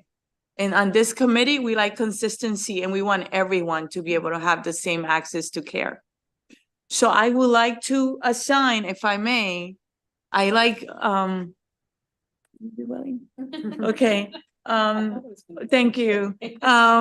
My vice chair and the sponsor of the bill, and I like Delegate Hill, if I may. If you will be so kind and go to the conference room, and I want you to sit down since there's such a disconnect, and I want you to use the time while you're here. Will you be willing to do that for me? Absolutely. Thank you so much. I'm gonna call next the following witnesses. And the conference room is waiting for you. Thank you so much. I'd like to call Kristen Bryce and Michael. Oh, you want to listen to their testimony? You can wait. It's because it's favorable with amendment and you may like the amendment. So can you just wait and listen for a minute? That'll be great. Thank you, counsel, for your great counsel. Will you be so kind, Ms. Bryce, and if you can get started, please? Sure. Thank you, Madam Chair, Madam Vice Chair, members of the Health and Government Operations Committee. For the record, Kristen Bryce from the University of Maryland Medical System, here with Michael Huber from Johns Hopkins. And as it's been noted, we co-own the Mount Washington Children's Hospital. And you've heard about some of the amazing work that this very small hospital does. I appreciate, Madam Chair, the copy of the letter that you were able to give us. We did not have that document, and I just want to make that clear to the committee. I think that Mary and Scott were trying to, and Dr. Klein were trying to respond to the fiscal note that they had read, but we didn't have the more detailed letter. So we've tried to walk through it a little bit. I just want to say that we do have a set of amendments drafted. We think these amendments address some of the concerns that were raised by the Medicaid fee-for-service program, by the MCOs, and also by other stakeholders that we have spoken with. To be fair, Madam Chair, we have not shared those draft amendments with those parties, and so we decided not to submit them formally to the committee today, but we intend to do that once they've had a chance to review and comment. Can you walk us through the amendment, please? Sure. So one of the things that the amendments does is it addresses the special administrative day rate. I think there were a lot of questions around what is a special administrative day. I think that was the effort of a drafter trying to define what it would mean to pay for an administrative day and medically necessary ancillary charges. That's all we meant, administrative day and medically necessary ancillary charges. And so we eliminate the special administrative day definition and make that clearer. We also lift some of the language from existing regs that does require MCOs to pay all medically necessary ancillary charges for overstay days. And one of the amendments would put that language into the bill. So codifying that provision that is already a requirement. You can continue. Go ahead. Thank you. Some of the amendments are very technical. We try to use the definition of a special pediatric hospital that appears in COMAR just to be consistent. I don't think there are others that are significant or beyond technical. One thing I would like to say to the committee, I hear all of the consternation around the idea of not using prior auth requirements. I get the concern, I get the desire for the exchange of paperwork. These are small children that have been in really challenging settings for usually a long, long time. And it is just a little bit of a mystery that we wouldn't want to get them out of there into a more home-like setting where they're getting therapies and getting care that they should have been getting all along, but for their really serious clinical issues. And you heard for yourself over the past 2 to 3 years, twice, the MCOs have voluntarily relaxed prior auth requirements. And not one admission during that time was found to be not medically necessary. And I think Delegate Hill for her question. I feel like we're struggling a little here. And I understand the comment that it is hard for me to understand that they haven't heard the challenges. I think that we've talked about those pretty loudly and pretty clearly. Dr. Klein, the new CEO of Mount Washington, is inviting all of the insurers, all of their insurer partners to Mount Washington to tour with him, to talk with him. And he's been doing that very methodically for over the course of the past year. So I take issue with the idea that we haven't been communicating with them. I appreciate Ms. Roddy's availability. She has made herself available. We've been meeting weekly for a long, long time. But again, when we've been having these conversations and 3 of 9 MCOs have agreed to relax prior auth requirements, it doesn't seem that we're getting there on any of these issues. And I also appreciate Tricia's statement that these are problems we have to solve across our healthcare system. It's true. We have overstay problems in all of our hospitals, and all of our hospital colleagues have overstay issues. People for whom they're not medical necessity for them to be in acute general hospital, but there is nowhere to go. And we understand that. We're not sitting at this table asking for you to fix that problem. We made a really specific decision to appeal to you on behalf of a very small hospital that does really incredible work for very vulnerable children.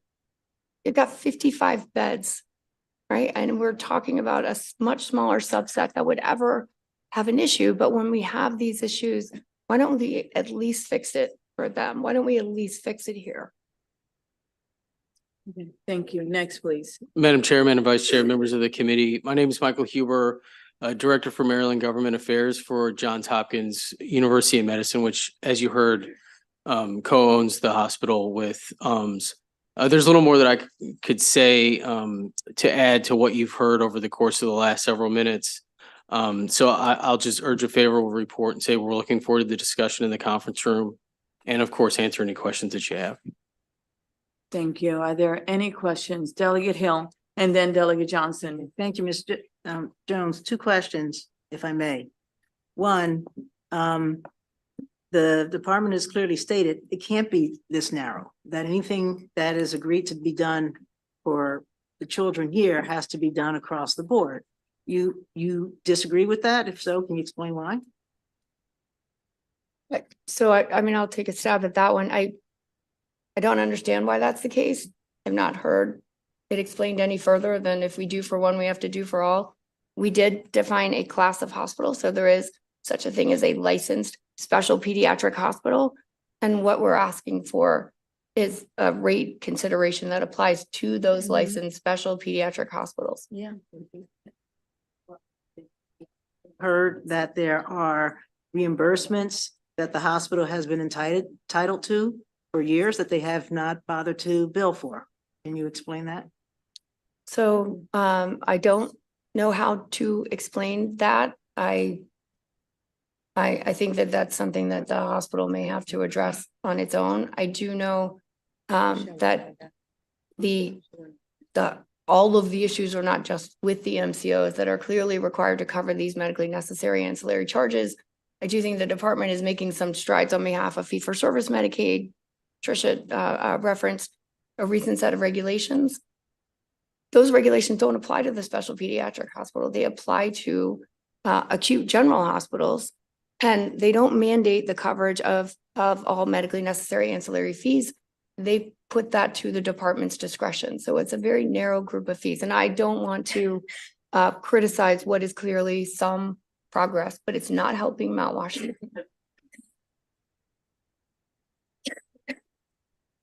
Johnson, Delegate Johnson. Thank you, Madam Chair, and thank you for giving us the information today. With the prior witnesses, we heard that the prior auth was to get paperwork together.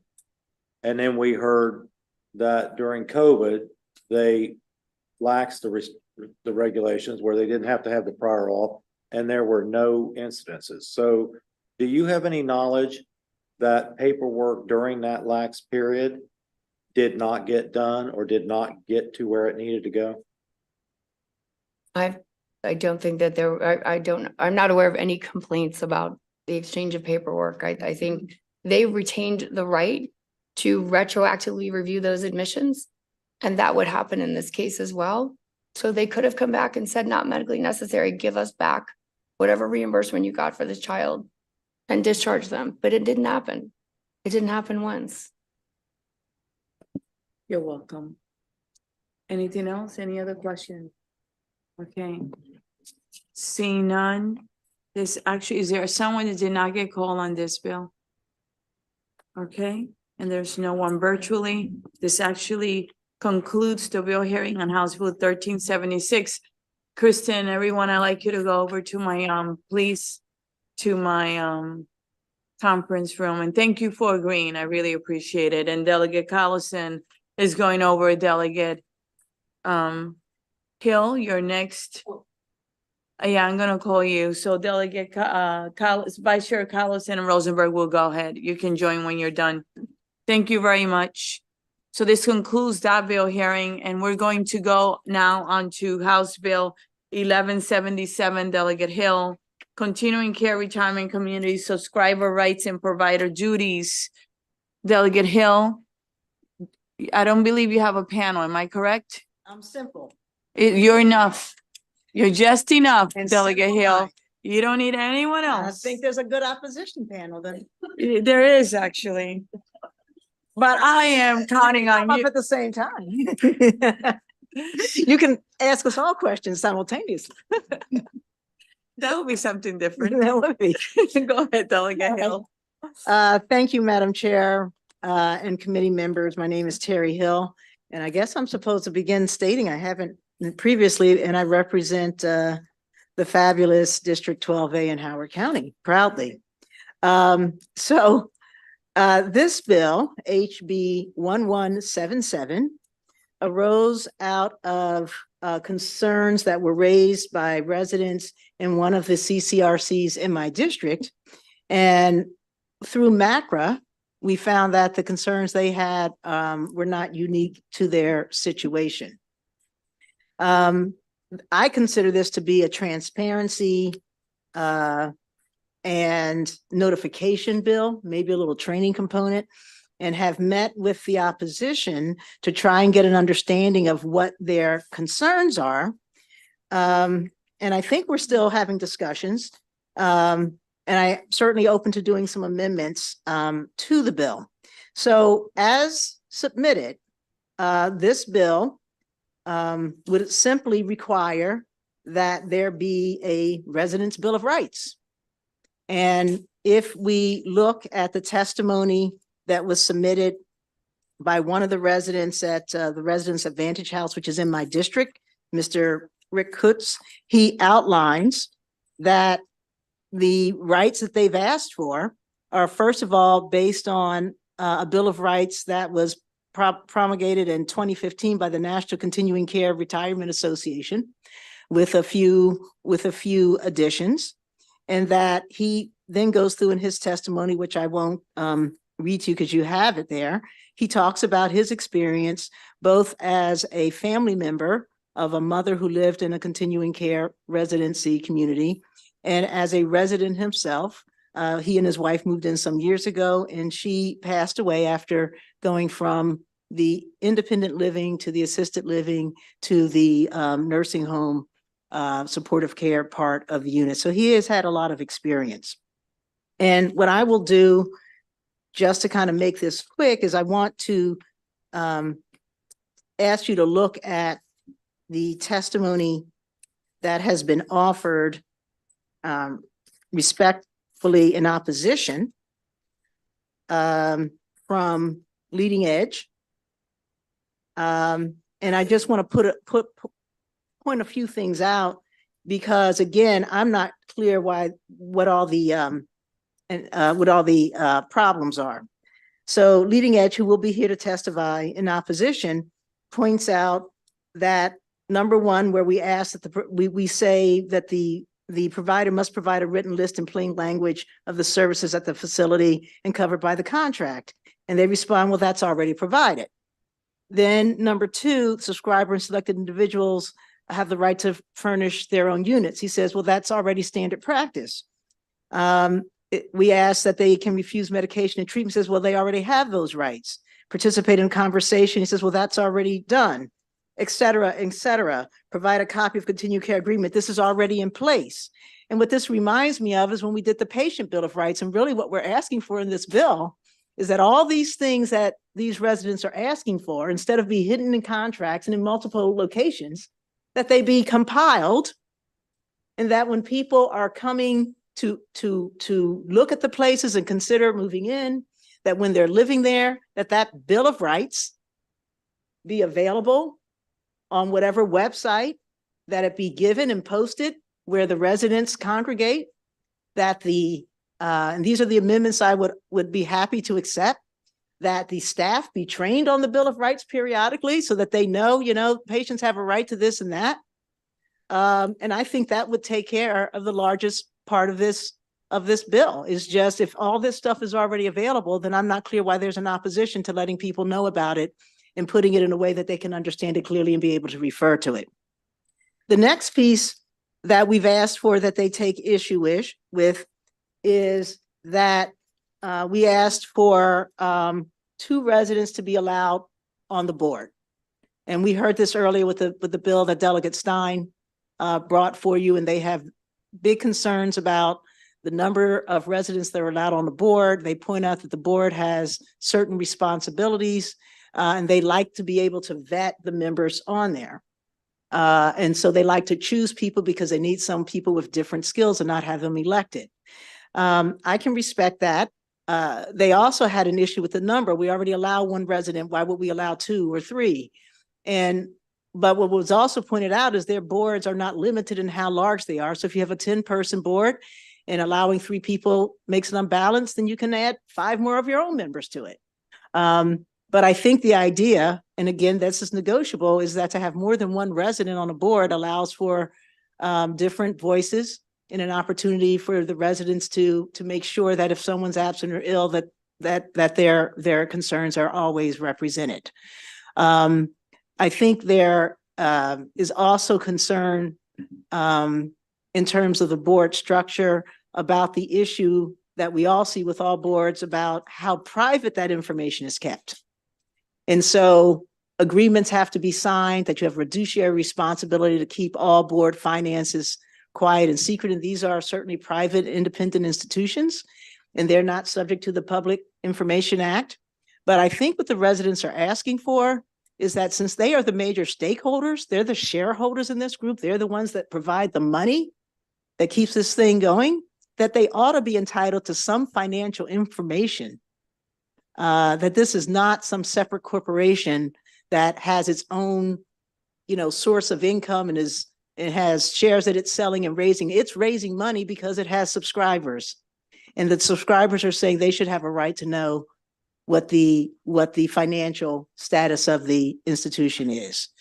So again, open to amendments, and have told that to the other stakeholders, tell me how we can make that happen in a different way. The next thing that we asked for is for an ombudsman program, and I have been educated that the current ombudsman program that exists for nursing homes is already overwhelmed and oversubscribed, that the independent ombudsmen that are assigned to each county, again, can't do this job, and that these people are independent and they're self-sufficient. So I was told they shouldn't need an ombudsman to help them negotiate issues because, they're supposed to be independent thinking people. But we know as a committee that we set up ombudsmen all the time for people who can think for themselves. And it's clear to me that what the residents are saying is they want to know that there's a grievance process. And if their grievances aren't appropriately handled, there's someone they can go to who can help them negotiate that. So what I have offered is that perhaps the solution is, rather than requiring a separate ombudsman or expanding the duties of the current ombudsman for in the Department of Aging, that we simply say that every CCRC has to have a grievance process set up, and we stipulate certain things, and that grievance process has to include a listing of the other resources if a grievance is not resolved. So it would have to say, for instance, that if your grievance is not resolved adequately, you can go to the Consumer Protection Department of the Attorney General's office. You can go in Howard County to the Department of Aging, who have a facilitator or mediator. But that wherever that CCRC is, the residents have a right to know that we have a process to deal with your grievances. And if we don't deal with them satisfactorily, there is somewhere outside of here to go, and we're going to tell you who that is. So that's why I say I think of this is, transparency and notification. And if we can simply do those things, it doesn't have to be costly. It doesn't have to be burdensome to the department. And I think it would satisfy 75 to 85% of what the residents are asking for. and that we can help them to have some sense of security that where they are investing their final and top dollars, that things are not happening without them. And I forgot one other piece that we did put in the bill, which was notice. So if they're going to be changing fees, if they're going to be selling to another entity, they're required to let the Department of Aging know 90 days in advance. And it just seems to me if they have to let the Department of Aging know 90 days in advance, they ought to be able to let the residents know 90 days in advance, we're going to be selling ourselves. So that's essentially what we try to do the bill. This is the conversation we've been having. These are the things that I'm, open to changing if that will bring everyone to yes.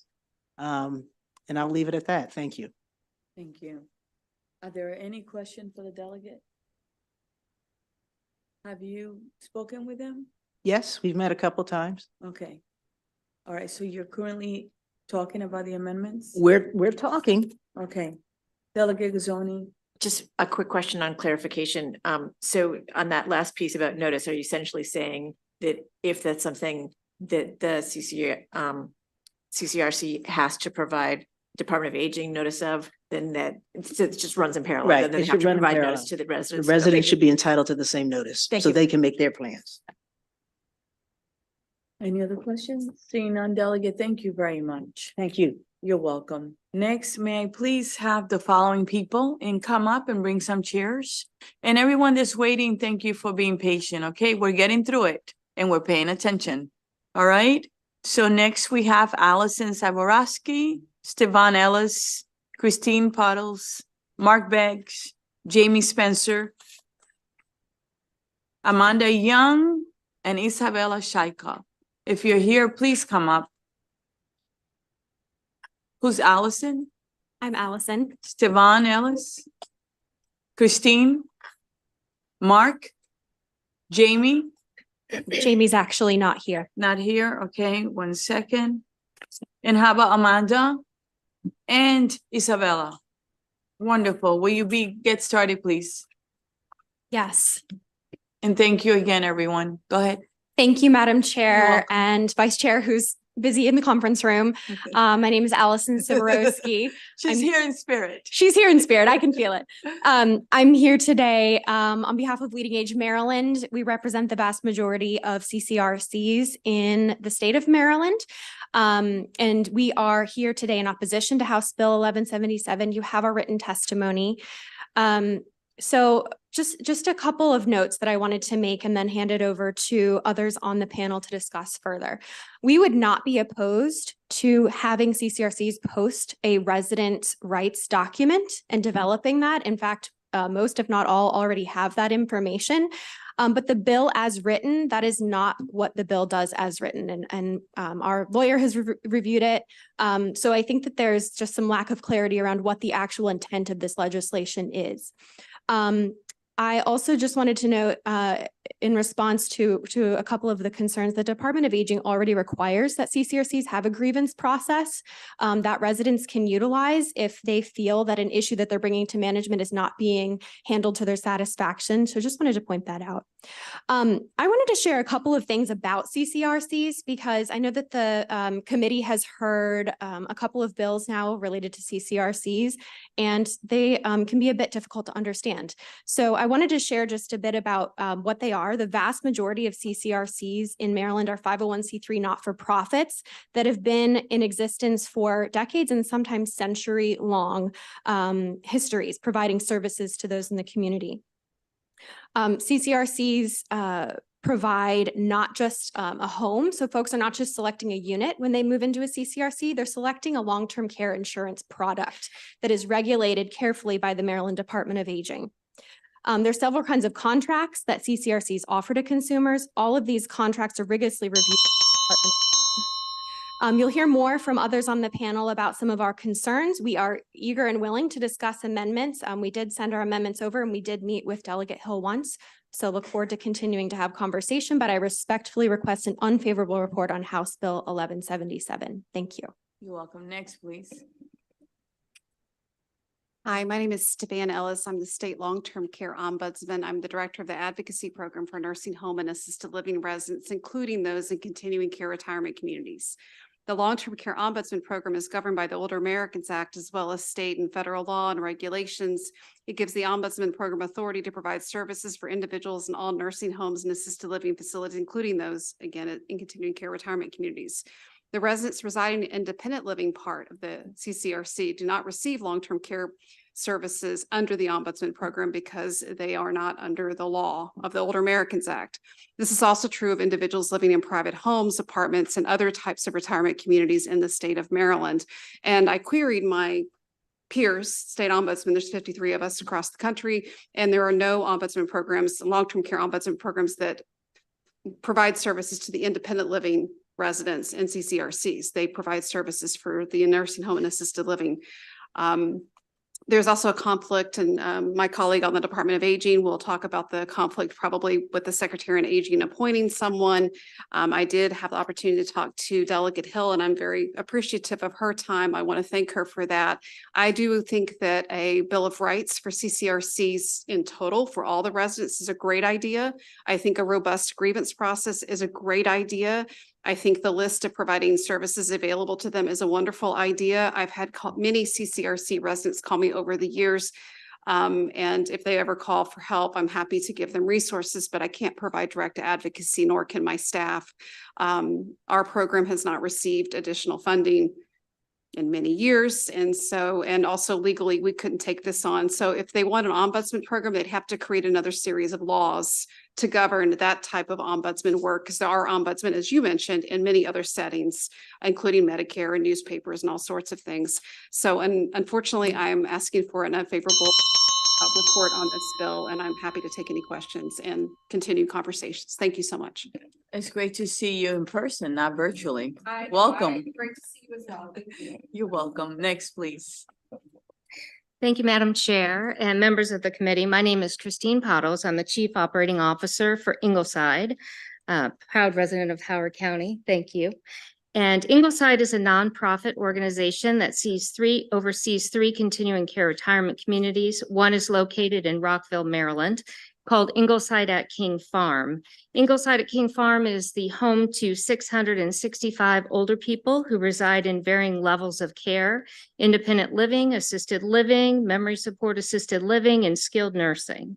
Ingleside employs about 330 individuals, and I'm here today in opposition of House Bill 1177. First, I'd like to highlight how important resident input and involvement is at Ingleside. We have roughly 26 different resident-run committees and groups at Ingleside at King Farm, and they focus on a broad range of operational and programmatic issues like dining, healthcare, arts and culture, finance, and much more. However, many of the provisions in this bill would inhibit providers' ability to operate effectively. My testimony will focus on three such provisions that are particularly problematic. First, the bill changes the time frame a provider must notify a subscriber of a fee change from 45 days to 90 days. It is unclear what fee this bill is referring to. If it refers to monthly fees paid by subscribers, current Maryland regulations require 45-day notice, as do most other states. Increasing the time frame to 90 days would be highly inefficient and burdensome. By way of example, nursing homes are required to provide 60 days notice when changing a fee. The current regulations provide residents with 45 days notice before their monthly fee increases, which is ample notice and is in line with what other states across the country require. Second, the bill would require that CCRCs provide subscribers with opportunity to give feedback on any planned fee changes, and that CCRCs respond in writing to each piece of feedback. Again, to what fee is this bill referring? CCRC residents sign a contract for services, not a contract that gave them interest in the governance of the community. Thank you. Next, please. Madam Chairwoman and members of the committee, my name is Mark Beggs. I live in Phoenix, Maryland, and I'm the president of Edenwald Senior Living in Towson, Maryland. Edenwald was founded in 1881 and has thrived for over 143 years, guided by a volunteer board of directors. Today, Edenwald is home to 400 plus older adults and employs 310 individuals. I am here in opposition of House Bill 1177. I've been a senior living professional for almost 40 years and have worked in senior leadership within CCRCs in 3 different states. Though I appreciate the intent of the bill's sponsor, many of the provisions in House Bill 1177 are not in line with widely accepted governance or operational best practices. The 2 items that I will focus on today are resident representation on governance boards and new reporting requirements outlined in the bill to include providing proprietary actuarial studies. With regards to reporting in House Bill 1177, suggests that once per year disclose to subscriber the finances of an entity that owns or has a stake in a continuing care retirement community or facility that a subscriber is part of. If an entity owns or has a stake in multiple continuing care retirement communities or facilities, once per year disclose to the subscriber the finances of the entity to a subscriber in each continuing care retirement community or facility the entity owns or has a stake in. House Bill 1177 would require CCRCs to disclose not just the individual community's financial statements and position, as is already required by Maryland law, but would require an organization who owns multiple CCRCs to share financial information from the overall entity and sister communities. This language is not applicable to continuing care retirement community organizations within the state of Maryland. CCRCs within the state are predominantly not-for-profit organizations that have no ownership entity. Even in multi-site organizations, each campus is established as a standalone entity to shield the other campuses from risk and liability. So there is no owner entity to report on in this manner. Thank you so much. Appreciate you. Next, please. Hi, good evening, Madam Chair, members of the committee. Izzy Scheikoff, Director of Housing Services with the Maryland Department of Aging. I will be brief. We at the Department of Aging are the chief regulators for CCRCs, and the oversight is rigorous. They are annually required to renew their licenses. This process is not a situation where they send in their money and we issue a certification. We look at detailed and lengthy information that they're required to submit every year. We have dialogue with them, make corrections, and review their information incredibly carefully. It's their org structure, it's their legal documents, it's their contracts, it's their audited financial statements. Our focus is to look at their financial health and to make sure that they are complying with the guidelines that require accurate and timely information being provided to residents. It's required by law. We support increased transparency, such as the language being considered under House Bill 68 as amended. Much of what's in HB 1177 is very broadly written. There's a lot in there.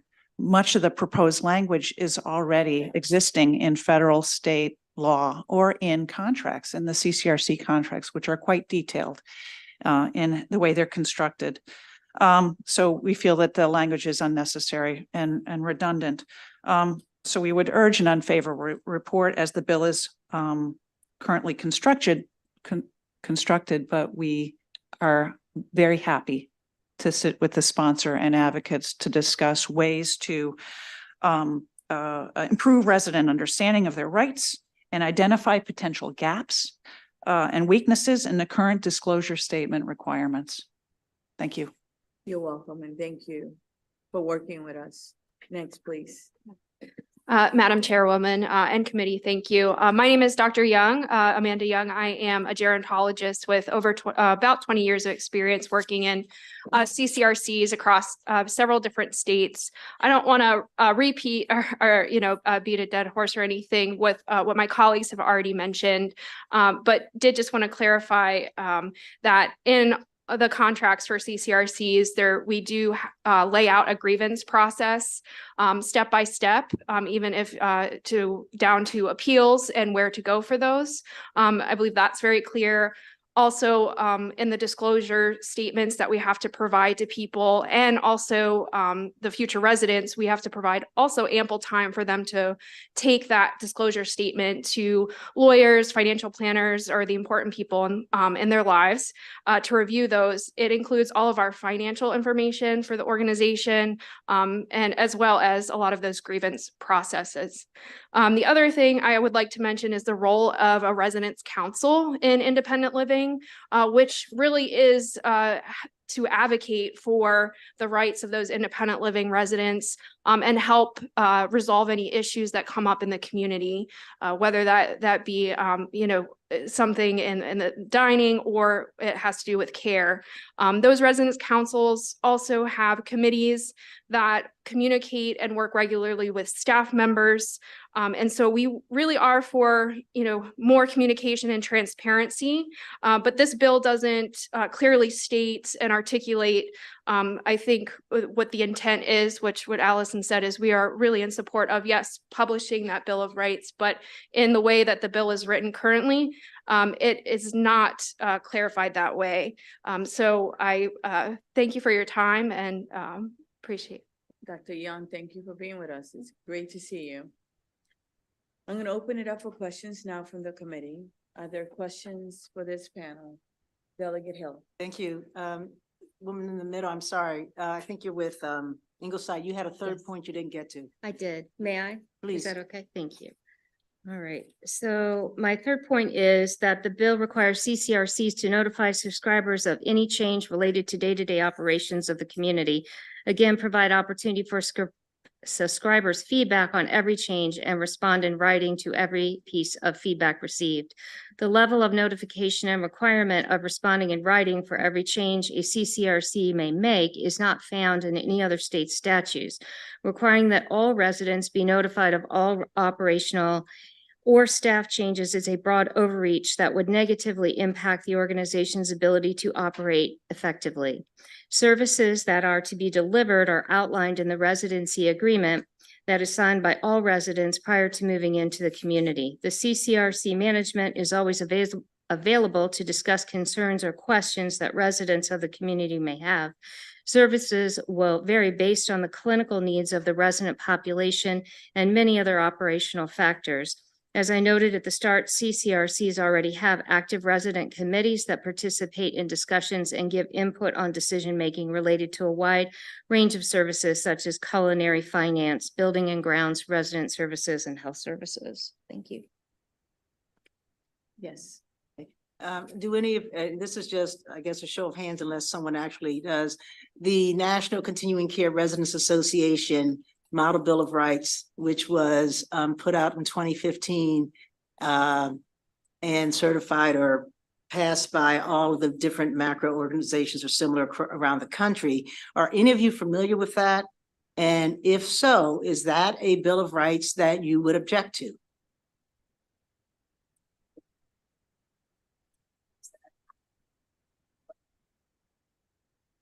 I think I would need to look at it more closely again, but I do have actually printed out with me that Connecticut passed a bill. I don't know if you're familiar with that, but it outlined 5 key residence rights for individuals living in a CCRC, and it is great. And I think it's a model that we should look at. It's very clear, and it ties directly to what we know is already what rights folks already have, and it's very well done. So I think that's something we could look at and look at the NACRA piece to see what might be different there.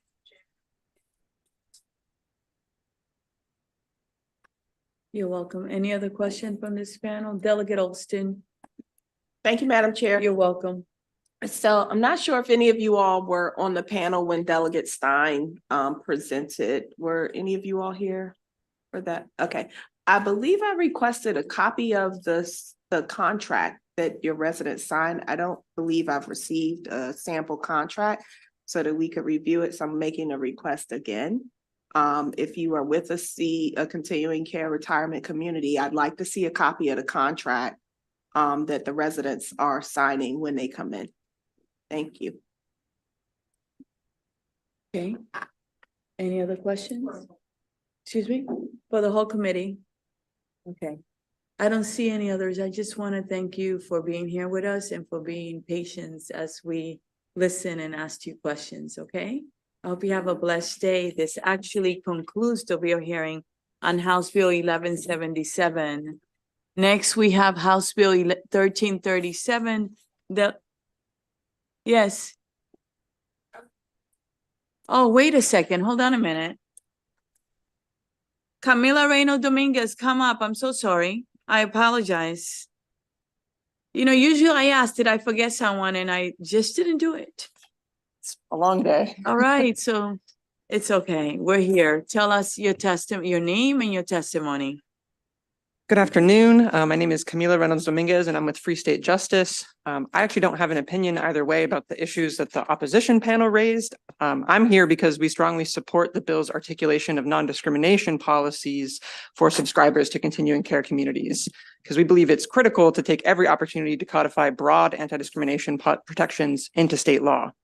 However, in the wake of the Maryland Supreme Court's recent decision in John Doe v. CRS, we recommend a simple amendment to ensure the protections under this bill are given to all Marylanders in these communities. And we haven't had a chance to speak about it, but here's my pitch. So some context about the case. Contrary to the U.S. Supreme Court Justice Gorsuch's holding in Bostock v. Clayton County, the Maryland Supreme Court held that prohibitions on sex-based discrimination do not also encompass sexual orientation and gender identity discrimination. More broadly, the court also weakened the statutory protections afforded to all Marylanders under every state-level anti-discrimination clause because many such clauses are inconsistent as to who is protected. The court said, quote, "The General Assembly's practice, as we understand it, has been to specifically identify the categories it intends to protect in anti-discrimination statutes," end quote.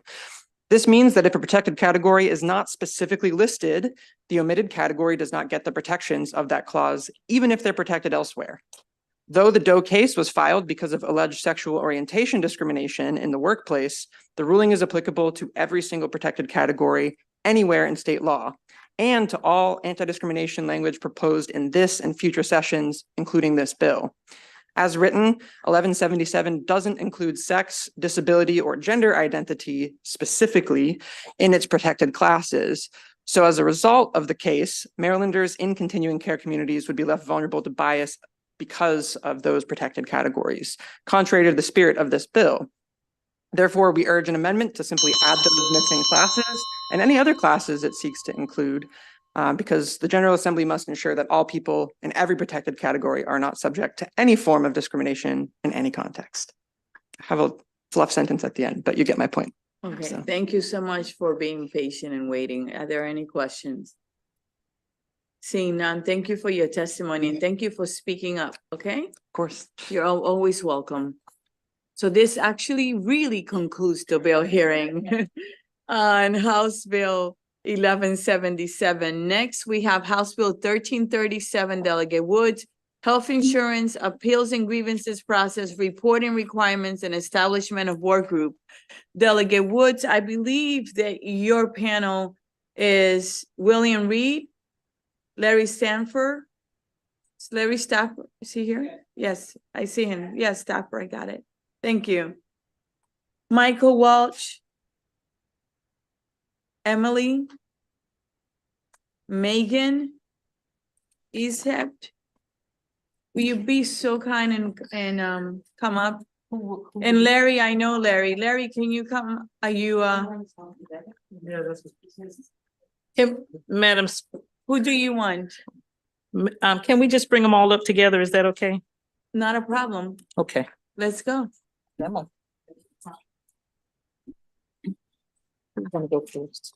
And then you can tell me what order and who do you want to testify? Is that all right? Okay. Well, you will.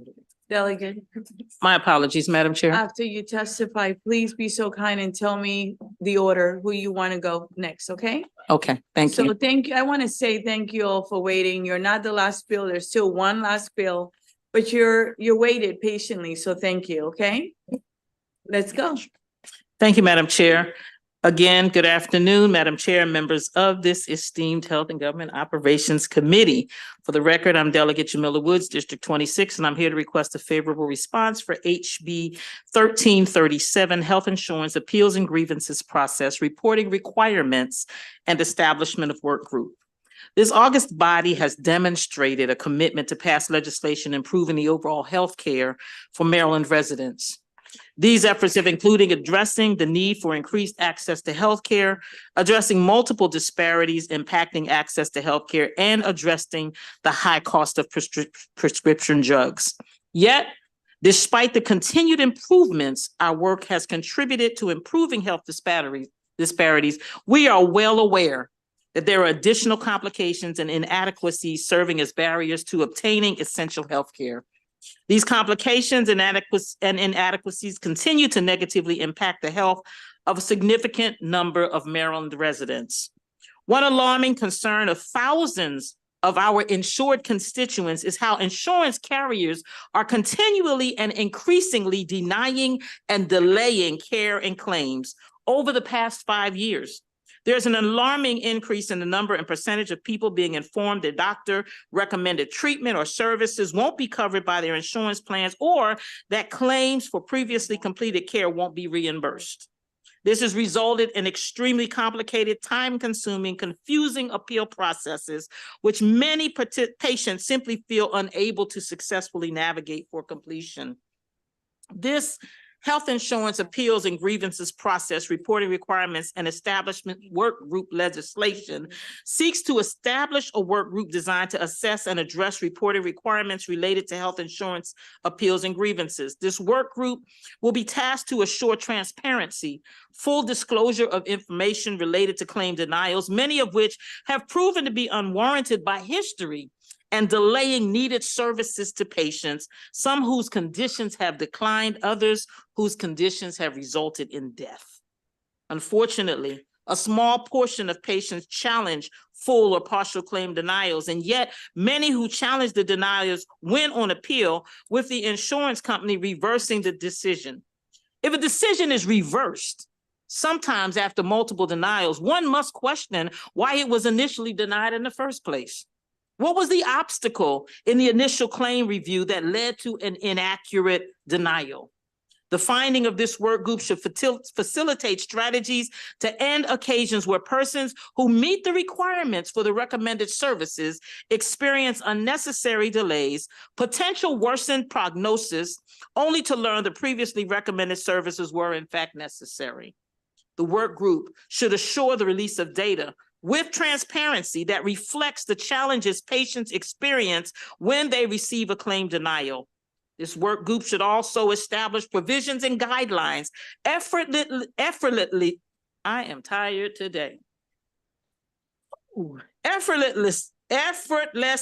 assisting persons challenging a claim denial by equipping them with the information they need to complete the appeal process in a clear and concise manner based on understandable and accessible information.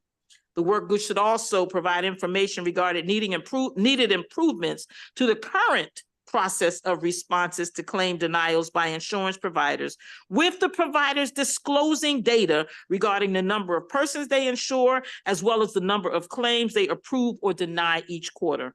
The Health Education and Advocacy Unit in the Attorney General's Office, along with the Maryland Insurance Agency, will be instrumental as participants in this work group. And for that reason, I am asking for a favorable response to House Bill 1337, Health Insurance Appeals and Grievance Process, Reporting Requirements, and Establishments of a Work Group. And I will add that there is a forthcoming amendment. Okay, thank you. And I'm going to ask you to go next. Good evening, Madam Chair and members of the committee. My name is Crystal Parker. I'm a resident of Baltimore City. I'm a part of the Healthcare Task Force for Progressive Maryland, advocate, health advocate, and more importantly, I am a patient. I'm very concerned about how private health insurance companies treat patients when it comes to getting care and getting reimbursements for claims. I'm a kidney transplant patient, and since age 9, for more than 45 years, I've relied on medical services and prescription medications to treat ailments like bone loss and hypertension associated with my condition. There have been times when I haven't been able to fill my prescriptions because my insurance plan just simply would not cover it. At one point, I had to wait several months to get the anti-rejection drugs I need to ensure that my transplant continues to function. In my experience, health insurance companies often make care decisions for us that aren't based on the full picture of our health and our needs. When they refuse coverage, it can take significant time and energy to challenge their decisions. We're left in limbo without the care that we need. I know I'm not the only one experiencing this. Out in the field last fall, I ran into a neighbor and a friend who told me about her teenage son who was prescribed Humira for his psoriatic arthritis. The treatment helped him get back to a more active life, and he was more energetic as a teenager should be. His doctors had agreed that Humira was needed, but the insurance companies, after they made one decision, then abruptly changed the policies and then started requiring a monthly pre-approval for this young man's expensive medications. There had been months when he was not able to have that medication because the family just could not afford it. The treatment, that's very stressful for her son's family to deal with month after month. We have too many instances in our community when insurance companies aren't accountable to us. That's why I support House Bill 1337. The legislation requires more transparency from carriers that help patients. It will set up a way for state agencies to look into the processes that are available to help to fight denials and whether they're really working for patients. We're still coming out of the global pandemic. We're contending with many other health challenges stemming from environmental degradation, housing, and food insecurity. Let's not make things worse by continuing to let insurance companies deny patient care. Taking action to make sure that our health insurance plans work for us will give us more health security and peace of mind. Please support House Bill 1337 and ask your colleagues to do so as well. Thank you for your time. My pleasure. And thank you for being here. And thank you for sharing your personal story. Really appreciate it, okay? Thank you. I'm glad you're doing well. Now, next, please. Good evening, Madam Chair and members of the committee. My name is Michael Walsh, a resident down in Shadyside and already a two-time cancer survivor of melanoma and Ewing sarcoma at the age of 38. I'm here because HB 1337 will do great things to increase transparency into the practices of private insurance companies in the state of Maryland. Luckily, during my 2 years of treatment, I was not denied coverage of any of the life-saving care my oncologist prescribed. But for too many others, it is their reality, as claim and care denials are on the rise. As Delegate Woods alluded to, 2022 alone saw a 12.5% increase in adverse decisions, saddling even more people with large unplanned medical bills and debt. Having to manage appeals on your own, often while still in treatment or recovery, is stressful. The resources available to us to help navigate the appeals and grievance process, which are available through the Maryland Insurance Administration and the Health, Education, and Advocacy Unit of the Office of the Attorney General, are sorely underutilized. As we saw in 2022, only 11% of policyholders even filed a grievance against an adverse decision. And within that small sample, 54% of those decisions were overturned or modified. The appeals recovered over $1.7 million of critical savings back to the patients. So I ask, what is happening in the other 90%? Without this bill, even basic data on the number of people covered under a policy is not reported, making it difficult to understand the full picture of what decisions private insurance companies are making relative to all of their policyholders. And when daily we hear about automated software and decision-making models that utilize artificial intelligence, we must all work together to better understand the impacts it has on delivering quality care to everyone. Ethical principles must be centered in the development of these technologies to build systems based on trust, and private insurance companies should aim to operate at the highest ethical standards, not the bare minimum. The process this bill will set up gives the state an opportunity to examine and dig deeper into potential problems with the appeals and grievance process and to get stakeholder input, especially from patient consumer advocates, to begin to identify solutions that will benefit all Marylanders. Again, I urge you to please support HB 1337 and encourage your House colleagues to do the same. Thank you. Thank you. Next, please. Hi, good evening, Madam Chair and committee. My name is David Glenn. I'm a nurse. I live in Silver Spring in Vice Chair Collison's district. I'm a volunteer activist with Progressive Maryland. She's and just here. wanted to add the Can I point. interrupt you for a minute? your delegate is hard at work in the conference room, all right? So she's here. No, I appreciate that. I've been in the room. I know her story. I gave her an assignment. Go ahead. I just wanted to briefly add the point that these care denials, claim denials are not just a financial headache for patients, that they have, really spill-on effects. When people face unexpected out-of-pocket expenses, unexpected claim denials, it often leads them to postpone getting or seeking care that they need. You're all probably familiar with the reports the last couple of years. The Kaiser Family Foundation in 2022 did a national survey, found that 43% of US adults reported postponing seeking care that they need because of a fear of out-of-pocket expenses. So there are really profound effects here. I also wanted to just talk about the kinds of steps that might be taken to help Marylanders find their way into the grievance process.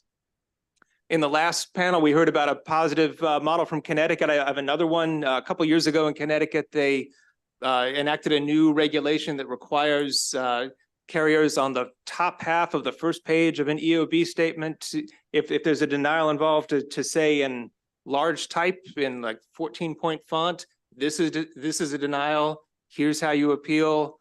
Here's your deadline for appealing. That information is on the statements that we get here in Maryland, but it's not quite as prominent. And I think that there are a number of steps like that that this work group could explore. So thank you all for your time and attention. And thank you for being a nurse. Next, please. Good afternoon, Madam Chair and members of the Health and Government Operation Committee. My name is Dr. William Reed, and I live in Frederick, Maryland for a lifetime. I'm a leader with Progressive Maryland, chair of Frederick County Progressives, and a representative of the Asian American Center of Frederick, the ACLU Maryland Nigerians in Frederick, and Resources for Immigrant Support and Empowerment, Western Maryland. Thank you for this opportunity to testify in support of House Bill 1337. In my community work, particularly as a member of Frederick County Health Department's COVID-19 Outreach Task Force, I have seen that adequate and appropriate health care is inaccessible to many of our residents, even if insured. One reason is the insurance provider's practice of denying caring claims on medical procedures that patients expected to be covered. Denying caring claim poses real challenges and risks to people and families. I am concerned that the practice of unjustifiably denying or delaying care and claims will have a disproportionate impact on already marginalized groups like racial minorities, older adults, people with disabilities, people experiencing poverty, and LGBTQ+ populations. These are vulnerable people who do not need additional financial stress or other barriers to healthcare. We support HB 1337 because it requires insurance carriers to report additional data on the number of people they insure and the number of claims filed and processed. This bill also will create a process for the Health Education and Advocacy Unit and the Maryland Insurance Administration to examine the appeals and grievance process and determine if they can improve it. Please support HB 1337, a measure that can begin to ensure people can use their health insurance when they need it. Thank you. Very much for being here. It's really appreciated.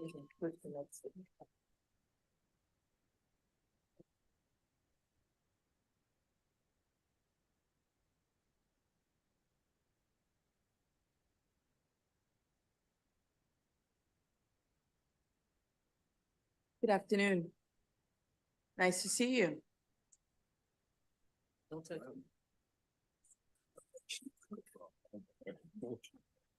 You like to get started? Yep. Okay. Okay. You have Oh, one right does it? there. Okay. Yes. All right. I'm all confused. Look at me. It's, all right. don't worry about it. All right. All right. Good evening, Madam Chair. Nice to see you and Nice members to of see the you as well, committee. Larry. All right, for those who don't know, I'm Larry Stafford Jr., Executive Director with Progressive Maryland. We're an alliance of more than 30 community groups and labor organizations representing a robust network of over 100,000 members and working class voters from every part of the state. And healthcare justice is a top priority for us. And in the past 2 years, we became aware of a growing crisis people in Maryland and other parts of the country are trying to use their healthcare plans to get the care that they need. There's been an alarming rise in care and claim denials coming from insurance companies. And in response to these issues, we launched our statewide Care Over Cost campaign last summer to learn more by engaging everyday people and to explore what can be done about this crisis. When we talk to people at community events, virtual gatherings, and other forums, we discovered that people had some common concerns. They had questions like, why are we paying more money for copays, premiums, deductibles, but getting less care from our plans? Why are there so many delays and hassles when seeking reimbursements for the claims that we file? Many of them can't believe that the same companies that are paying enormous CEO salaries and spending money on stock buybacks are telling people that they can't afford to honor our plans and cover our healthcare. And that's why we're pleased to submit our testimony in support of Delegate Wood's bill, HB 1337. As you know, HB 1337 will require additional reporting on data and more transparency from insurers, and it will set up a process for the state to look into what's happening and what can be done to improve appeals and grievance processes. Thank you so much for your time. Thank you for being with us. Next, please. Good evening, Madam Chairman and committee members. My name is Jackie McMillan. I live in Baltimore and I'm a member of the Progressive Maryland Healthcare Task Force. A friend, a young man in his 40s with multiple myeloma, nearly died a couple of years ago when his insurance company refused to pre-authorize the life-saving medicine that his doctor ordered. While his doctor worked the phones haggling with the insurance company, his friends desperately set up a GoFundMe account. Fortunately, the medicine was eventually approved and my friend is alive and doing well.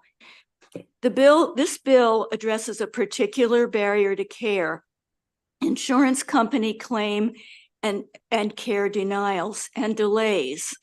Insurance companies justify these denials on the basis that they are not medically necessary, essentially second-guessing the prescribing physician or that they are not covered by the insurance policy. The denials are often unjustified, as other members of the panel have testified. A large percentage are overturned when challenged. Unjustified claim denials are a windfall for the insurance companies and an additional expense for patients who already pay premiums and out-of-pocket cost. Worst case, they contribute to the problem of medical debt and deprive some patients of needed care.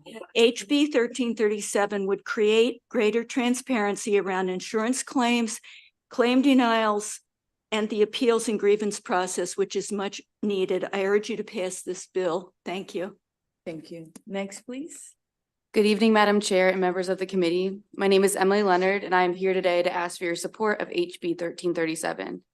In 2022, the average cost of a premium in America for a single person was around $8,000 annually, and for a family, $23,000 annually. People are already paying a hefty price per year for their insurance. It is unfair and concerning to see private health insurance companies make it difficult to get reimbursed for claims. As a former employee of the Maryland Department of Health, I am aware of how the private healthcare industry receives hefty subsidies from public money. I have heard those in health policy spaces put the blame of rising healthcare costs at the feet of those who need it. I've seen patients who are extremely prepared with printouts of their plans, still unable to get the outcomes they need when navigating the incomprehensible maze that is our current system. These failures have huge and sometimes fatal consequences. One denied claim can prevent someone from seeking life-saving care so they can avoid financial ruin. Please support HB 1337, which will start to address this issue. Currently, there are not enough requirements placed on health insurers to provide data on claims they approve and deny, making it impossible for improvements to be made to the system. We need more data to understand the scope of the problems people are facing. Marylanders will also benefit from regulators looking more closely at the appeals and grievances process and evaluating whether it's accessible enough. Please pass HB 1337. Thank you for your consideration. Thank you for being with us and providing your testimony. Delegate, do you want to come up so that I can open it up for questions, please? Madam Chair, we have one person on Zoom. Okay. You want to allow the person on Zoom, please?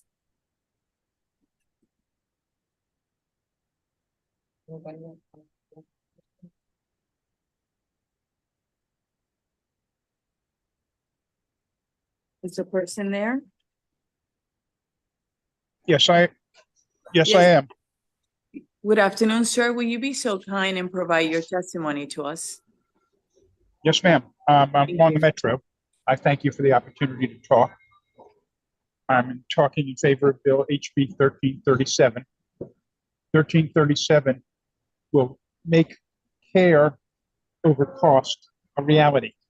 When I had to have my knee surgery, I have a Medicare Advantage plan. My wife had a Medicare Supplement plan. She was able, after her knee surgery, to stay in the hospital for a few days and go into a rehab facility. My wife is mobility challenged. When I had my knee surgery, I was told it had to be outpatient to come home to my wife, who is partially disabled, to take care of me. Even though Medicare pays for a hospital rehab stay, Humana Medicare Advantage refused to do that for me. My knee surgery cost me almost $2,300 out of pocket. I also had cataract surgery recently. So far, that has cost me $3,800 out of pocket. Luckily, I have some financial resources, but I cannot imagine a member of the Alice population who does not have insurance but needs this medical care to survive, being able to access this medical care, being able to pay for this medical care. It is time to tell the insurance companies that if we are paying them premiums, we are paying premiums for them to cover us, for them to make sure that we have the care we need when we need it, and that they no longer prioritize their profits over people. For your time. Okay. You're done, sir? Yes, ma'am, I am. Thank you very much. Thank you. All right, Delegate, I'm going to open it up. I believe, is there anyone here that for this bill that did not get called? Everyone was called? Great. I'm going to open it up for questions now. I see Delegate Kerr and then Delegate Gazzoni. Thank you, Madam Chair. You're welcome. Delegate Woods, when you had your other bill about the calcium score testing, I had asked a question about claim denials. It seems like it's more appropriate for this bill. Do you notice a pattern of claim denials? Yes, actually, yes. Not only do we notice the pattern, but we see that pattern has exponentially increased, as I said in my statement, over the past 5 years. And it seems like it just becomes an automatic. We deny, we deny, we deny.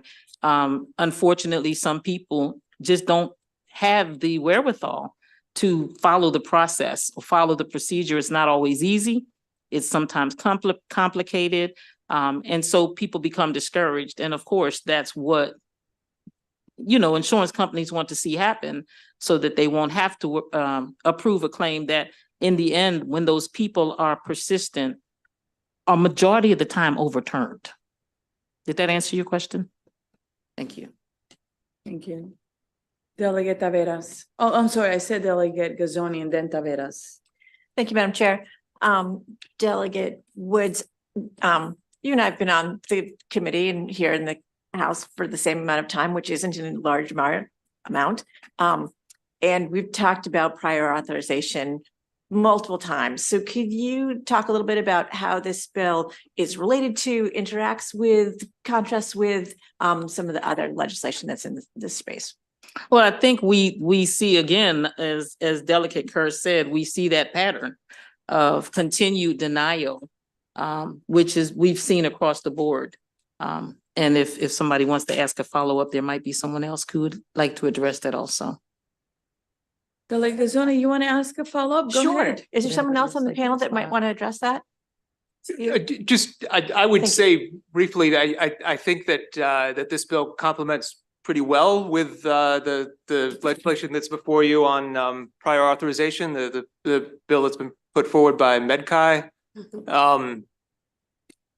One thing that I think is important to recognize is that not all claim denials are related to prior authorization requirements. Some are disputes about whether a certain kind of treatment is covered under the insurance contract at all. Or, occasionally they'll just say, it's not a matter of prior authorization, but you just don't meet the clinical criteria for this particular treatment. And they'll retroactively decide, we're not going to cover this.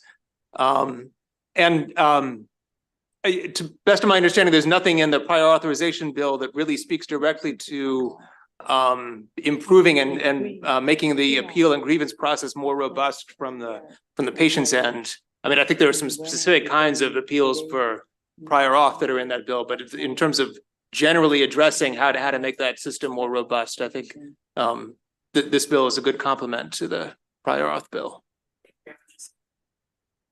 Delegate Lewis. Thank you, Madam Chair. And thank you, Delegate Woods, for this bill. This is important stuff. I'm curious, when claims are denied, is there a particular type of claim that's more likely to be denied, a particular area of clinical care that is more likely to be denied? Whoever is best to answer. I can just briefly mention just the data that's compiled in the annual reports from HGAU shows that over the last 4 or 5 years, a much higher proportion of these denials are related to medications and pharmaceuticals. In fiscal year 2018, that was something like 30% of denials. Fiscal year 2022 was over 50% of denials were pharmaceutical related. I can't tell you exactly why that is. I don't know if carriers are tightening their formularies or if they're placing more medications under prior authorization requirements or if it has to do with new medications coming onto the market, but that's the pattern. It's a sharp increase in the medication related denials. Killed the bill across the street. All right. So are there any other questions? Okay, seeing none.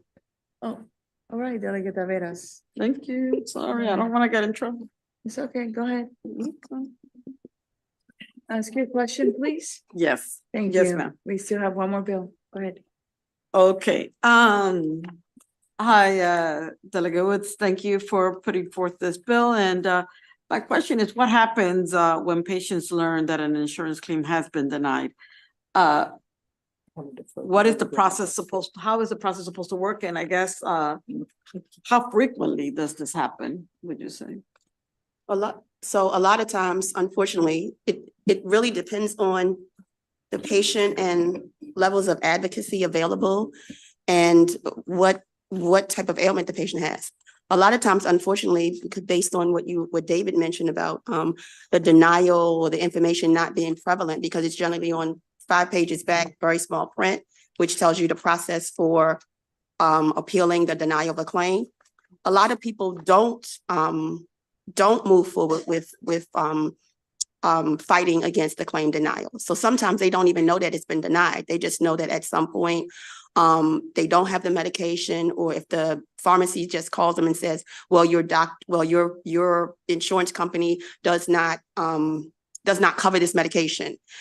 So then you would have to go back to your doctor maybe 2 or 3 times. They might have to write 5 or 6 different prescriptions before they get one sent in that is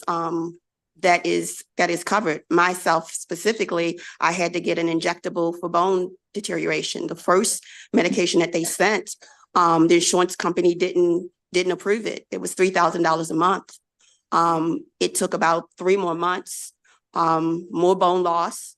And then she sent in another prescription. It took them a process and a while, 3 months you had to wait for them to decide if they were going to approve it. Then that came back, that was like about $1,500 a month, until finally the one medication that I'm on now, which still there would have been a copay, but the pharmacy that I go to itself found some, what did you call it?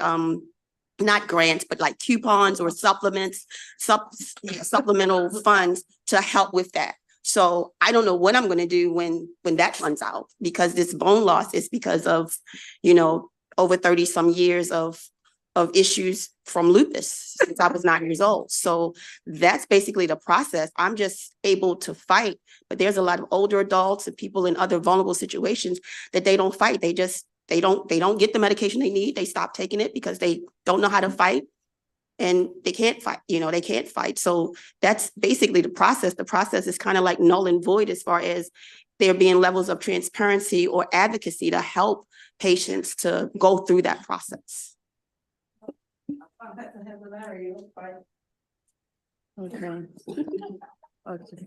And Madam Chair, if I can just add, sorry. You're not allowed, but Somebody wanna ask. do you want to ask him a follow-up, Delegate? Do you have something to chime in? Yeah, thank you. Appreciate the opportunity. So, often when you receive the notification, the onus is on yourself. And as I was alluding, you can get denied while you're in the middle of receiving a treatment. Personally, when you're on cancer treatments, whether it's chemotherapy, immunotherapy, radiation therapy, that drains your energy. We know that just like biologically. So imagine dealing with the side effects of those types of treatments and then saying, oh, you need to call a bunch of people, get a bunch of information, figure out what's going on. There are resources available through the Maryland Insurance Administration. Again, they can help, but again, just putting forth that energy when you're in a stressful situation already is very difficult. And so when we're asking more of the onus to be on that patient, often, unfortunately, folks will have to make the decision to bypass that potential long process. And it's unfortunate because we see that, majority of the time there is some savings coming back. There's a decision that's overturned. And so, it's discerning to know that the decision can go the wrong way when it should have gone the right way, when it's in your contract for your insurance plan. And that the only reason you're not getting that benefit is because you couldn't take even more time dedicated to something you've spent, possibly hours researching which plan was best for you during open enrollment, or, what plan can I even afford? So just asking for that extra work is a lot on the individual. And so by increasing the awareness of the resources, I think that that's also something that, this group can address. So thank you. Any other questions? Seeing none. Delegate, did you see the letter from the Attorney General, Office of the Attorney General? They had the second paragraph, a suggestion on asking the Maryland Insurance Administration together with the Attorney General to study the topic listed on page 3, which is the amendment that you gave where you striked everything and you have that reporting left. And it seems like the MIA will be willing to do it. So I think that we could probably get this done with a letter because they have agreed to do it. So we can work on that with counsel on it, okay? Yes, thank you, Madam Chair. And then the pre-auth bill that we have, that we're fighting so hard for, and we thought we had a deal. And all the insurance companies were on board. There were 11 meetings and many, many emails sent. The other carriers were on board and the PBMs. However, CareFirst decided to not keep their word and walk back their agreement. So the bill is in the Senate and here, and they're trying to address their concerns with a fiscal note. An amendment has been put forward with a study and a sunset of 3 years to come back and see whether or not, the sky is going to fall, as they say, and allow it to go forward. And that's what we're hoping. We have asked the CEO of the company to please communicate that so that the bill can move forward because they gave it a large fiscal note. But it actually compares to what we did 10 years ago with step therapy. And we show that we've been doing step therapy for 10 years, that the sky did not fall. So we're hopeful that they would allow the bill to move forward. And a lot of your concerns from this bill are in that bill. So we'll see what happens, but we'll definitely work on it, okay? Thank you, Madam Chair. You're most welcome. Did I call everyone for this bill? Is there someone that I did not call? I think you have everyone, Madam Chair. I just want to thank everyone. I don't see any other questions, for your patience as we ask the questions, okay? And this actually concludes the bill hearing on House Bill 337. We're now going to the last bill of the day, House Bill 1259, Delegate Alston, Health Insurance Breast and Lung Cancer Screening Coverage Requirements. Delegate Alston, do you have a, okay, so why don't I call, Kefandra Brown, Lisa Mullen, Danielle Rainian, Shenting Ling, Janice Torella. Those are all your witnesses. Will you be so kind and come up? Anyone that I didn't call for this bill, just come up and join the table. Thank you. Let's just do this. And you know what? We're paying attention. You have us. Don't worry that because you're last, we're not here. We're present, okay? And thank you for your patience. Sir, did you sign up to testify? Sir, did you sign up to testify? Okay, great. Not great, but thank you. Go ahead. Okay, Delegate Alston, go ahead. Well, good evening, colleagues. I know the hour is late, so I will get through this. I'm going to start with my name for the record. I'm Tiffany Austin, delegate from District 24, here today to present House Bill 1259, which is a health insurance breast and lung cancer screening coverage requirement. Before I get into the details, I want to actually start with the opposition. We've been hearing about these pre-authorizations and the cost and how people want us to wait. What I will say as it relates to this bill is that we should not wait. This bill is before us now. We've already done the study. It's actually being passed out to you. The cost is minimal and people are dying. There is no good reason to wait to get rid of pre-authorizations as it relates to breast and lung cancer. We're looking at somewhere in the neighborhood of 33 cents per patient per month, as low as 12 cents in some cases. No good reason to delay when people are actually dying because we are failing to provide them with this service. And with that, I'll tell you a personal story.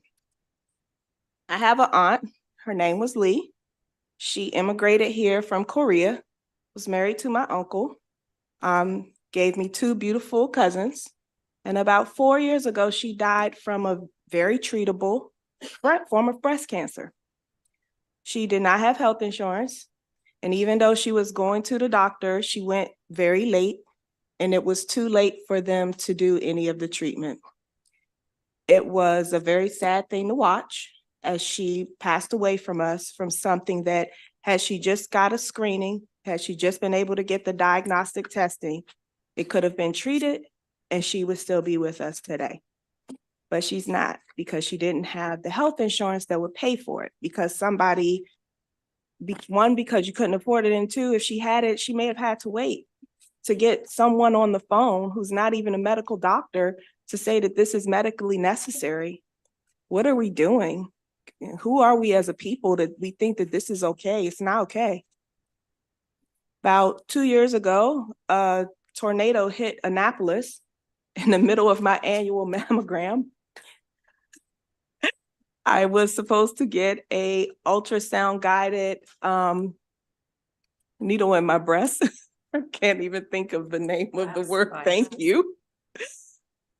Biopsy. And the tornado gave me the perfect excuse to get out of it. So I didn't go back. A few months later, I was without health insurance. So we know how that story went. I don't have cancer. I'm doing my checkups. And now I have insurance, so I am able to get the required screening and testing. But is this what we're doing? Like people, we have the technology to help people. We have the medication to treat people. Breast cancer is one of the most deadly forms of cancer we have, but it's also one of the most treatable if we actually catch it in time. And so all this bill is doing is saying that we need to make these insurance companies pay for the screening and the follow-up diagnostic testing for both breast and lung cancer and get rid of these pre-authorizations that boggle our doctors down, unnecessarily calling and waiting for some non-medical person to tell them it's okay to do a test that they know is medically necessary. With that, I'm going to ask for your favorable report. You have the study in front of you. It should answer any questions that the opposition may have raised in their, it's only one person in their opposition. The cost is minimal and our lives are valuable. So I ask you pass this bill. And with that, I turn it over to my esteemed panel of experts who will enlighten you further. Thank you for sharing your story, okay? And I'm sorry about your aunt. Thank you. Good evening. Good evening. My name is Dr. Lisa Mullen, and I'm a breast imaging radiologist at Johns Hopkins Medicine. And I'm speaking this evening in support of House Bill 1259. Many studies have been published related to disparities and delays in breast cancer care, delays in follow-up after an abnormal screening mammogram, and delays in obtaining a breast biopsy were found to be higher in Black, Hispanic, and Asian women.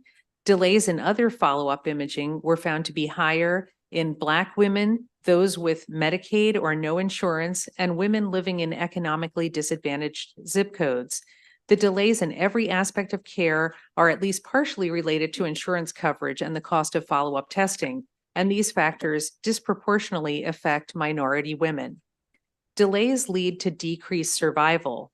Patients with breast cancer treatment delays of only 3 months or more have 12% lower 5-year survival than those with shorter delays, and longer delays are associated with more advanced stages. Low-income breast cancer patients have 5-year relative survival rates that are 9% lower than high-income patients. Black women are 41% more likely to die from breast cancer than white women. And part of the racial disparity is due to more advanced stage at diagnosis and less access to high-quality treatment, likely due to financial barriers. When breast cancer is small and doesn't involve regional lymph nodes, it's easier and less expensive to treat, with fewer complications and better long-term survival.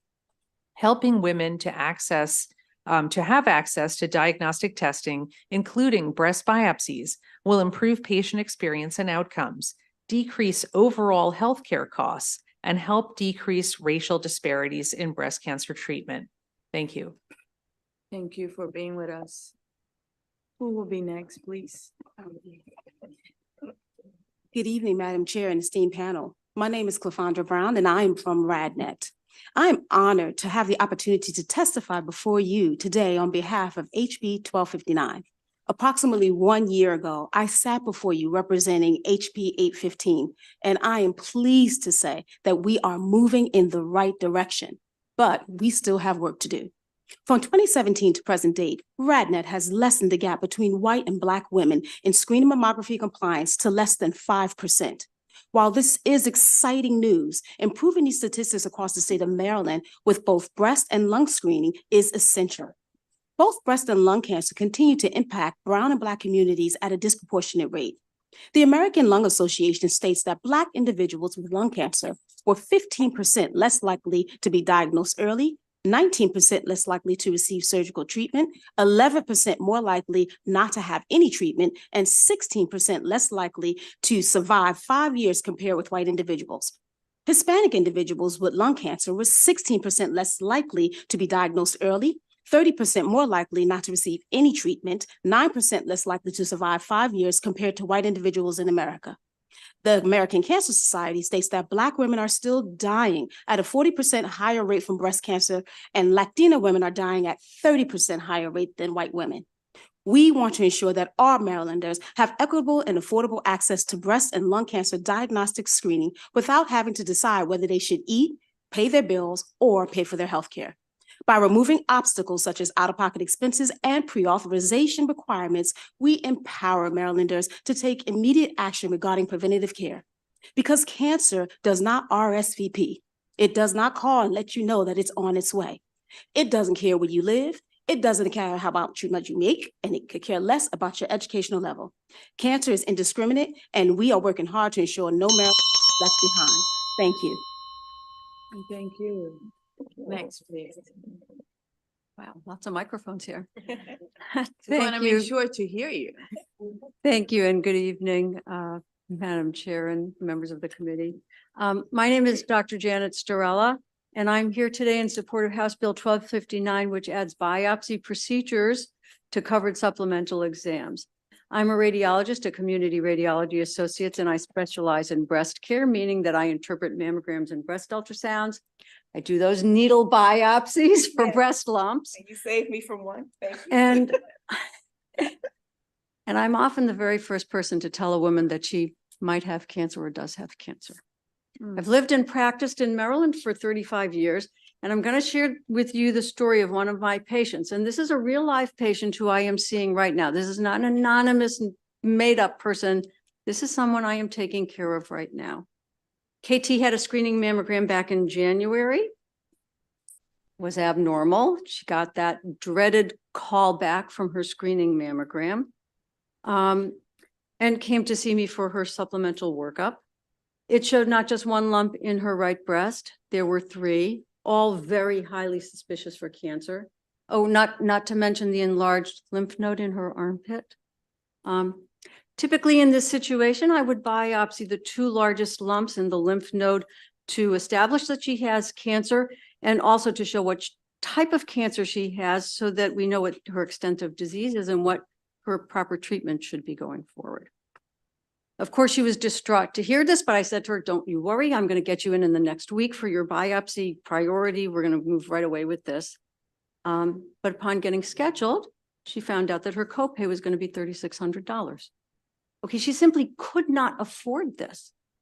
She canceled her appointment. So we worked with her to try and find a way, and within a month, she was able to sign up for a medical debt credit card, but she then asked that I please just biopsy 1 lump to show that she had cancer and that she could see a breast surgeon, because that would reduce the costs to $1,200. So the result of the copay requirement was not only the delay in diagnosis and treatment for a serious breast cancer, it subjected this woman to the additional stress, not only of having the cancer, but of being subject to an overwhelming debt just to get the treatment that she needs to save her life. So just imagine if this is someone that you know. You know, this is the woman you know in the checkout line at your local Giant, or a neighbor, or maybe it's your sister, or maybe it is somebody sitting right next to you. This bill will save women's lives in Maryland. And yes, KT's biopsy was positive, but luckily it's not the most aggressive form of breast cancer. Thank you. Thank you so much. And thank you for what you do. I really appreciate it. I really do. And thank you for sharing that story. It takes a lot. You're a strong woman strong person to make those calls. Thank you. Next, please. Thank you, Madam Chair and committee members. My name is Chang Ting Lin. I'm a radiologist. I'm Director of Thoracic Imaging at Johns Hopkins Hospital. And happy to be here to express my views, my personal views on House Bill 1259. And I'm here to state unequivocally that lung cancer screening works. We know it detects early localized lung cancers, which are its most treatable stage. We know that it reduces lung cancer mortality by 20%. We knew this 7 years ago. So you would expect we would have been saving not thousands, but millions of people by now. Not exactly. We are screening about 3% of high-risk individuals in Maryland. And of those 3%, about a quarter are coming back for their recommended follow-up scans. So that is alarming, because we know lung cancer is deadly. We know that it presents, without screening, it presents at a later stage where less than 1 in 10 of those patients are expected to live beyond 5 years. So my clinical colleagues can attest to the fact that it's very challenging to navigate insurance. There's so many challenges to deal with insurance's restrictions, delays, authorization requirements. So we need to strengthen and streamline insurance so that it can be available for anyone who needs lung cancer screening breast cancer screening. That way, we can serve as many of those in need in our community as possible. Thank you for your attention. Thank you for the work you do. Okay, it's important. We appreciate it. Who's next, please? I feel like I saw you yesterday. Did I see you yesterday? You did. You gave me a big assignment. Okay, I know I gave you I told you I did ask you for a memo. You did. You did.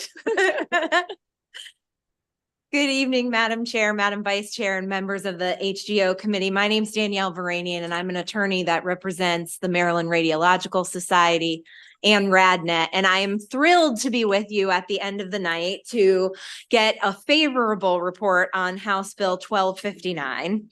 This is a very important bill that does two small but very important things. The first is it adds into the law that we passed last year that image-guided breast biopsy is one of the diagnostic studies that is included in the covered studies. So it ensures that that is covered by your insurance. And this bill also ensures that lung cancer screening and the follow-up diagnostic images that are necessary to make that diagnosis are also covered by insurance and disallows the requirement for a pre-authorization for that. So we urge a favorable report on this bill, and we're happy to answer any questions that you might have. Thank you. Thank you. So I'm going to open it up for questions now. Okay. Thanks for your patience. Are there any questions for this panel? Seeing none. Oh, who am I? Did you just turn it on? Okay, because I was going to say, am I blind? Go ahead. Thank you. Lewis, followed by Martinez. Thank you, Madam Chair. You're not blind, but you probably are tired, and I was also slow. Thank you. Thank you, Delegate Alston, for this bill and for your heartfelt testimony. Thanks to all your panelists. I was chatting with my seatmate, and we remembered that last year, Delegate Diana Fennell brought a bill about breast and lung cancer screening. And going back, it looks like her bill, which did pass and become law, requires this insurance companies to cover post-diagnostic screening for breast and lung cancer. So if I'm understanding your bill correctly, it proposes to require diagnostic screening that be covered. Is that so? So these two bills would act as a kind of bookends, covering everybody and reducing the risk more broadly. Is that correct? Yes, one of the things we did with the bills last year is we asked for a study to find out how much it would cost to add in the ultrasound guided testing. I just don't want to say the word today. Dr. Starella owes me a biopsy, and I think so. Yes, and so that study is what we passed out to you, and so this bill extends and complements what we did last year. You're welcome. Any other question? Oh, Delegate Martinez. Go ahead. Thank you so much, Madam Chair. It's late. Delegate, thank you so much for this bill. You might have already touched on this in your panel, but are communities of color disproportionately impacted by cancer rates, particularly lung cancer?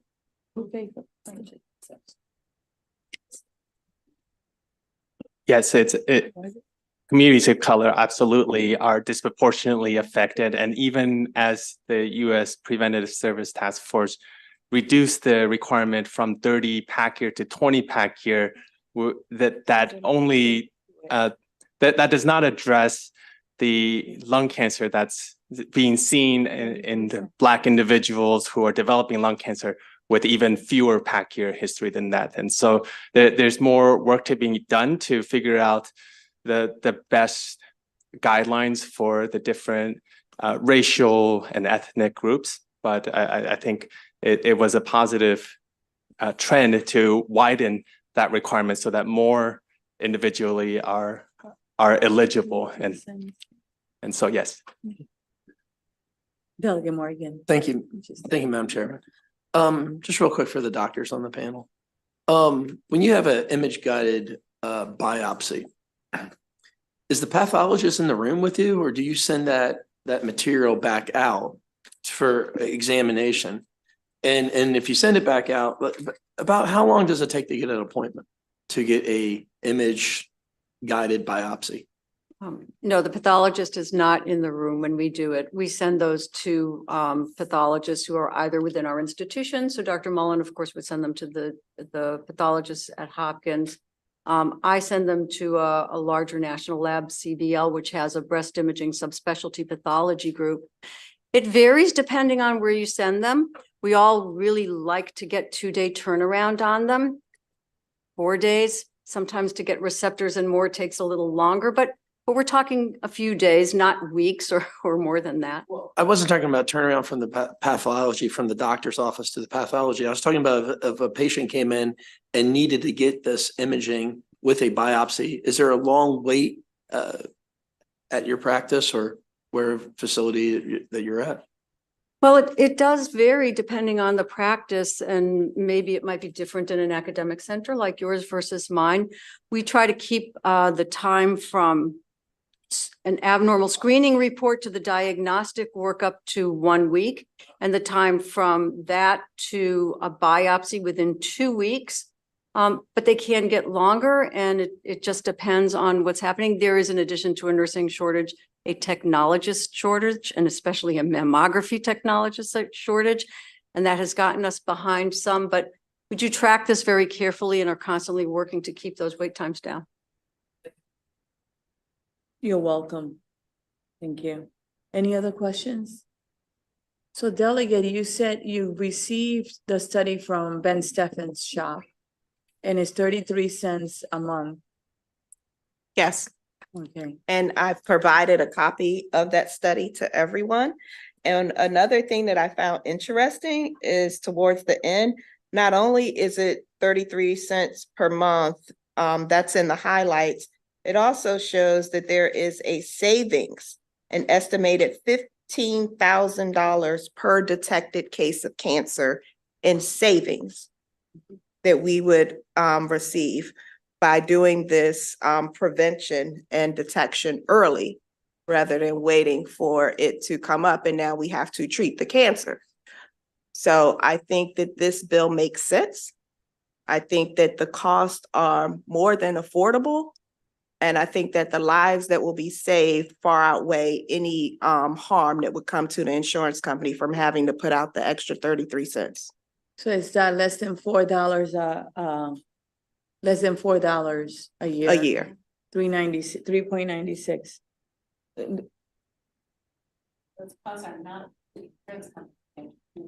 Correct. Per all of us. I just want to be clear about where the money is. Thank you. So it's $4 per person per year. Yes. Did you meet with the with Matt Centilano? I saw his response today, so we have not had an opportunity to meet. I have not spoken with him. All right, can you do that, please? Yes. Thank you. Any questions? Yes, Delegate Bagno. Thank you, Madam Chair. And as you were speaking, it occurred to me that as we're looking at the total cost of care and moving into the all-payer model and the AHEAD model, which incentivizes public health initiatives that lower cost with greater health outcomes, do you see this as a potential public health initiative that could meet the AHEAD model as we move into that? Yes. Thank you. Thank you. Any other questions? All right, seeing none. This concludes the bill hearing on House Bill 1259. Thank you very much.